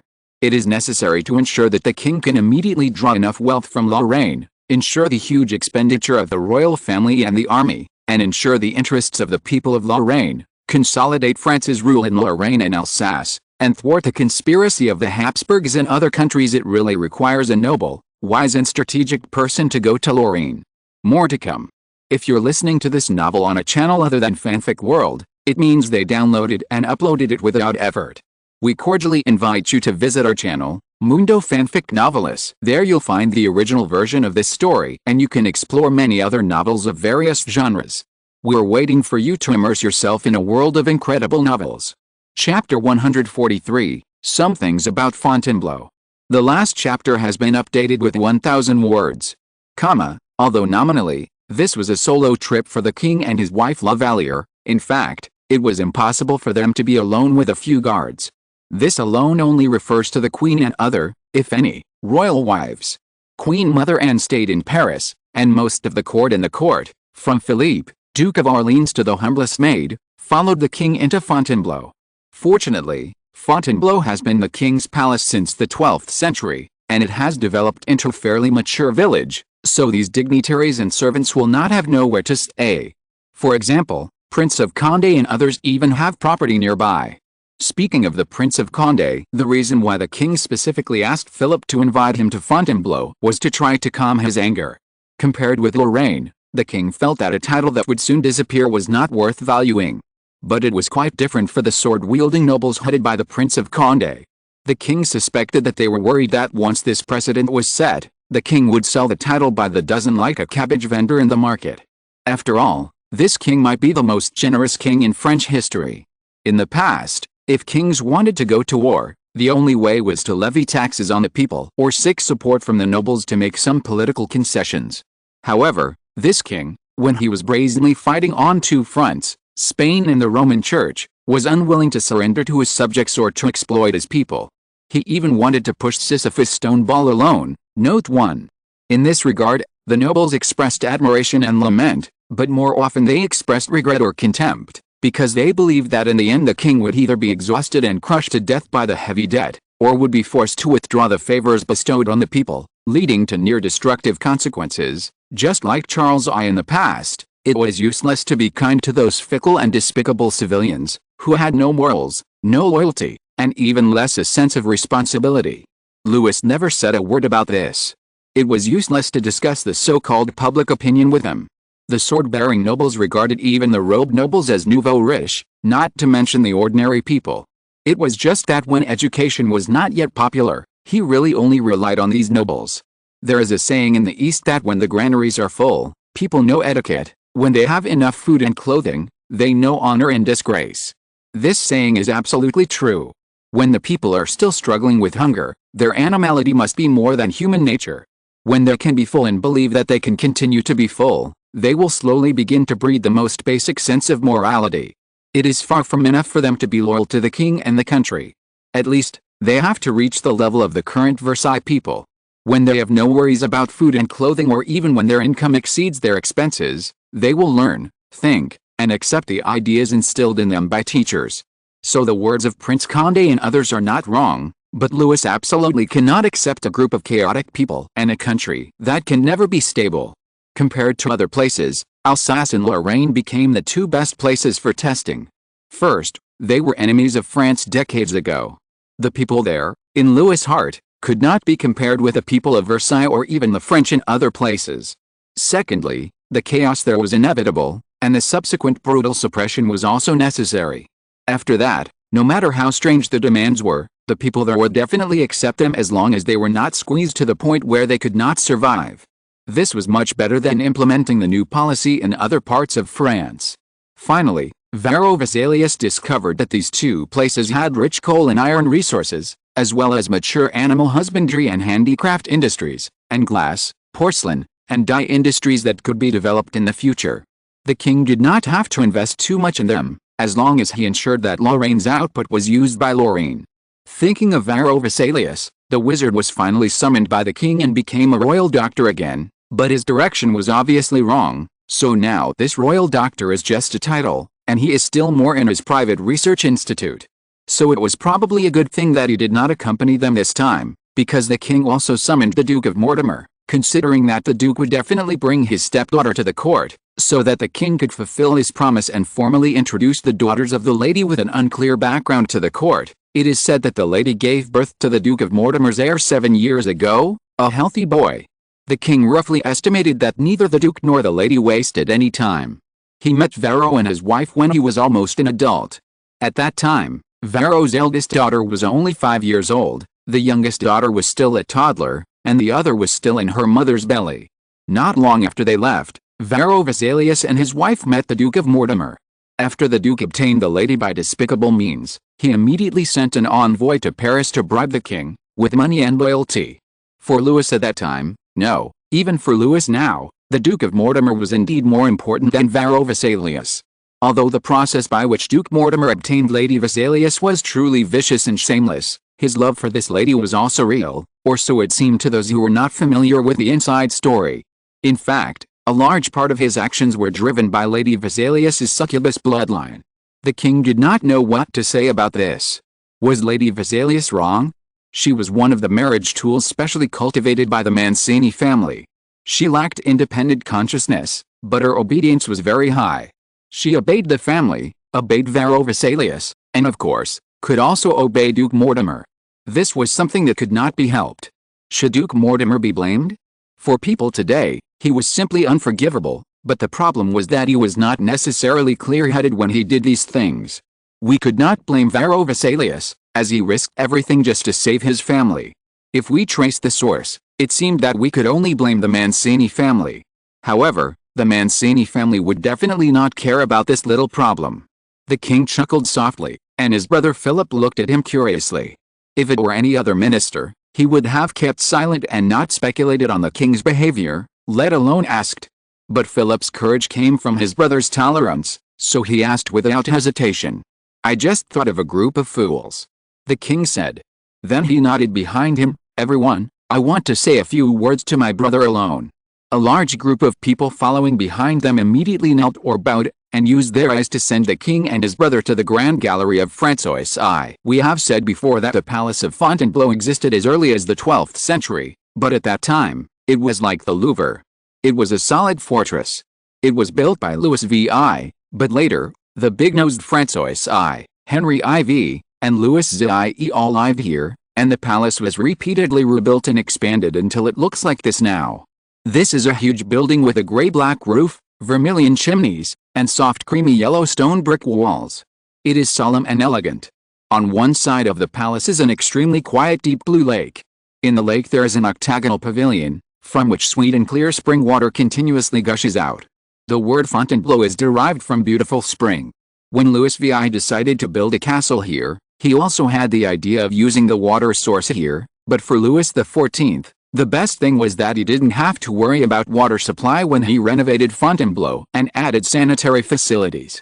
The Grand Gallery of Francois, to which they were heading, was, as the name suggests, built by Francois from the waist down. The gallery is decorated with exquisite carved walnut wall panels with gilded frames.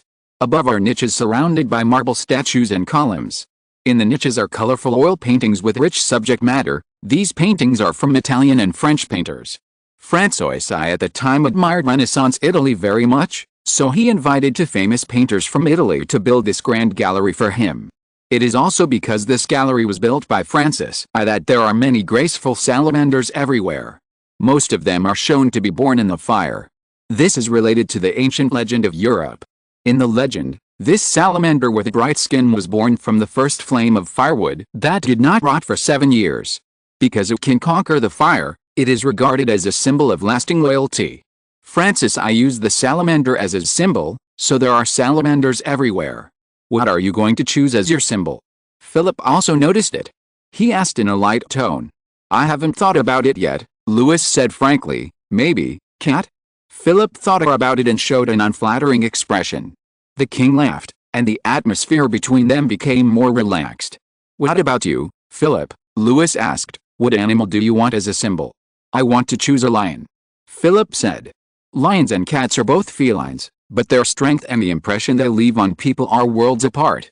To be honest, if Louis had not been cultivating Philip's courage, he would never have dared to say this in front of the king. People have always regarded lions as the king of animals, and many kings have lions on their coats of arms. But Louis believed that what Philip expected was the courage and strength of the lion, not ambition. "Okay," Philip heard his brother say, "then I can grant you permission to use lions on your coat of arms and flags." This sentence made the younger brother shudder. It was not that he believed in his brother, but I don't have such expectations. He said eagerly, "It's just an idea." "I know," the king put his hand on his brother's shoulder comfortingly. When he found that although both of them were strengthened with the milk and plenty of meat, his brother was still a little shorter than him, Louis said with relief, "I understand what you mean." He patiently stroked his brother's back, which was tense because of nervousness. "But I feel from the bottom of my heart that the lion is extremely suitable for you. The lion should belong to you, Your Majesty." Philip said, "Please forgive my previous nonsense. I have made a decision," Louis said. For a moment, he even wanted to joke and insist that his symbol was a cat, but seeing Philip's look, he might immediately choose a rabbit as his symbol, so he gave up. "I choose the sun." "Sun?" "Yes, brother, the sun." "But the sun." "The sun is undoubtedly the strongest," said Louis. "When it is blazing, people fear it. When it is warm, people desire it, and when it leaves, people miss it." "Philippe, It is omnipresent and omnipotent, and this is exactly what I hope I can achieve. It's not a luxury, Philip said, you are now. I fear you, but I also desire you, and when I leave you, I will miss you. I hope my people can be like this, but there is still a long way to go. Louis took his brother's arm and walked forward. The gallery is so exquisite and grand, but compared to this gallery, Francois's achievements in humanity and on the battlefield are what deserve the most praise. I think you already know. Yes, sire. I need to go to Lorraine alone. Sire, please let me go. But my mother would rather you stay in Paris. She worries about my safety and my ambitions. I worry about your comfort as well, but I don't think you have ambitions. I have ambitions, sire, I do, but not for things that have never been mine. My brother, when I was still wearing skirts, I expected to serve you, and you promised me. Yes, I did. Then keep it. Maybe one day I will regret my decision today.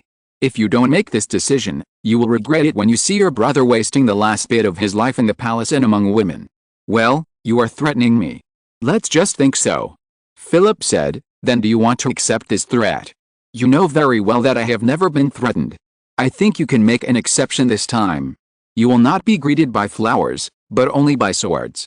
I love flowers, but swords can also make my blood boil. You are making it difficult for me. You are lying, Your Majesty, the prince said happily. You won't be embarrassed. Although Lorraine is full of dangers, at least I won't face a powerful army immediately. I can learn how to become a qualified general there. I think you should have chosen a good teacher for me. The light in front suddenly changed. Louis looked up and found that the grand gallery had come to the end. They were greeted by the suite of the Duchess of Epton, the royal wife of Francois I. Through here is the Bronze Hall, named because of the bronze sculptures on both sides of the fireplace, where the daily dance is held. Through the hall is the first hall, the second hall in Henry IV's study.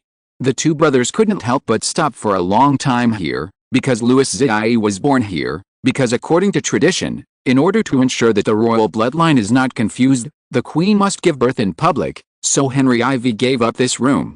Their father can be said to have cried for the first time at Henry IV's desk. He took a deep breath. I still remember how you looked when you were born, Philip.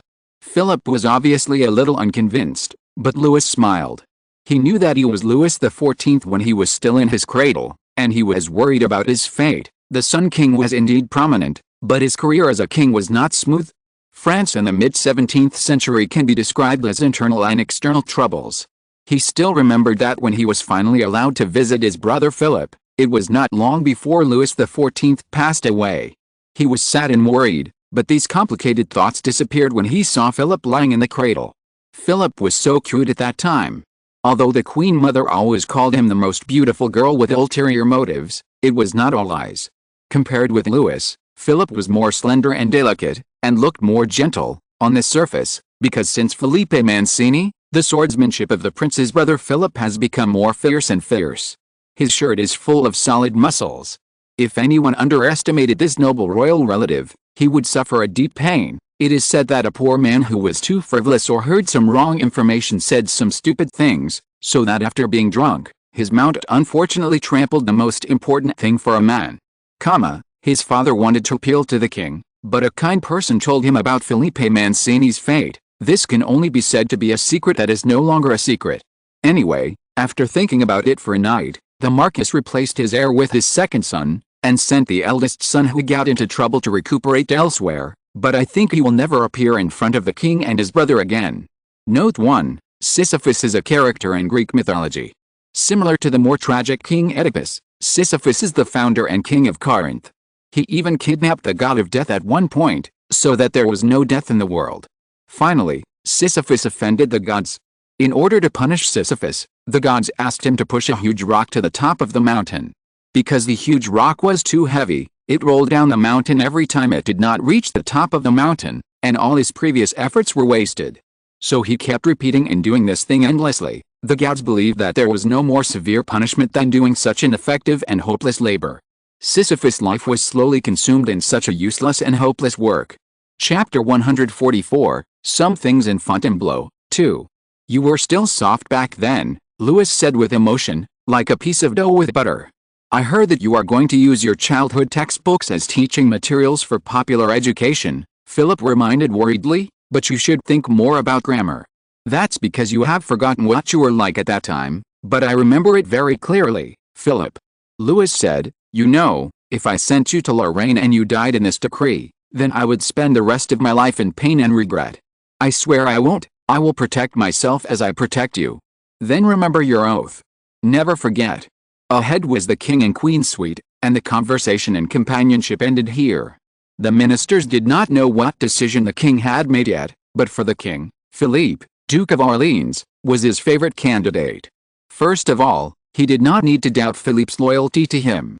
For hundreds of years, Alsace and Lorraine had only nominally belonged to France but were infinitely inclined towards the Holy Roman Empire.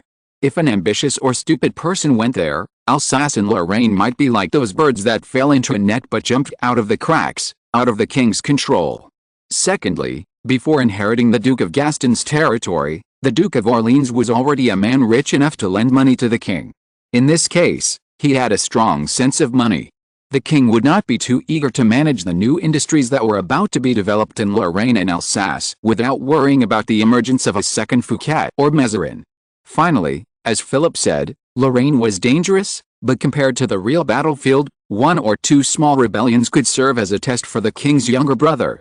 It would be a pity to put a man like Philip, who had status, title, and talent, in Paris or Versailles, but there were too many young people who died on the battlefield, and even the commander-in-chief could not be spared. Lorraine and Alsace could serve as a whetstone before the war, so that if there were more dangerous jobs in the future, the king could safely hand them over to Philip. The king said goodnight to the group, and everyone went to rest. After all, there was another big thing tomorrow. Even if Louis came to Fontainebleau, he couldn't really immerse himself in the flowers and clear water. In addition to government affairs, the British delegation arrived in Paris a few days ago, and today was the day they were allowed to meet the king in Fontainebleau, so although the king and the Duke of Orleans had already agreed, the Duke of Orleans could not leave yet. The young painter Lebrun, a young man who was recently introduced to the king, was going to make a beautiful portrait of him so that the envoys could take it back to England to show Charles II, the Queen Mother, and Princess Henrietta. Although the latter two had only left Paris for a few months, Philippe laughed at Princess Henrietta's new hairstyle at a ball, causing her to cry behind her back, and it seemed that people still heard about it. However, since this was a tradition and unwritten rule, Philippe could only obey the king's order and take out an hour or two from his precious time to serve as the painter's model. The painter Lebrun was less than 30 years old. His teacher was Poussin. He had studied in Italy for many years. As soon as he returned to Paris, he was recommended to the king by the Grand Justice Séguier. Séguier was one of the first 14 judges who moved to Pontoise in accordance with the king's order. Therefore, after the king returned to Paris, he was undoubtedly valued and even served as an envoy and best man at the wedding of the king and the queen. This person, who could be said to be a favorite, also constantly recommended various talents to the king as was popular at the time. The reason why Lebrun was favored by the king was that in addition to being a Frenchman and his family had been loyal to the king for generations, his realistic and gentle brushwork was more favored by the king than other painters. He personally brought his brother Philip to the painter and told him that he hoped the painter could depict the most noble and tender side of his brother as much as possible. The portrait was arranged in the room of the Duchess of Epted, the royal wife of Francis I, which was well lit and seemed particularly spacious because most of the furniture had been moved away. The king's younger brother was quite disapproving of this. He didn't think Princess Henrietta's memory would be so bad. As soon as the king left, he made a face at the painter. Lebrun heard that the prince was not only not enthusiastic about this marriage, but even didn't care. It seemed to be true, but even if he was just a painter, he knew that this marriage had to happen. The king already had a Spanish princess as his wife and reached an alliance with Spain. The marriage of Duke Philip of Orleans would not be wasted easily. Similarly, they would not allow a Habsburg daughter to enter the Louvre. In this way, the Duke of Orleans's choice became very narrow. Although there were also countries such as the Netherlands and Hungary trying, after hesitating for a long time, the king and the queen mother agreed that Princess Henrietta, who had grown up with them, would be a suitable candidate. But as with any agreement, there will never be so-called small matters between countries. Feelings are put behind and interests are put in front. The British delegation was headed by George Monk, whom Louis had long heard of. This respectable gentleman was first a minister of Charles I, and later knelt down to the protector Cromwell. When Cromwell lost people's trust, he turned to Charles II. Perhaps some people would laugh at him for turning around at will like a cock vane. But if you know that when Oliver Cromwell was dead and Charles II was still in exile, someone encouraged him to ascend the throne of the king, but he firmly refused. Louis is now the king, so he knows very well how attractive this position is. He can twist the mind of any determined person, making the kind-hearted people evil, the tolerant people vicious, and the naive people cunning. This is his personal experience, so Louis has admiration and vigilance for Mr. Monk, now the Duke of Albemarle. Sure enough, the entire negotiation process was long and arduous. Britain saw that France did not want to make itself surrounded by enemies, and France also saw that the situation in Britain was not as stable as the Duke of Albemarle described. Although Charles II was immersed in banquets, balls and hunting all day long, he never gave up on regaining the royal power lost by his father. The Duke of Albemarle wanted to support him, but was worried that the king was too powerful, so that Charles II inherited his father's arrogance and radicalism, making life miserable for the people. However, the British could not agree to the French king's request, whether it was to buy warships, merchant ships, or workers and designers to repair and build ships, or to borrow naval officers and soldiers, etc. Don't forget, they had just sold Dunkirk to the French. It was said that the French king was building a dock in Dunkirk that could accommodate 30 warships, and 2 dry docks for repairing and building ships. They couldn't help but feel worried, thinking about the British merchant ships that had been tortured by the Spanish. After the Spaniards left, would they have to welcome the French? Warships are out of the question, the British envoys whispered. We are at war with the Netherlands, and more warships will be sent to the war. In addition to some ships that were abandoned during the Protectorate, they were already a little stretched, let alone giving to the French. But Princess Henrietta's dowry. This sentence shocked the envoys. Unlike the French treasury, which was the king's private treasury, Charles II could only pitifully ask for some so-called royal expenses from Parliament, which was also used to ensure the operation of palaces, castles, territories and the army.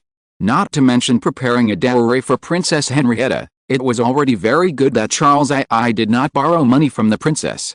Even if he wants to borrow, the princess doesn't have the money. It's really pitiful, an envoy sighed. Compared with the French noble ladies they saw, headed by the Duchess of Montpensier, all dressed up in a riot of colors and jewels. It is said that the Duchess changes into several sets of clothes every day, and each set of clothes is only worn once. Other nobles have followed suit. It is said that many of the merchants accompanying the king outside Fontainebleau are second-hand clothing dealers. These nobles' clothes are changed and even sent to other provinces without any change. Each piece can be sold at a high price. As for Princess Henrietta, it is hard to say whether her jewels can fill a jewelry box. Although she left Paris not long ago, it is obvious that the clothing style in Paris has reached a new level in just a few months. Ladies' chests are more exposed, and their skirts are bigger. And under the leadership of the king's royal wife, Mademoiselle Lavalier, the noble ladies have begun to wear more furry accessories. The British recorded all this with their eyes. Even if the Parliament was unwilling to allocate more funds to ensure that Princess Henrietta's dowry would not be too ugly, they had to ensure that the princess dowry, although small, would not be laughed at for coming from a poor and remote place. How is it? Philip saw his brother, stretching his waist and walking out of the second hall, and knew that today's negotiations would probably waste precious hours. Louis nodded to him, yawning with his eyes closed. Give me coffee. He shouted to Bon Tom, I have it here. Philip said, I asked the servant to prepare it for me. Do you want it? Give it to me. Louis said, I'm thirsty and tired. God, Philip, how much sugar did you put in? Since he was able to speak, Louis has made many changes to the dishes in the palace, but there is one thing he can't change no matter what, and no matter whether it is Bishop Mazarin, the Queen Mother, or his brother Philip, he has been persuaded not to change it, that is the abuse of sweeteners. Before the method of extracting sucrose was invented, the nobles loved honey and almost everything could be added with honey, such as honey pigeon meat, peaches, honey cream soup, etc. When the Crusaders got sugar from the Arabs, sugar became a regular delicacy on the table. When a noble entertained guests without enough sugar, he would be laughed at. At the king's banquet, something more amazing was needed, like the Fontainebleau Palace carved with solidified sugar that Louis saw not long ago. Let me add some coffee for you, Philip said. Louis shook his head to push aside the terrible energy. As a compensation and comfort after the long meeting, He spent the time before dinner by appreciating the portrait of his brother, which was also a wonderful way to rest. This portrait is in a semi-finished state, that is, the face of Philippe, Duke of Orleans, is almost complete, but the clothes, hands and feet, and the background behind him are still blurred, and details need to be added urgently, but the Duke's beauty is indeed revealed. Because of his tall figure, Lebrun did not use the usual methods of painters to make him sit on a chair or ride on a horse to confuse his height, but let him stand next to a tall pillar, behind which is a lush bunch of white and pink roses, and a dark blue curtain hanging from behind him, embroidered with the golden lilies. He is wearing a milky white silver embroidered coat, with bright red shoulder straps, a gold jeweled belt around his waist, and a musket and a rapier hanging on his waist. He looks really dignified, handsome and masculine. There will be many beautiful ladies who fall in love with you at first sight. Louis said with a smile. I would rather pursue someone I like. Philippe said. Louis glanced at him and said, Henrietta is a good child. I know, Philip said. Although he always bullied Henrietta, he would never even look at anyone who really displeased the Duke. But what made Philip unhappy was that Princess Henrietta preferred to be his brother's wife, but it was not out of love. She had been silently enduring Philip's bullying, just to seek the king's mercy. But she didn't love the king, she just wanted to be the Queen of France. When Louis was unfortunately assassinated in Dunkirk, she even vaguely mentioned that Charles II might support Philip to become the regent or the real king. This behavior, which was almost like kicking someone when he was down, made Philip completely tired. But the problem was that they had to get married now. This was a matter between France and Britain, not between Philip and Henrietta. Philip only hoped that after she married to France, he would become smarter and more rational. If we talk about love at first sight, Philip said, it's better to talk about you. There must be more people who love you than me, even if you are not the king. That's not necessarily true, Louis said, I am a very boring person. Louis knew that he was not ugly, but he thought that he was very attractive because he wore a crown and a robe. Philip was better at dancing and knew how to appreciate music and dance than him. He did these purely out of etiquette, not out of his inner love. He was not good at it either. Chapter 145, Some Things in Fontainebleau, 3. There is no time either. Clayland said. If someone who recognized this werewolf was here, he would be shocked, because in the eyes of many people, including the king, Clayland was dead, but he was not.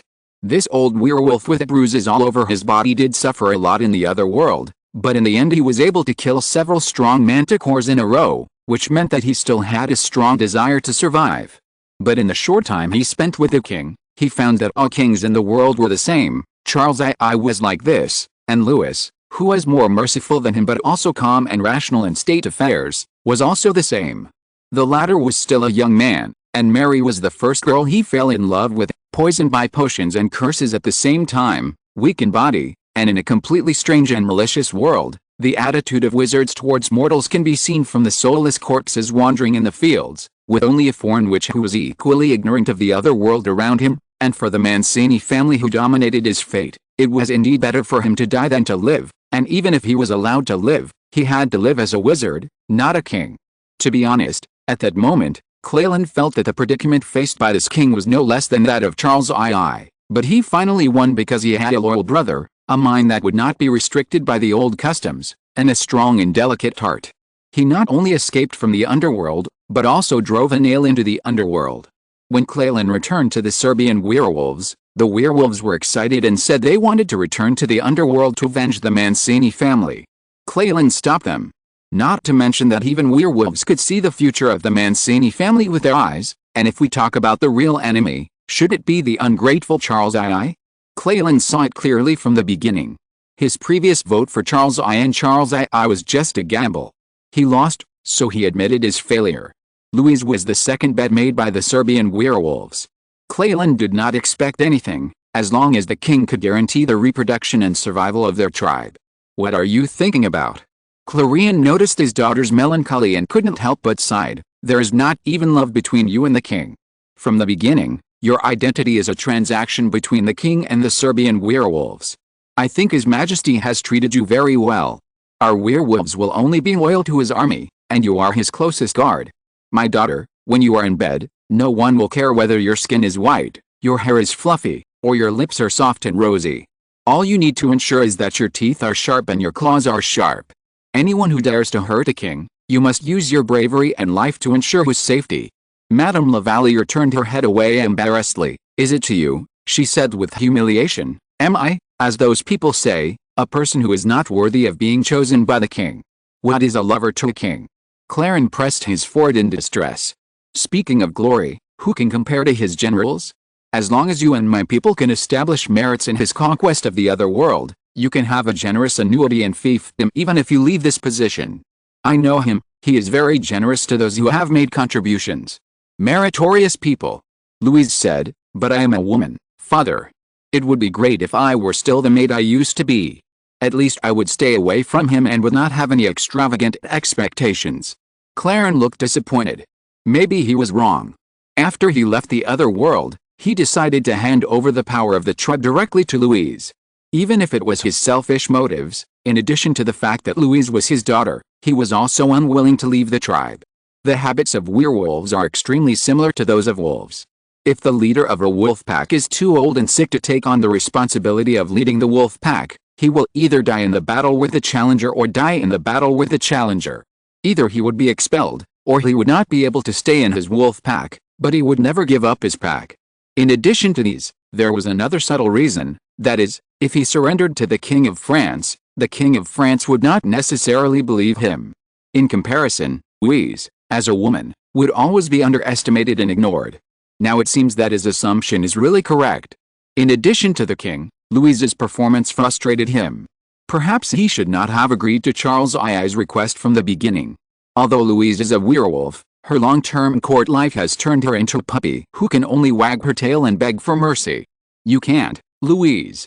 He had to remind him, the child born by a werewolf must also be a werewolf. So wizards may still live in the surface world incognito, but werewolves can only escape into the forest and look for future spouses among their tribesmen. "I can hide it," Louise said painfully. She knew that it was dangerous and almost impossible to do so, but she was like a child who could only watch others feasting around a big cake. Suddenly one day, the owner of the cake personally brought her to the table and told her that she was also qualified to sit here, but at the same time, she could smell, see, and even touch the fragrant cake, but she could never eat it. If it were a well-fed person, a little exquisite food would satisfy her, but for someone who had been starving until now, it would only be an appetizer. Louise could of course see the disappointment in her father's eyes. "I'm leaving," Clarien said. "I hope you can be more sober the next time I see you." He only regretted letting Louise act as the middleman. If he showed up again, he was afraid that the entire tribe would be expelled from France by the king, but Louise's behavior made her even more worried. Madame Lavalier's strangeness certainly attracted some people's attention, but even the most imaginative people would not have thought that the king would dare to keep a werewolf by his side. The king was busy negotiating the marriage between Philip and Princess Henrietta, and apart from dancing with Madame Lavalier at the ball and occasionally sleeping in the same bed with her chastely, he had almost no other thoughts. Fortunately, after several weeks of tug-of-war, Princess Henrietta's dowry was finally settled. Compared with other princesses who became queens, Princess Henrietta's dowry was a bit pitiful in terms of money. It was only 100,000 livres, and a large part of it was utensils and furniture. Louis suspected that Charles II had searched and picked out the furnishings in those castles and palaces that were about to be abandoned before he had these things. There were no castles or territories. This was not surprising. The highlight was the ship designers, shipwrights and naval officers required by Louis. Of course, these were impossible, even if the Duke of Albemarle suddenly suffered from dementia. Compared with another distant empire, no country in Europe would not understand the importance of technological confidentiality. Moreover, it was hard to say how long the good relations between Britain and France could be maintained. Although Charles II was pro-French, almost all the people in the parliament were against France. And look at how King Louis of France treated his father-in-law, King Philip of Spain. Even George Monk might not be able to do such a series of skillful and despicable means. Perhaps the young king had thought about this for a long time, so that as soon as the situation developed in the direction he guessed, he immediately made Spain and Rome taste the bitterness.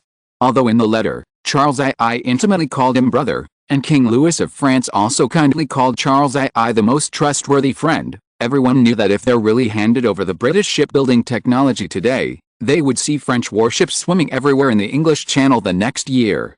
But Princess Henrietta's dowry was too meager. The members of Parliament were unwilling to pay money, but would only give things.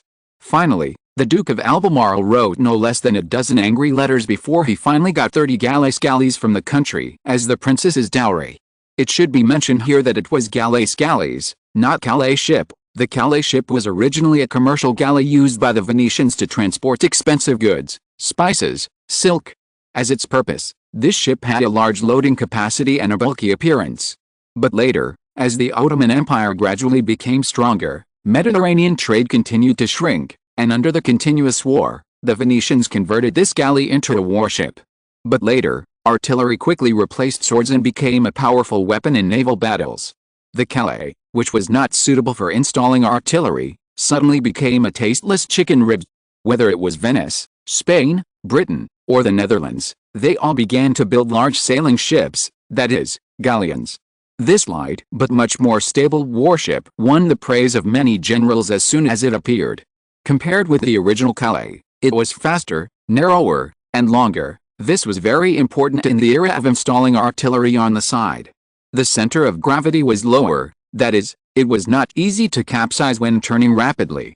In the familiar Battle of Preveza in 1538, the Venetians fought against a Calais fleet of the Ottoman Turkey with galleons. A galleon could fight against more than a dozen Ottoman Calais ships and still not lose the wind until the Turks were forced to ignite their own fleet flagship and rush to this giant sea fort to finally destroy it. After that, all countries began to vigorously develop giant sailing ships. In addition to the galleon, the galèche was an upgraded version of the Calais. However, unlike the light galleon, the galèche relied more on sails than the Calais because it was heavier and larger than the Calais. For example, the galèche in Princess Henrietta's dowry had a displacement of more than 600 tons, and it could carry several times more crew members and artillery than the traditional Calais. Of course, these ships could not arrive in France so quickly, but its models and drawings had been delivered and hung in the king's study in Fontainebleau. Duke Philip of Orleans went to see them almost every day. From the models of these galleys, it can be seen that the artillery is basically at the bow and stern, with few on the side. Each ship carries about 40 to 50 artillery. Viscount Turenne, who once served in the Netherlands, explained to the Duke of Orleans and the king that the tactics of the galleys were very simple. Generally speaking, when these warships encounter the enemy, they first attack with artillery, then use the huge body and metal ram to hit the opponent's ship, and finally send a large number of soldiers on board to give the enemy the final blow. This tactic can be said to be invincible in the 16th century, but it is somewhat inadequate in the 17th century. After all, it has to face the giant galleys that the king has seen before, with up to 3 decks, densely packed with gun ports on the sides, and basically 70 to 80 guns. In most cases, they will be sunk before they can get close to the enemy. The king has some ideas about these bulky galèche boats, but now is not the time to speak out. In addition, Louis thought that Philippe should not read the letters sent by the spies, because he would be even more angry if he read them, because the galleys warships given to them by the British almost all need to be repaired before they can go to sea. They obviously want to use France as a new garbage dump. The most pitiful thing is that France is now even short of garbage. That's already very good. Louis comforted Philip, saying, "The British can't give us the best warships." This was a matter of course. Even so, the British MPs accused the Duke of Albemarle of treason. Presumably, after he returned, he would have to fight openly and secretly with a group of people to ensure his life and honor. Starting with the Secretary of the Navy Hyde, the Parliament had been confronting the king. In short, they opposed what Charles I approved of, and approved what Charles I opposed. This also gave Louis a warning that dictatorship would always be criticized, but sometimes, dictatorship was necessary. Although it was a bit shameless to say so, for the sake of his country, his mother and brother, his people, and himself, Louis would never retreat in this battle, no matter what kind of enemy he would face. Now that the marriage has been settled, a grand banquet is inevitable. This banquet cannot be held in Fontainebleau, but in the Louvre. Many nobles, courtiers and envoys will gather together. On such an occasion, the king and queen are the sun and the moon, and Madame Lavalier cannot even be regarded as the brightest star. This honor belongs to the Prince of Orleans. The gazes of the people made Louise feel depressed. She reluctantly danced a minuet with the king and then left the hall. If she felt pain in Fontainebleau, She could not bear this torture now. She had obviously become a royal lady, the recognized lover of the king, but after removing the superficial exaggeration, people still saw that crude maid. Although the king tried his best to disguise, there were really no fools in the Louvre. Chapter 146 Tips from Milady. The Louvre was originally a military castle. Of course, this meant that it would not be surrounded by dense forests like Fontainebleau, so that the enemy could not cut down trees for engineering equipment. Even though it was constantly renovated and even rebuilt, there were not many green trees and flowers in the palace. It was just a well-known boulevard des Tuileries that extended from the concave part of the U-shaped building complex. This was the only place where cold stone and metal were everywhere. Madame Lavalier dismissed the maid, although this behavior was very dangerous for ordinary ladies, because although the law and order in Paris was much better at this time, there were still many criminals. It was often heard that women and children were robbed. Although the Louvre had the most strict guards, no one knew what would happen, and there were also dangerous creatures in the dark. Thinking of this, a smile emerged on Madame Lavalier's lips. Speaking of danger, there was probably no one more dangerous than her here. Although as a female werewolf, she could not be said to be the strongest in the werewolf pack, but facing ordinary humans, if she stood upright, her height would be much taller than an adult male, not to mention the power contained in her muscular body. Even without fangs and claws, she could knock off a human's head with just one swing, and then suddenly, her smile disappeared. Perhaps it was for this reason that the king was so indifferent to her. In the novels she had read and heard, there was no beauty strong enough to fight against a fully armed knight at any time. "You should go back, madam." Her maid followed her and said uneasily. Madame Lavalier knew why she was uneasy. In addition to the threat of the knight to mortals, her behavior was quite inappropriate for the royal family. And this maid was not of high birth. If Madame Lavalier angered the king and was expelled from the Louvre, the other ladies would not need their service, and they would have to leave this magnificent dreamland. "No," said Madame Lavalier, "I'm going to the chapel." In this era when God and the king rule the earth together, any building must leave a piece of clean land for the God worshipped by people, and the Louvre is of course no exception. This chapel is not far from the Queen Mother's residence, but it is still some distance from the noisy banquet hall. The further they walked, the quieter it became. In the end, there was only the sound of their footsteps.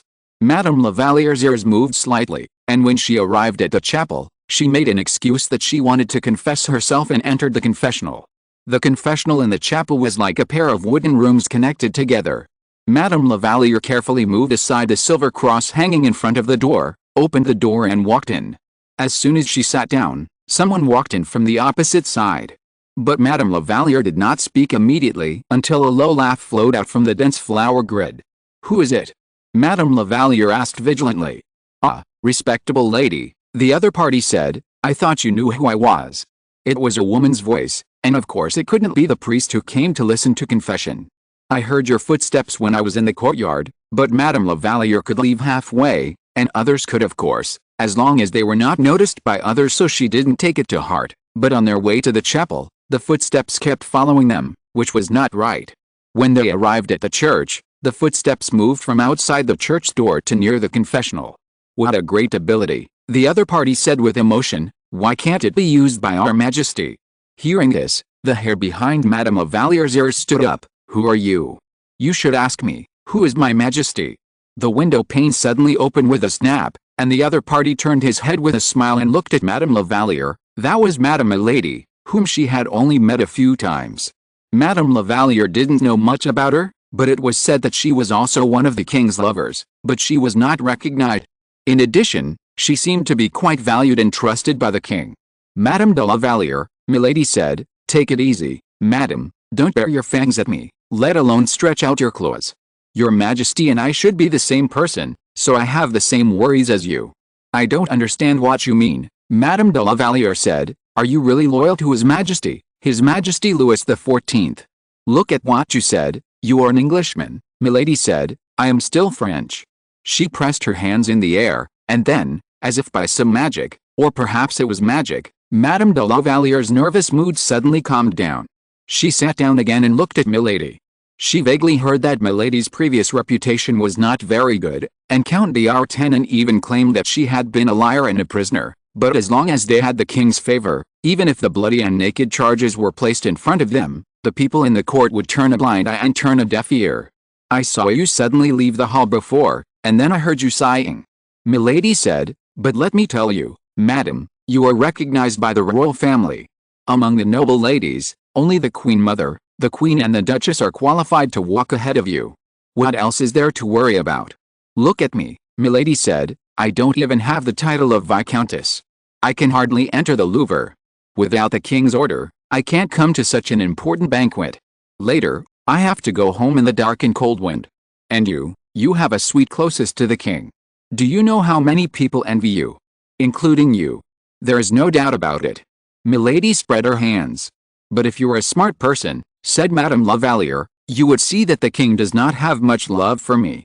She also looked at Milady. Although the confessional was dark, as a werewolf, she could see even a speck of dust in the dark. Even compared with the daytime, Milady's appearance was inevitably distorted in the eyes of a werewolf, but these distortions did not affect her charm at all.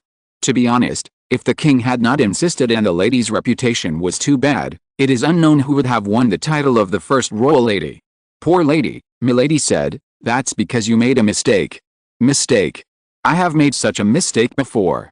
Milady said seriously, in fact, I knew His Majesty the King long before Dunkirk, but at that time we could only be said to have met by chance. The king did not have much impression of me, although I have never forgotten him since then. I followed him to Dunkirk, but at that time, he was already with the Duke of Colonna, Mary Mancini. Oh, we should call her Mary Colonna now. If Milady's humble attitude towards Madame la Valliere before aroused her pity and made her vaguely feel that she was superior to Milady, then what she was inducing now was Madame la Valliere's curiosity and jealousy. So, as expected, Madame la Valliere asked eagerly, how did you do it? She was a little afraid of Mary Mancini. In addition to the fact that Mary was a witch, she was also a Mancini, and Mancini's attitude towards werewolves was like that of mortals towards wild cats and dogs, disgust and contempt. You have to observe carefully, Milady sighed, before you ask for favor from Her Majesty. Shouldn't you make him feel your love first? Madame la Valliere said hesitantly, I love him. Wrong way. Milady said firmly, if you love someone, you will never let him feel worried about your love, and you should even eliminate his worries, right? Of course. That's right, Milady said, the reason why Marie Mancini is favored by the king is because of the Mancini family. As far as I know, they have done a lot for the king in Paris, in Dunkirk, in Calais. Although it is not very clear, it is said that they have many good craftsmen, good doctors and soldiers. Wizard, Madame la Valliere said in her heart. You want to ask me how I won the king's love? I can only say, madam, that our king is actually a stingy man.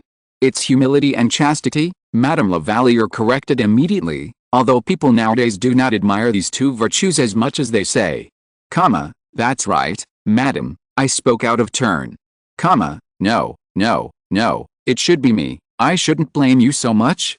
Milady coughed lightly, and now she finally understood the king's pain. Then let's get back to what we said before, madam, I love His Majesty and can't bear to let him suffer, no matter what, so I came to you.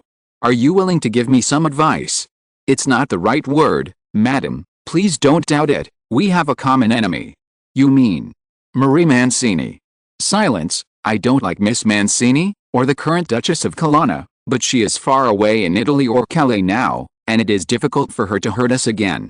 And you said before that her family is one of the king's arms. It's not a question of whether we are willing to regard her as an enemy, Milady said, but, madam, she is already an enemy to us. Madame la Valliere, who do you think will remind the king about the fact that the child of a werewolf must also be a werewolf? Milady heard a low sigh of suppressed anger as she wished, the king will always know. She said. But maybe if she doesn't say it, you and the king can have the child, even if he is a werewolf, madam, he will be the king's son, the blood relative of the future king, and you will no longer have to worry about being expelled and betrayed. At that time, even if he is a werewolf, your descendants can hang the title of Mr. after their surnames, and your son will have a duke title and fiefdom. My people can also serve the king and establish merit. Yes, but it's different. You know very well, otherwise you wouldn't be depressed all the time. You know what you have lost. But what can I do? As you said, Our Majesty is a humble and loyal man. No matter how beautiful the empty outer capsule is, it is difficult for him to keep his eyes on it forever. This country is what he loves and desires the most. Madam, Mary Mancini was rejected by the king at first, but why did His Majesty agree to her? It's because she and her family have shown their value, and for this value, the king is willing to give her a child. Child? Yes, child. The king's first son. Milady's voice became softer and softer, but the meaning in it became heavier. The king has reached an agreement with the Colonna family and intends to support this child to be the future king of Naples. God? How wonderful, Milady said. I can swear to you, madam, I am willing to show you kindness, completely from the heart, not manipulated by your or the king's enemies behind. I was in bad health when I was very young, madam, I can't have children anymore, and Mrs. Marie Mancini is a greater threat to you than me. I think it's because you are also a threat to her, so she took the initiative. I will go to verify your words. Madame Lavalier said, if it is true, you will get my reward. No, it's better to bring this reward to Our Majesty. Our Majesty is a fair man. As long as you are willing to pay, there is nothing you can't get. After saying that, Milady's snow-white little hand stretched out from the window. Madame Lavalier shook her gently, and the hand withdrew. Madame Lavalier couldn't help but shudder. Milady's hand was cold and slippery, which made her think of a snake. Milady hurriedly left the chapel and met Varro Vesalius head-on. Is today still a good day? Milady said unhappily. First it was a werewolf, then a wizard. You are a wizard yourself, said the royal physician Vesali after giving such a reminder. He had been through so many things before, and later he had to stay in the wilderness and mountains of Lorraine for several months in order to obtain the king's forgiveness. He was exposed to the wind and rain and faced many crises. Even if he was a wizard, he would inevitably look haggard and skinny. Now he looks pretty much the same as people imagine a wizard to be. What did you say to Madame Lavalier? Milady looked at him with amusement for a while. I really don't know what kind of guy you are, but don't rely on the king's trust in you to do whatever you want. I won't allow it. Her eyes became sharp. It's not a good thing to have two masters as a servant. Marie is just a child. No, she is now a woman and a mother. I know very well what a woman and a mother can do.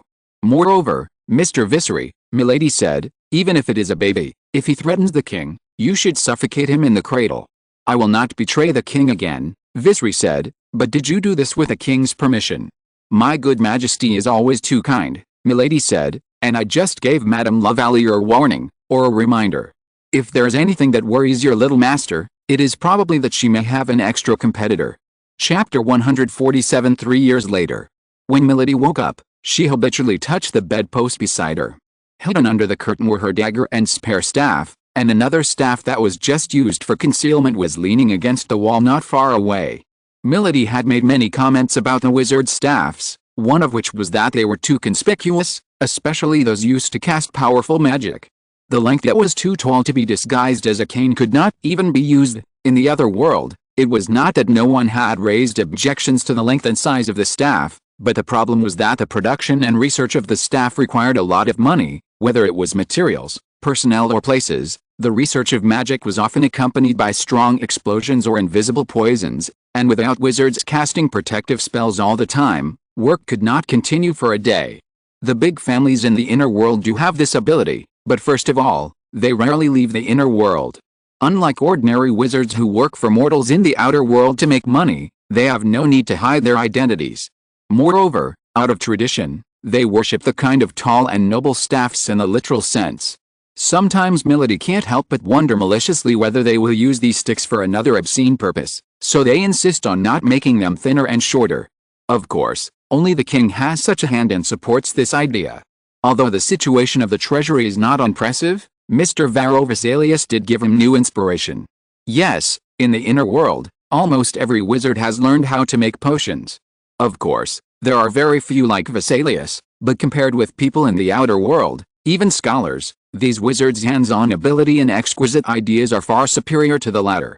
After all, in another world, the fetus of chemistry is bred from the gong of alchemy. Although this world actually has wizards, werewolves and vampires, some basic laws still exist. The study of the inner world, which had been temporarily put aside by the king, was once again put on the table. Although not many people knew about this matter, Milady was absolutely clear about it. It was also for this reason that Milady smiled to herself.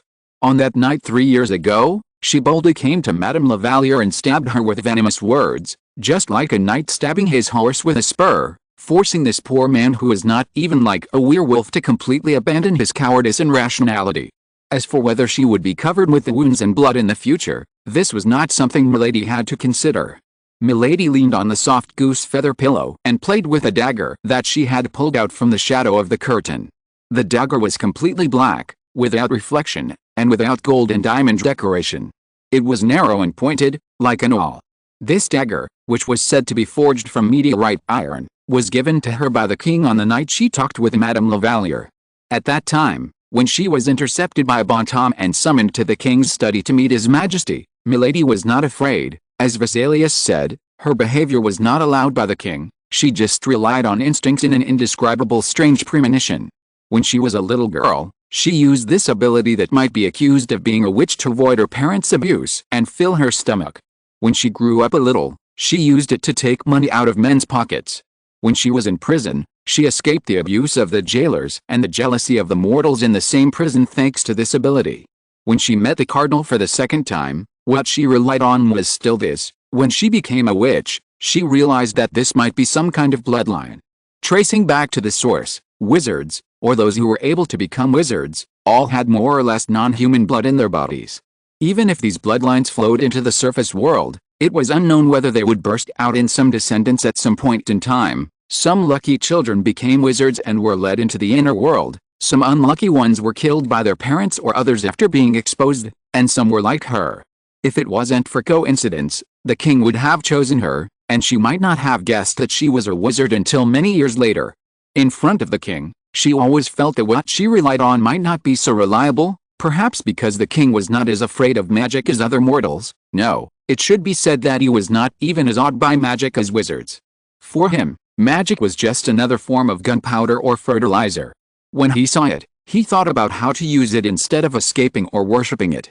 So, Milady felt that she liked this king, not because he was a king, or because he might become a powerful wizard, or because his majesty was indeed a handsome man, but because he was the same as Milady in some ways. She meant that there was nothing worth kneeling down to. What a terrible crime it is, Milady murmured to herself.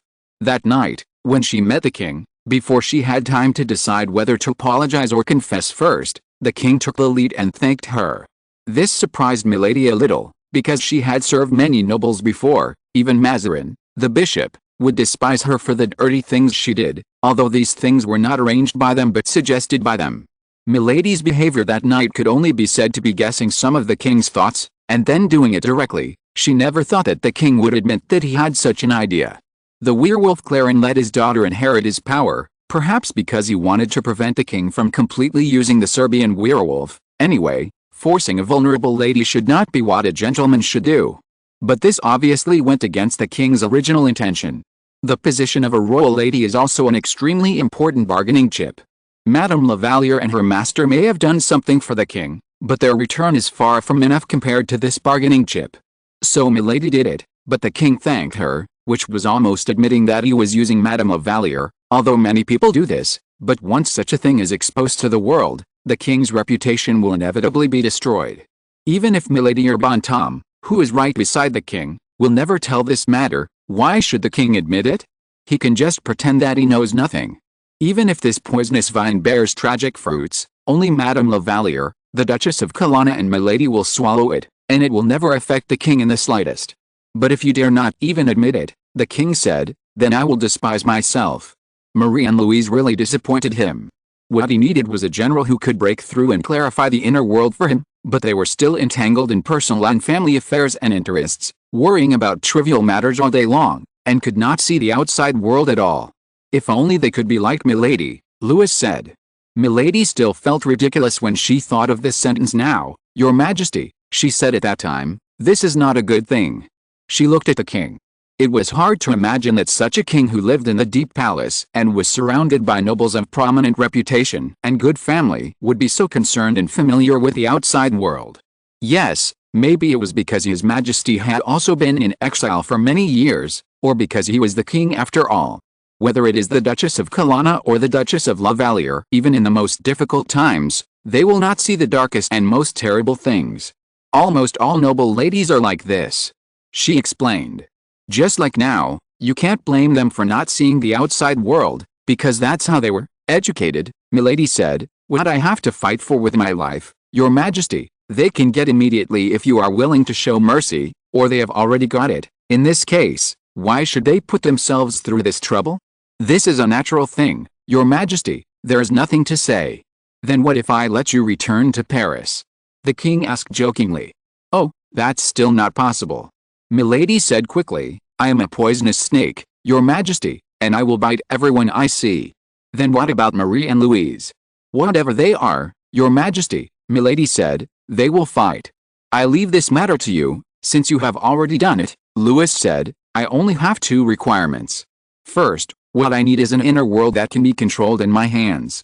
It can be incomplete and weak, but I don't want there to be a second voice there. Second, if you can't control the chaos before, during and after, I say, temporarily, then you must at least ensure the safety of little Lucy. Then he paused, and your safety, and the safety of those I need. You will get what you want, Your Majesty. Milady said. Then she got the dagger given by the king. This dagger has a very special feature, that is, it can penetrate magical barriers or protections. After returning to the other world, Milady has used it many times, subordinates who wanted to betray, unsuitable suitors, and partners who became obstacles and burdens. Many of the last type were named Mancini. Mancini, this surname, has almost become a synonym for power and glory in recent years on Gala Island, the large island where wizards hide. If a few years ago, Mancini was just one of the owners of this island, then now it is the uncrowned king. Of course, with the increasing scarcity of resources on the island, the endless supply of wheat, meat, sugar, salt, oil, and even drinking water from the surface world all bears the Mancini family's surname. Thousands of wizards are working for the Mancini family's new industry. A few years ago, people in the parliament were racking their brains to use gladiatorial combat, bread, and light wine to ease the sharp conflicts between members of the big families and ordinary wizards, but now there is no need for that at all. The arena is empty, and those wizards have all gone to work for the Mancini family, not only in the inner world, but also in the surface world. It is said that they get higher rewards and better treatment in the surface world. They have also changed from being hesitant in the beginning. For most wizards who grew up in the inner world, the surface world is very difficult and terrifying, to what they are now. Every wizard who goes to the surface world needs to go through layers of selection and identification, from mastering the skills of magic and potions to obedience and personal morality. Even so, the applicants continued to come in an endless stream. Some families complained that their servants had all run away, and they could only let the soulless corpses do things that did not require brains. And the one who held this power was not a Mancini, but an alien wizard. However, because of her special identity, even the Duchess of Colonna remained silent, or rather, the former's power was not limited to this. She was also responsible for the Enlightenment education of the little Duke of Colonna. As soon as he saw Milady, the little Duke of Colonna couldn't help but smile. He was 4 years old this year. In the surface world, his identity was embarrassing, but in the inner world, he was born orthodox and noble, and no one could question him. Of course, the people around him were the teachers, maids and stewards placed by the Mancini family, but who was Milady? She liked chaos and was good at creating chaos. Those people either died because of fighting each other or were killed by her. The king's support for her and the army she cultivated in the inner world had already ensured that her position would not be easily shaken. In theory, the Enlightenment education of little Lucy could be completely left to Mary Mancini. However, in the past 3 years, Milady has ensured the balance between the Duchess of Colonna and Madame Lavalier. When they compete with each other, it is difficult for them to devote their energy to anyone other than the king. In this way, little Lucy remained in Milady's hands. It was not difficult for Milady to make this little guy feel good about her, but it was difficult to make him feel admiration and attachment to his father, who he could only see once every few months. Now it seems that the effect is not bad. Madam, Lucy asked, can't my father come to see me this month? There is an urgent matter that the king needs to deal with. Milady naturally took little Lucy's hand and took him to stroll in the courtyard. If there is anything better than the outer world in the inner world, it is probably magic and monsters. Walking slowly beside them is a docile little unicorn. Even though Milady has seen it many times, she can't help but be attracted by its moonlight-like fur and elegant posture. May I know what it is? Lucy asked, or do you need my help? Milady couldn't help but smile when she heard this. The little Duke of Colonna had just started to exercise some of his powers a few days ago, such as hearing cases and promulgating laws, so he was now very keen to ask others if they needed his help. The 4-year-old child was still a little confused about the rights his father, King Louis of France, had, and his current rights, but this thought was enough.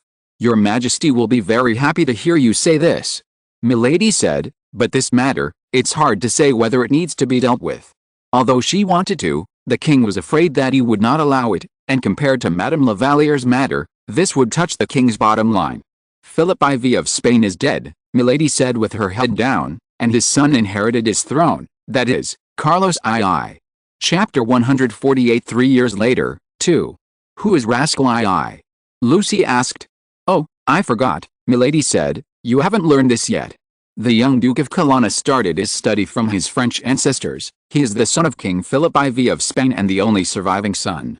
He was born in the same year as you, but a little younger. His mother is Maria Anna of Spain, the daughter of his father's sister, his niece. The title of Philip IV confused Lucy because there was also a Philip IV in the genealogy he had read before. Milady explained to him, "That is Philip IV of France, also your ancestor, the handsome Philip of the Capetian dynasty, who is much greater than Philip IV of Spain." "Then does Carlos II have brothers?" Lucy asked. "Yes, but unfortunately, they were called by the Lord very early." Milady led Lucy and walked slowly in the courtyard covered by light golden morning light. The wizard's magic ensured that the air here was clean, warm and moist at all times. The roughness and erosion of the sea breeze would never affect the trees and walls of the buildings in the courtyard. There were also countless sculptures and fountains. Colorful birds landed by the drinking pool, splashing clear water, preening their feathers, and singing melodiously. In the lingering mist, unicorns, almost the same color as the morning light, walked slowly from one acacia tree to another, pulling the flowers that looked like furry little yellow balls to eat, startling the fairies like stars in the flowers. When they flew up, the air was filled with sparkling pollen. Sometimes, Milady was not surprised why wizards always felt that they were superior to mortals. In the other world, the wizard nobles obviously had greater power, more luxurious enjoyment and higher status than the kings or dukes in the mortal world, and those ordinary wizards lived more comfortably than the craftsmen or merchants in the surface world. At least they must have a room of their own and a water and sewage system inherited from the Roman Empire. If the inner world's bearing capacity had not reached its limit, these wizards would probably continue to be closed and conservative. "Tell me," Milady said briskly, as if asking casually, "why do you want to ask about a brother of His Majesty?" "Because someone told me that I have a brother." Lucy frowned. He was still very young, and his eyebrows were very light, just like the fluff that grows on a duckling after it is born. Milady looked at him calmly. Compared with Louis, the eldest son of Queen Teresa and the king, Lucy looked more like the king, with very beautiful blonde hair and blue eyes. Louis inherited the dark hair of the Habsburgs. He was brown when he was born. I think he will turn into the color of the night when he grows up, but the brothers have very similar eyes. Do I have it? Lucy asked. Yes, Milady said. Perhaps those people would not think that as early as the moment Louis was born, the king had decided how to face these two sons. He once loved Marie, and he also respected Teresa. He loved these two children equally, but out of the cold heart that a king must have, he had already made arrangements for these two children. So from the beginning, Milady received an order from the king that she would not conceal anything about the king and the Duchess of Colonna, Mary Mancini. Lucy was a smart child. Don't think that you can lie to him just because he is young. Once he finds out that you are lying to him, no matter who you are, he will never believe you again. In this way, Milady's education rights that she had finally won from the Mancini family would be meaningless. Moreover, if they don't tell others, others will. Rather than letting the little Duke of Colonna hear distorted and ugly things from others, it is better for them to tell the truth. Milady pulled the little Duke's hand. The 4 years of companionship and care finally played a role at this time. Although she was so nervous that her palms were wet, Lucy still tried her best to calm down and sat with Milady behind a lush rose bush. Unless someone deliberately looked for them, it was almost impossible to see them. This matter is a bit complicated, Milady said. I don't deny that your father had 2 wives, but in some ways, your mother and Princess Teresa of Spain were both legal. The difference is that they are in 2 different worlds. Milady then simply told some of the things that happened after the assassination in Dunkirk. It can be said, she said, that the marriage between your father and mother is recognized by the laws of the other world. In the other world, your father is the Duke of Colonna, so your mother is the Duchess of Colonna. Although, after you have inherited your father's assets and title in the other world and become the Duke of Colonna, she should be called an old woman, but I think she will never forgive anyone who dares to call her that. This sentence made the little Duke grin. He was not familiar with his mother. Ever since she felt the threat from Mrs. Lavalier and the werewolf tribe to her and the Mancini family, Mary Mancini's already extreme and violent character has become even more extreme. The Mancini family can now stand at the top of power in the other world. In addition to the support of the king, Mary's madness also played an important role. Now the wizards in the other world call her Black Mary after she made the 193 wizards who dared to resist the Mancini family the cornerstone. It is precisely because of this that although Lucy also loves and respects her mother, Mary cannot compare with Milady in terms of intimacy. And when it comes to admiration and yearning, under Milady's guidance, Louis is much better than Mary and even the Mancini family. After all, he is the ruler of a huge country, and no matter how powerful the Mancini family is on Gala Island, Gala is just an island. But that's all for the future. And your father in the surface world is the King of France. As a king, he must marry a princess from another country, and that candidate finally fell on the daughter of Philip IV, Queen Teresa. Milady gently took the little Duke's shoulder.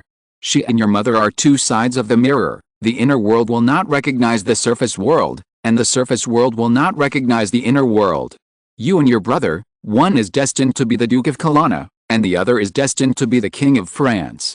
You are two arms growing on one body, and neither can occupy the other's position, but if you are together, you can destroy any enemy, no matter where he comes from. The little Duke clenched his fists unconsciously. Although he still didn't understand some of the words, it was obvious that Milady was telling him that it was not a bad thing for him to have such a brother, and it was not as malicious as those shadowy people who came to tell him about this with some strange ideas he had. There was nothing shameful about his background, and he was also born in the love of his father and mother. His father also had expectations for him. He and the brothers whom he had never met would not be enemies. On the contrary, they could become very good friends. His father had already arranged the future path for them, and they just had to go on with peace of mind. "Can I meet him?" Lucy asked. "I haven't seen him yet." "What does he look like?" "Does he look like me?" Ronquet's youngest son is very similar to his brothers. "It's really not like that," Milady said in her heart, "and Yonke's youngest son is a pair of twins. I can't answer you about this. You and your brother are very young. You see, I am rarely allowed to take you out of the Colonna Palace. The same is true for your brother. He is now being raised by Queen Mother Anne, and your father rarely sees him. But I think I can ask. Any relationship needs to be cultivated. To be honest, if someone hadn't deliberately provoked, there would be no trace of things that would cause a quarrel between the brothers, unless little Louis was a wizard, or the little Duke of Colonna was not a wizard." Milady lowered her head and saw Lucy playing with a little fairy. The little vortex formed by magic in the air made the poor fairy dizzy. It seems that the latter is impossible. As for the former, even if it is possible, her king will make it impossible. His Majesty seems gentle, but in some places, he is so stubborn that even the devil and the angel can't pull him back. "But I think," Milady said, "you can exchange gifts with each other." "Oh." The little Duke looked up, his eyes shining as Milady expected. "I have a lot of interesting toys here." "Very good, I think you can pick some today, and when you meet His Majesty the King, you can ask him to bring them to your brother." "Okay, wait, maybe not today." "Why?" "I have grammar and alchemy classes later." "It's not a big deal to skip a day of class." Milady waved her hand like a doting bastard parent and said generously. The little Duke giggled, but still declined her kindness. "No, Milady, I can put the toys before bedtime, but I can't skip classes. Even your father started learning after the age of 6. Your Highness, you are only 4 years old. In your long life, you may only be able to play without worries for these few years." This terrible idea made the little Duke's face stiffen for a while. After thinking for a long time, he decided painfully to go to class. "I hope to take over my mother's job as soon as possible," he said. "This is originally my responsibility, madam. It is quite undesirable to impose it on a fragile woman." Milady thought with her toes, and knew who was talking nonsense in the little Duke's ears again. Indeed, the wizards in the inner world are more prejudiced against women than those in the surface world. For example, the husband can go out to have affairs and do whatever he wants, but the wife must ensure her chastity. Except for those wizards who are equivalent to being raised by big families and have signed blood oaths and have to abide by the agreement, the private lives of those big family members are almost all chaotic. Although Mary was a smart and powerful wizard, she was still the Duchess of Colonna in the other world and had to act in the name of the Duke of Colonna. But at least she was still an adult, a warrior who gradually matured in the conspiracy. As for the little Duke, Milady admitted that he was really smart and cute, but it would take at least 10 years for him to grow up to be able to handle government affairs independently. During this period, if Mary Mancini was forced to give in, the power of the Duke of Colonna would inevitably be hollowed out, and then both those who intended to seek power and other families would have opportunities. It was also possible that the smart wizards saw the king's intention. The infiltration and erosion of the other world were carried out simultaneously, while constantly plundering the human resources of the other world, and using various means to eliminate different voices in the other world. When all power was concentrated in the Mancini family, or in other words, the Duke of Colonna, then Gaelic Island would be just an unknown province in France. This province is between Sardinia and Sicily, facing Naples. If it weren't for this, why would the king have invested in it day after day for the past 3 years? When the French treasury still seemed empty, the wheat, pork and potatoes made the unfortunate Mr. Colbert's hair turn white with worry. Fortunately, Marie will be back tonight. Milady carelessly crushed a rosebud. It seems that there will be several more cornerstones on the long line of defense. Colbert sneezed, and just as the king said, a group of ministers and nobles sang in unison, half jokingly and half seriously, "May God bless you." The chief auditor of finances had to stand up and bow to thank everyone in the room.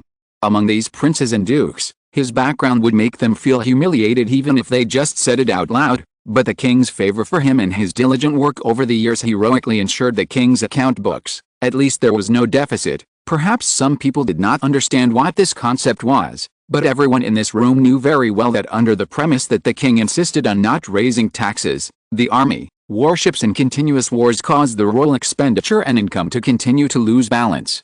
There were twice when, for several weeks in a row, people could see the lights in Colbert's room on day and night, and from time to time there were roars like beasts coming from inside. People said that Colbert was almost driven crazy by the king, but he still persisted. Neither he nor the French finances collapsed, and the resistance of both seemed to have room for improvement. Even when the king said that he wanted to cover the 30 Calais ships that Princess Henrietta brought as a dowry with iron plates, Mr. Colbert stood firmly in place and did not faint immediately. No need to say more, this must be a joke from the king. If the ships were covered with iron plates, they would definitely sink. Even if they didn't sink, I'm afraid that the speed limit, which was already in jeopardy, would fall completely. At that time, would they leave these warships in the new dock in Dunkirk and enjoy them as scenery? Chapter 149 3 years later, 3. But no one would remind the king. People like Prince of Condé had committed almost unforgivable mistakes before. Some old ministers of Louis XIV felt that it was not only understandable but also pleasant for a young king to make such a mistake. No, they were not gloating, but Louis had shown the self-control and willpower of an adult since he was still a toddler. He was even quite independent in some aspects and knew how to think. He did not have the defects that ordinary young children have. People at that time believed that children were defective adults. This certainly made Louis XIV, who had waited for 23 years to finally find an heir, very happy, but it also made his ministers a little disappointed. When His Majesty the King could do almost everything well, no matter how outstanding the ministers were, it was difficult for them to stand out. So the king's occasional whims were indulged in this ambiguous mood, except for Colbert, who was so numb that he could hardly put on a sad face. By the way, his wife gave birth to another daughter the year before last, which meant that he had to find a third duke husband for his daughter. The king's meaningful smile frightened him, and he even deliberately avoided being alone with the king recently, for fear that the king would say to him, "Dear Mr. Colbert, I have found a suitable and prominent marriage for your little daughter." Would he still refuse at that time? This is absolutely impossible. As the son of a woolen merchant, he has fought hard until now, just to change his family and wear the robe of a nobleman.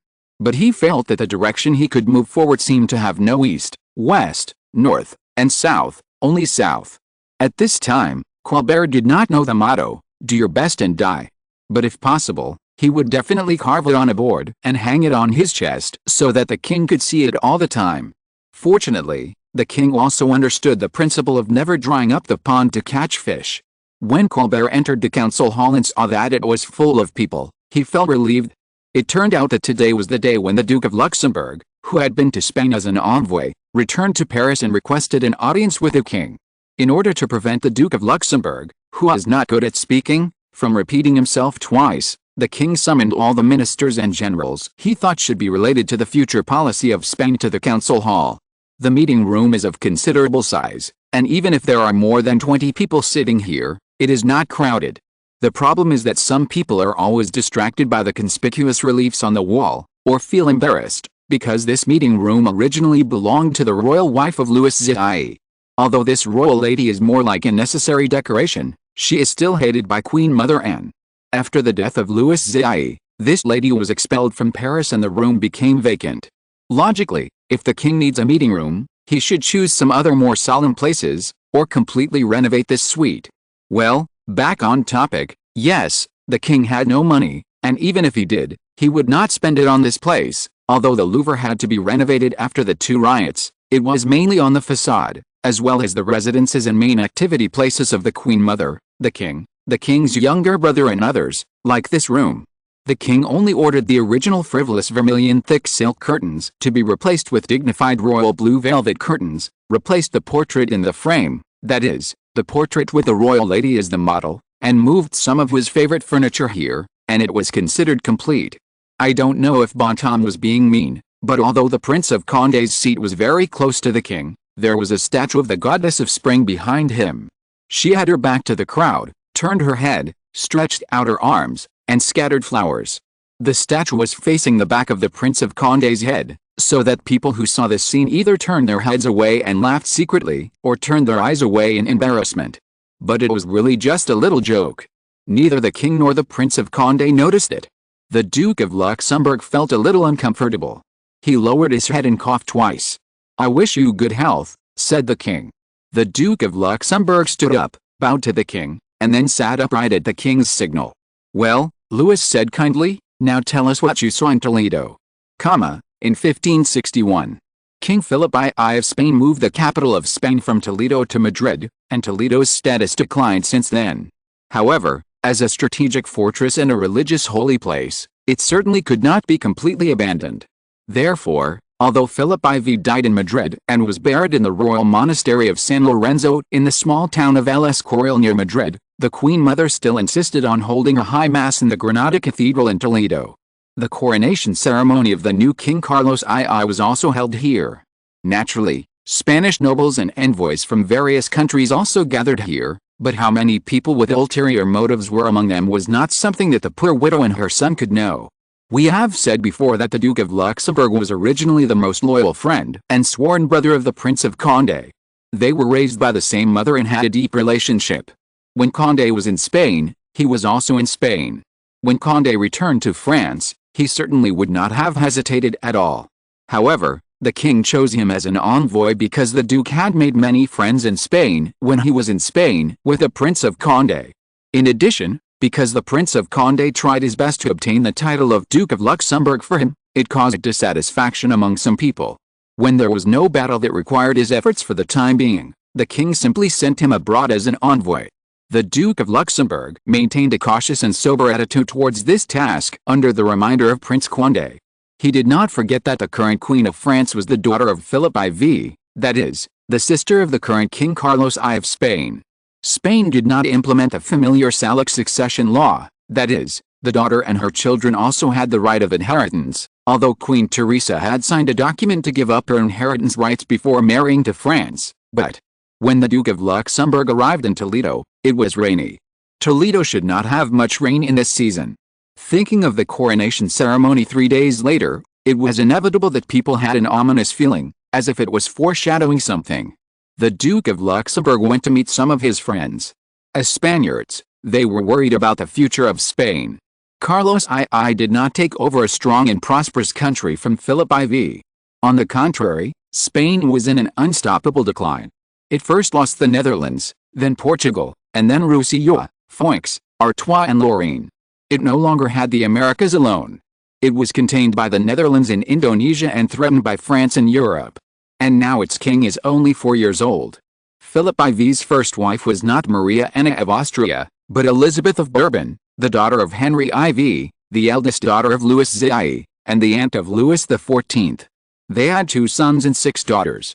Unfortunately, except for Princess Teresa who married Louis XIV, all other children died. After Elizabeth died, he married Anna of Austria, and they had 4 children. The eldest daughter, Margaret, had been arranged to marry Louis, but finally married Leopold I, the Holy Roman Emperor. The other 2 children also died young, leaving only the youngest son, now Carlos II. When he saw Carlos II, he looked so stunning and sad that the Duke of Luxembourg could not help but feel shocked and sad. He was an ignorant, ugly beast cub with a deformed face. His low intelligence was exposed in his small and twisted eyes. He was the same age as Louis, the Crown Prince of France, but when Louis could start riding a pony, he could not even walk by himself. Even when he sat, he was crooked and looked terrible. When the Duke of Luxembourg met him, the King of Spain had to suck milk from the wet nurse every few minutes.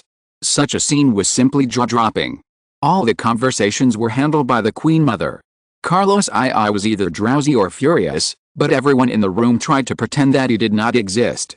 The Duke of Luxembourg had to leave in a hurry, and that night, he received a handwritten letter from Don Juan José, the Duke of Spain, the illegitimate son of Philip IV, who wanted to meet him.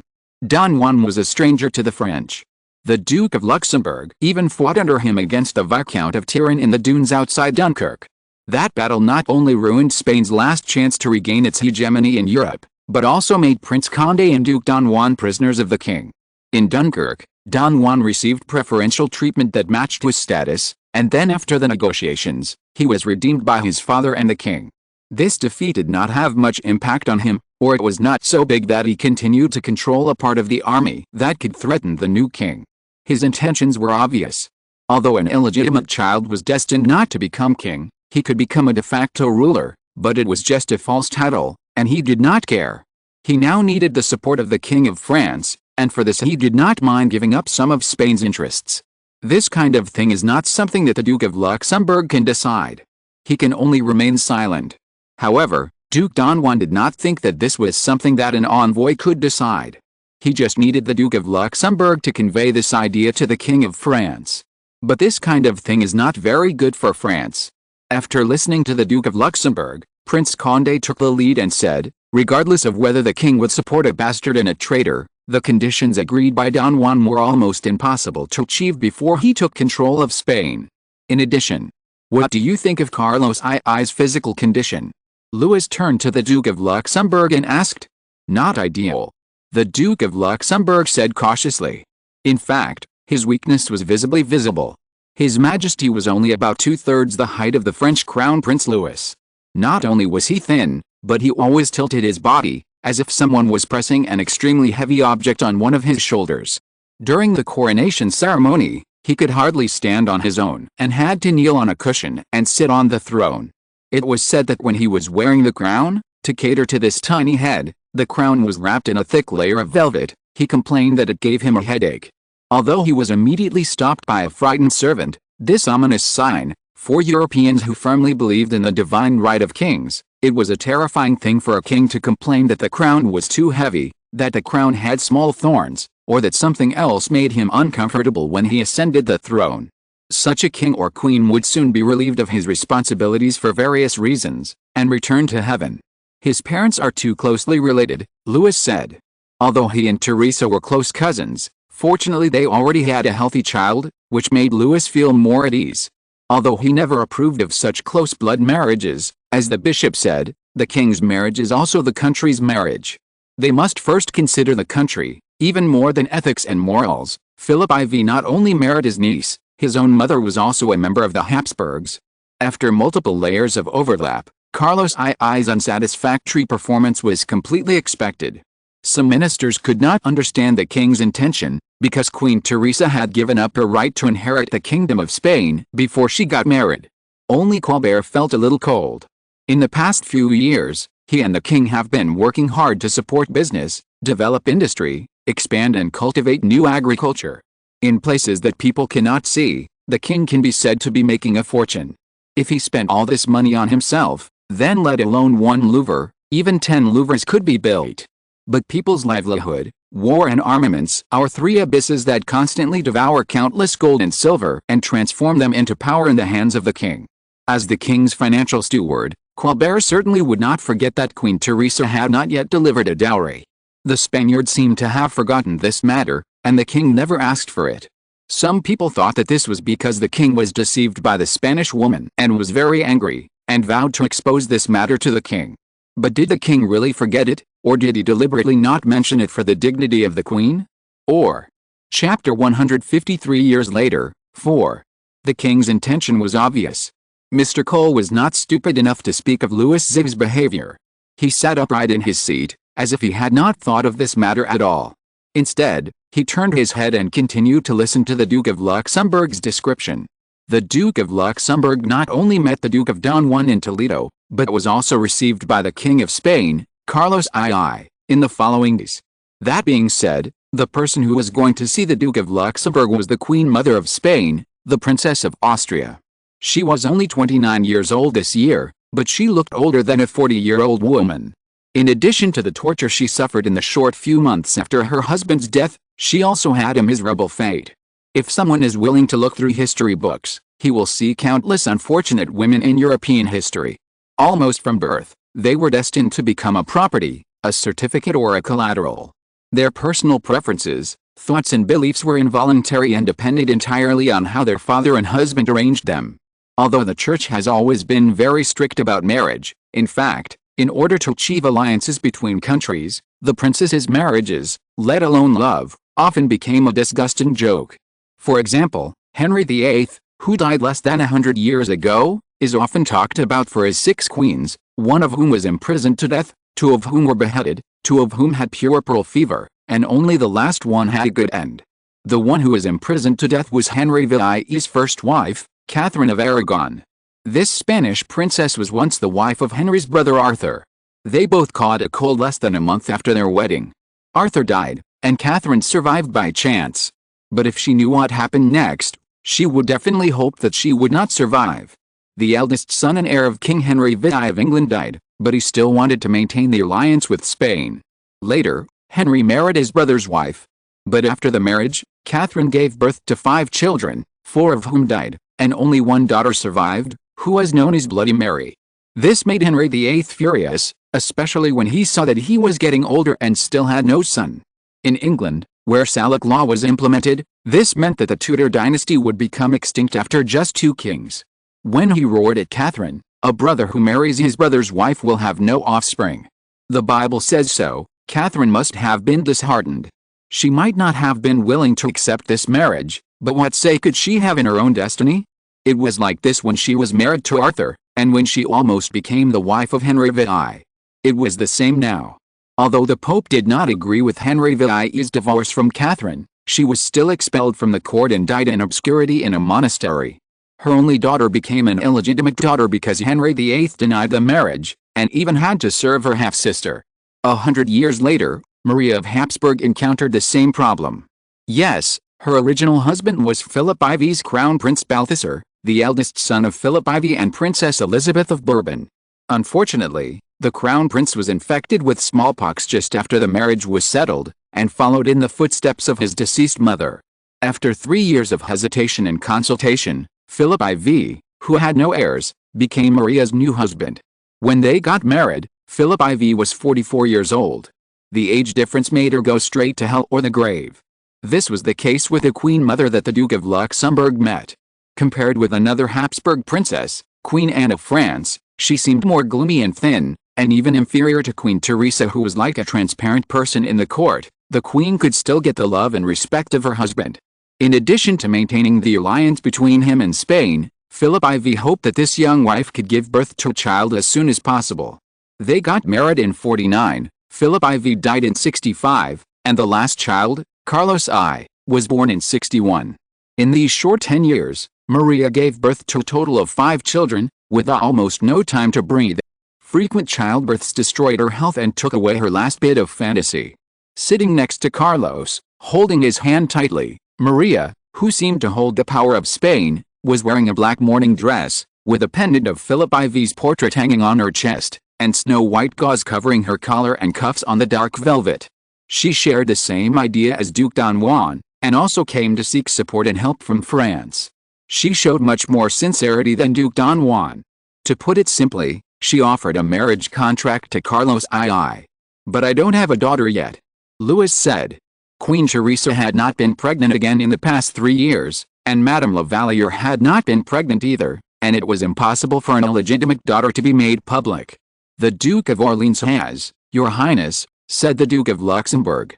Not long after the Duke of Orleans married Princess Henrietta, he followed the king's instructions and went to Lorraine, but before that, Princess Henrietta was already pregnant. In 62, she added a little princess to the French royal family. Because the Duke of Orleans went to Lorraine, Queen Mother Anne was worried about Princess Henrietta living alone in Orleans or in the castle of St. Cloud. The castle of St. Cloud was bought by Philip in 58 as his new home with Princess Henrietta. The castle of St. Cloud is located in the upper reaches of the Seine, only 1 or 2 miles away from the Louvre. Even so, the Queen Mother and the King still insisted on letting Princess Henrietta and her daughter live in the Louvre.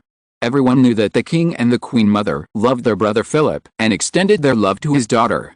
Louis lowered his head and said nothing, and the room suddenly fell silent.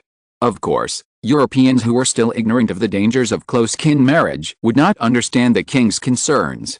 For them, this was indeed a good thing. Spain was once an extremely powerful empire. Before, 2 consecutive queens of France were still from Spain, and now, the King of Spain even had to condescend to the daughter of a duke, just as the King of England had to salute the King of France, and the French ambassador had the right to walk in front of ambassadors of other countries, and many other vain titles, which made them secretly rejoice. Louis was thinking about something else.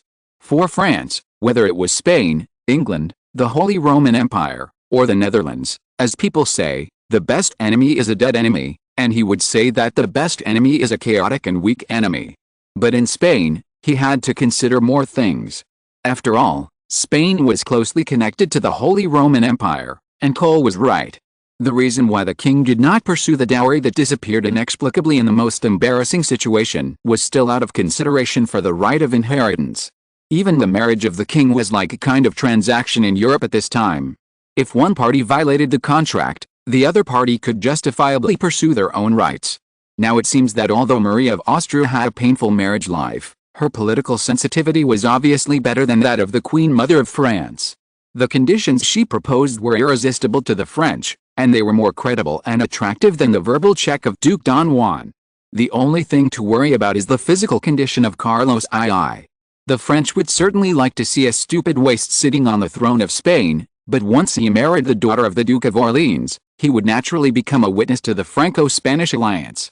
If he died young, not only would the tug-of-war between the 2 countries have to start all over again, but the little princess of the Duke of Orleans would also become a hostage. If the king or the ministers were unwilling to pay enough, the little princess might only end up in a desolate monastery. Even if we discuss the marriage, we have to wait until 5 or 6 years later. Louis finally said, "Tell Her Majesty the Queen Mother of Spain that I am willing to make this marriage happen, but not now. Even if it is just an engagement, I think she will agree." The ministers looked at each other knowingly. Yes, don't think that only the French want to delay. The situation between countries is always changing rapidly. No one knows what France or Spain will be like in a year. Now the Queen Mother of Spain is just upset because of the aggressiveness of Duke Don Juan and has to make concessions. Whether this marriage will be brought up again in 2 or 3 years depends on the situation of the 2 countries and the physical condition of His Majesty Carlos II. Although Louis can sacrifice for the country, and so can his brother Philip, Louis feels that he probably can't do the thing of marrying his niece, who he has watched grow up to a dying man. After this discussion, the king's afternoon work came to an end. The king stood up first and walked to the door, followed by the ministers. Sometimes the king would designate 1 or 2 lucky people to stay, mostly related to the important affairs of the afternoon or the previous day. They would talk about tomorrow's work for a while, and then, depending on the situation of the day, the king would invite them to dinner. This was a kind of encouragement and praise, but such opportunities were rare. When the Duke of Orleans returned to Paris from Lorraine, this honor must belong to him. Today, the king did not stay with anyone. He went directly to the West Wing where the Queen Mother lived. Princess Henrietta and her daughter were also there. In order to avoid some unbearable rumors, the king rarely went to see Princess Henrietta in person. This person had once been interested in himself, or the King of France. But today, since they discussed the matter of the Duke of Orleans' daughter, the king had to go and talk to the Duchess in person. Every wall in the palace has ears, and every sculpture can speak. If he didn't speak, then the rumors the next day would surely drive this mother crazy. Crown Prince Louis was the first to run out to greet the king. Just as Milady said, little Louis inherited Habsburg's black hair, but judging from his facial contours and eyes, he was extremely similar to Louis. The big chin of Habsburg that once worried Louis was not evident in this child. His chin was round and small, very cute. Before the age of 3, he always wore a little skirt decorated with similar embellishments, but after he began to have gender awareness, Louis held a pants-hanging ceremony for him, so now he was dressed like a little knight. Sitting obediently on the kneeling stool at the feet of the Queen Mother was the daughter of Prince Louis, who had become the Duke of Orleans, their little princess, and a group of noble ladies all gathered around her. When they saw the king come in, they immediately bowed their heads and knelt to salute. The room was suddenly filled with waves of silk and velvet. Compared with a few years ago, the colors that the king could see were brighter and more diverse. Now almost all the wizards provided by the Mancini family were working for the king, and a large part of them were refining and configuring the dyes that the king needed. Before large-scale production could be achieved, the price of dyes was still quite expensive compared to later generations. Some colors such as royal blue or conch purple still needed to be priced in gold, but those who could gather around the Queen Mother would not be short of money.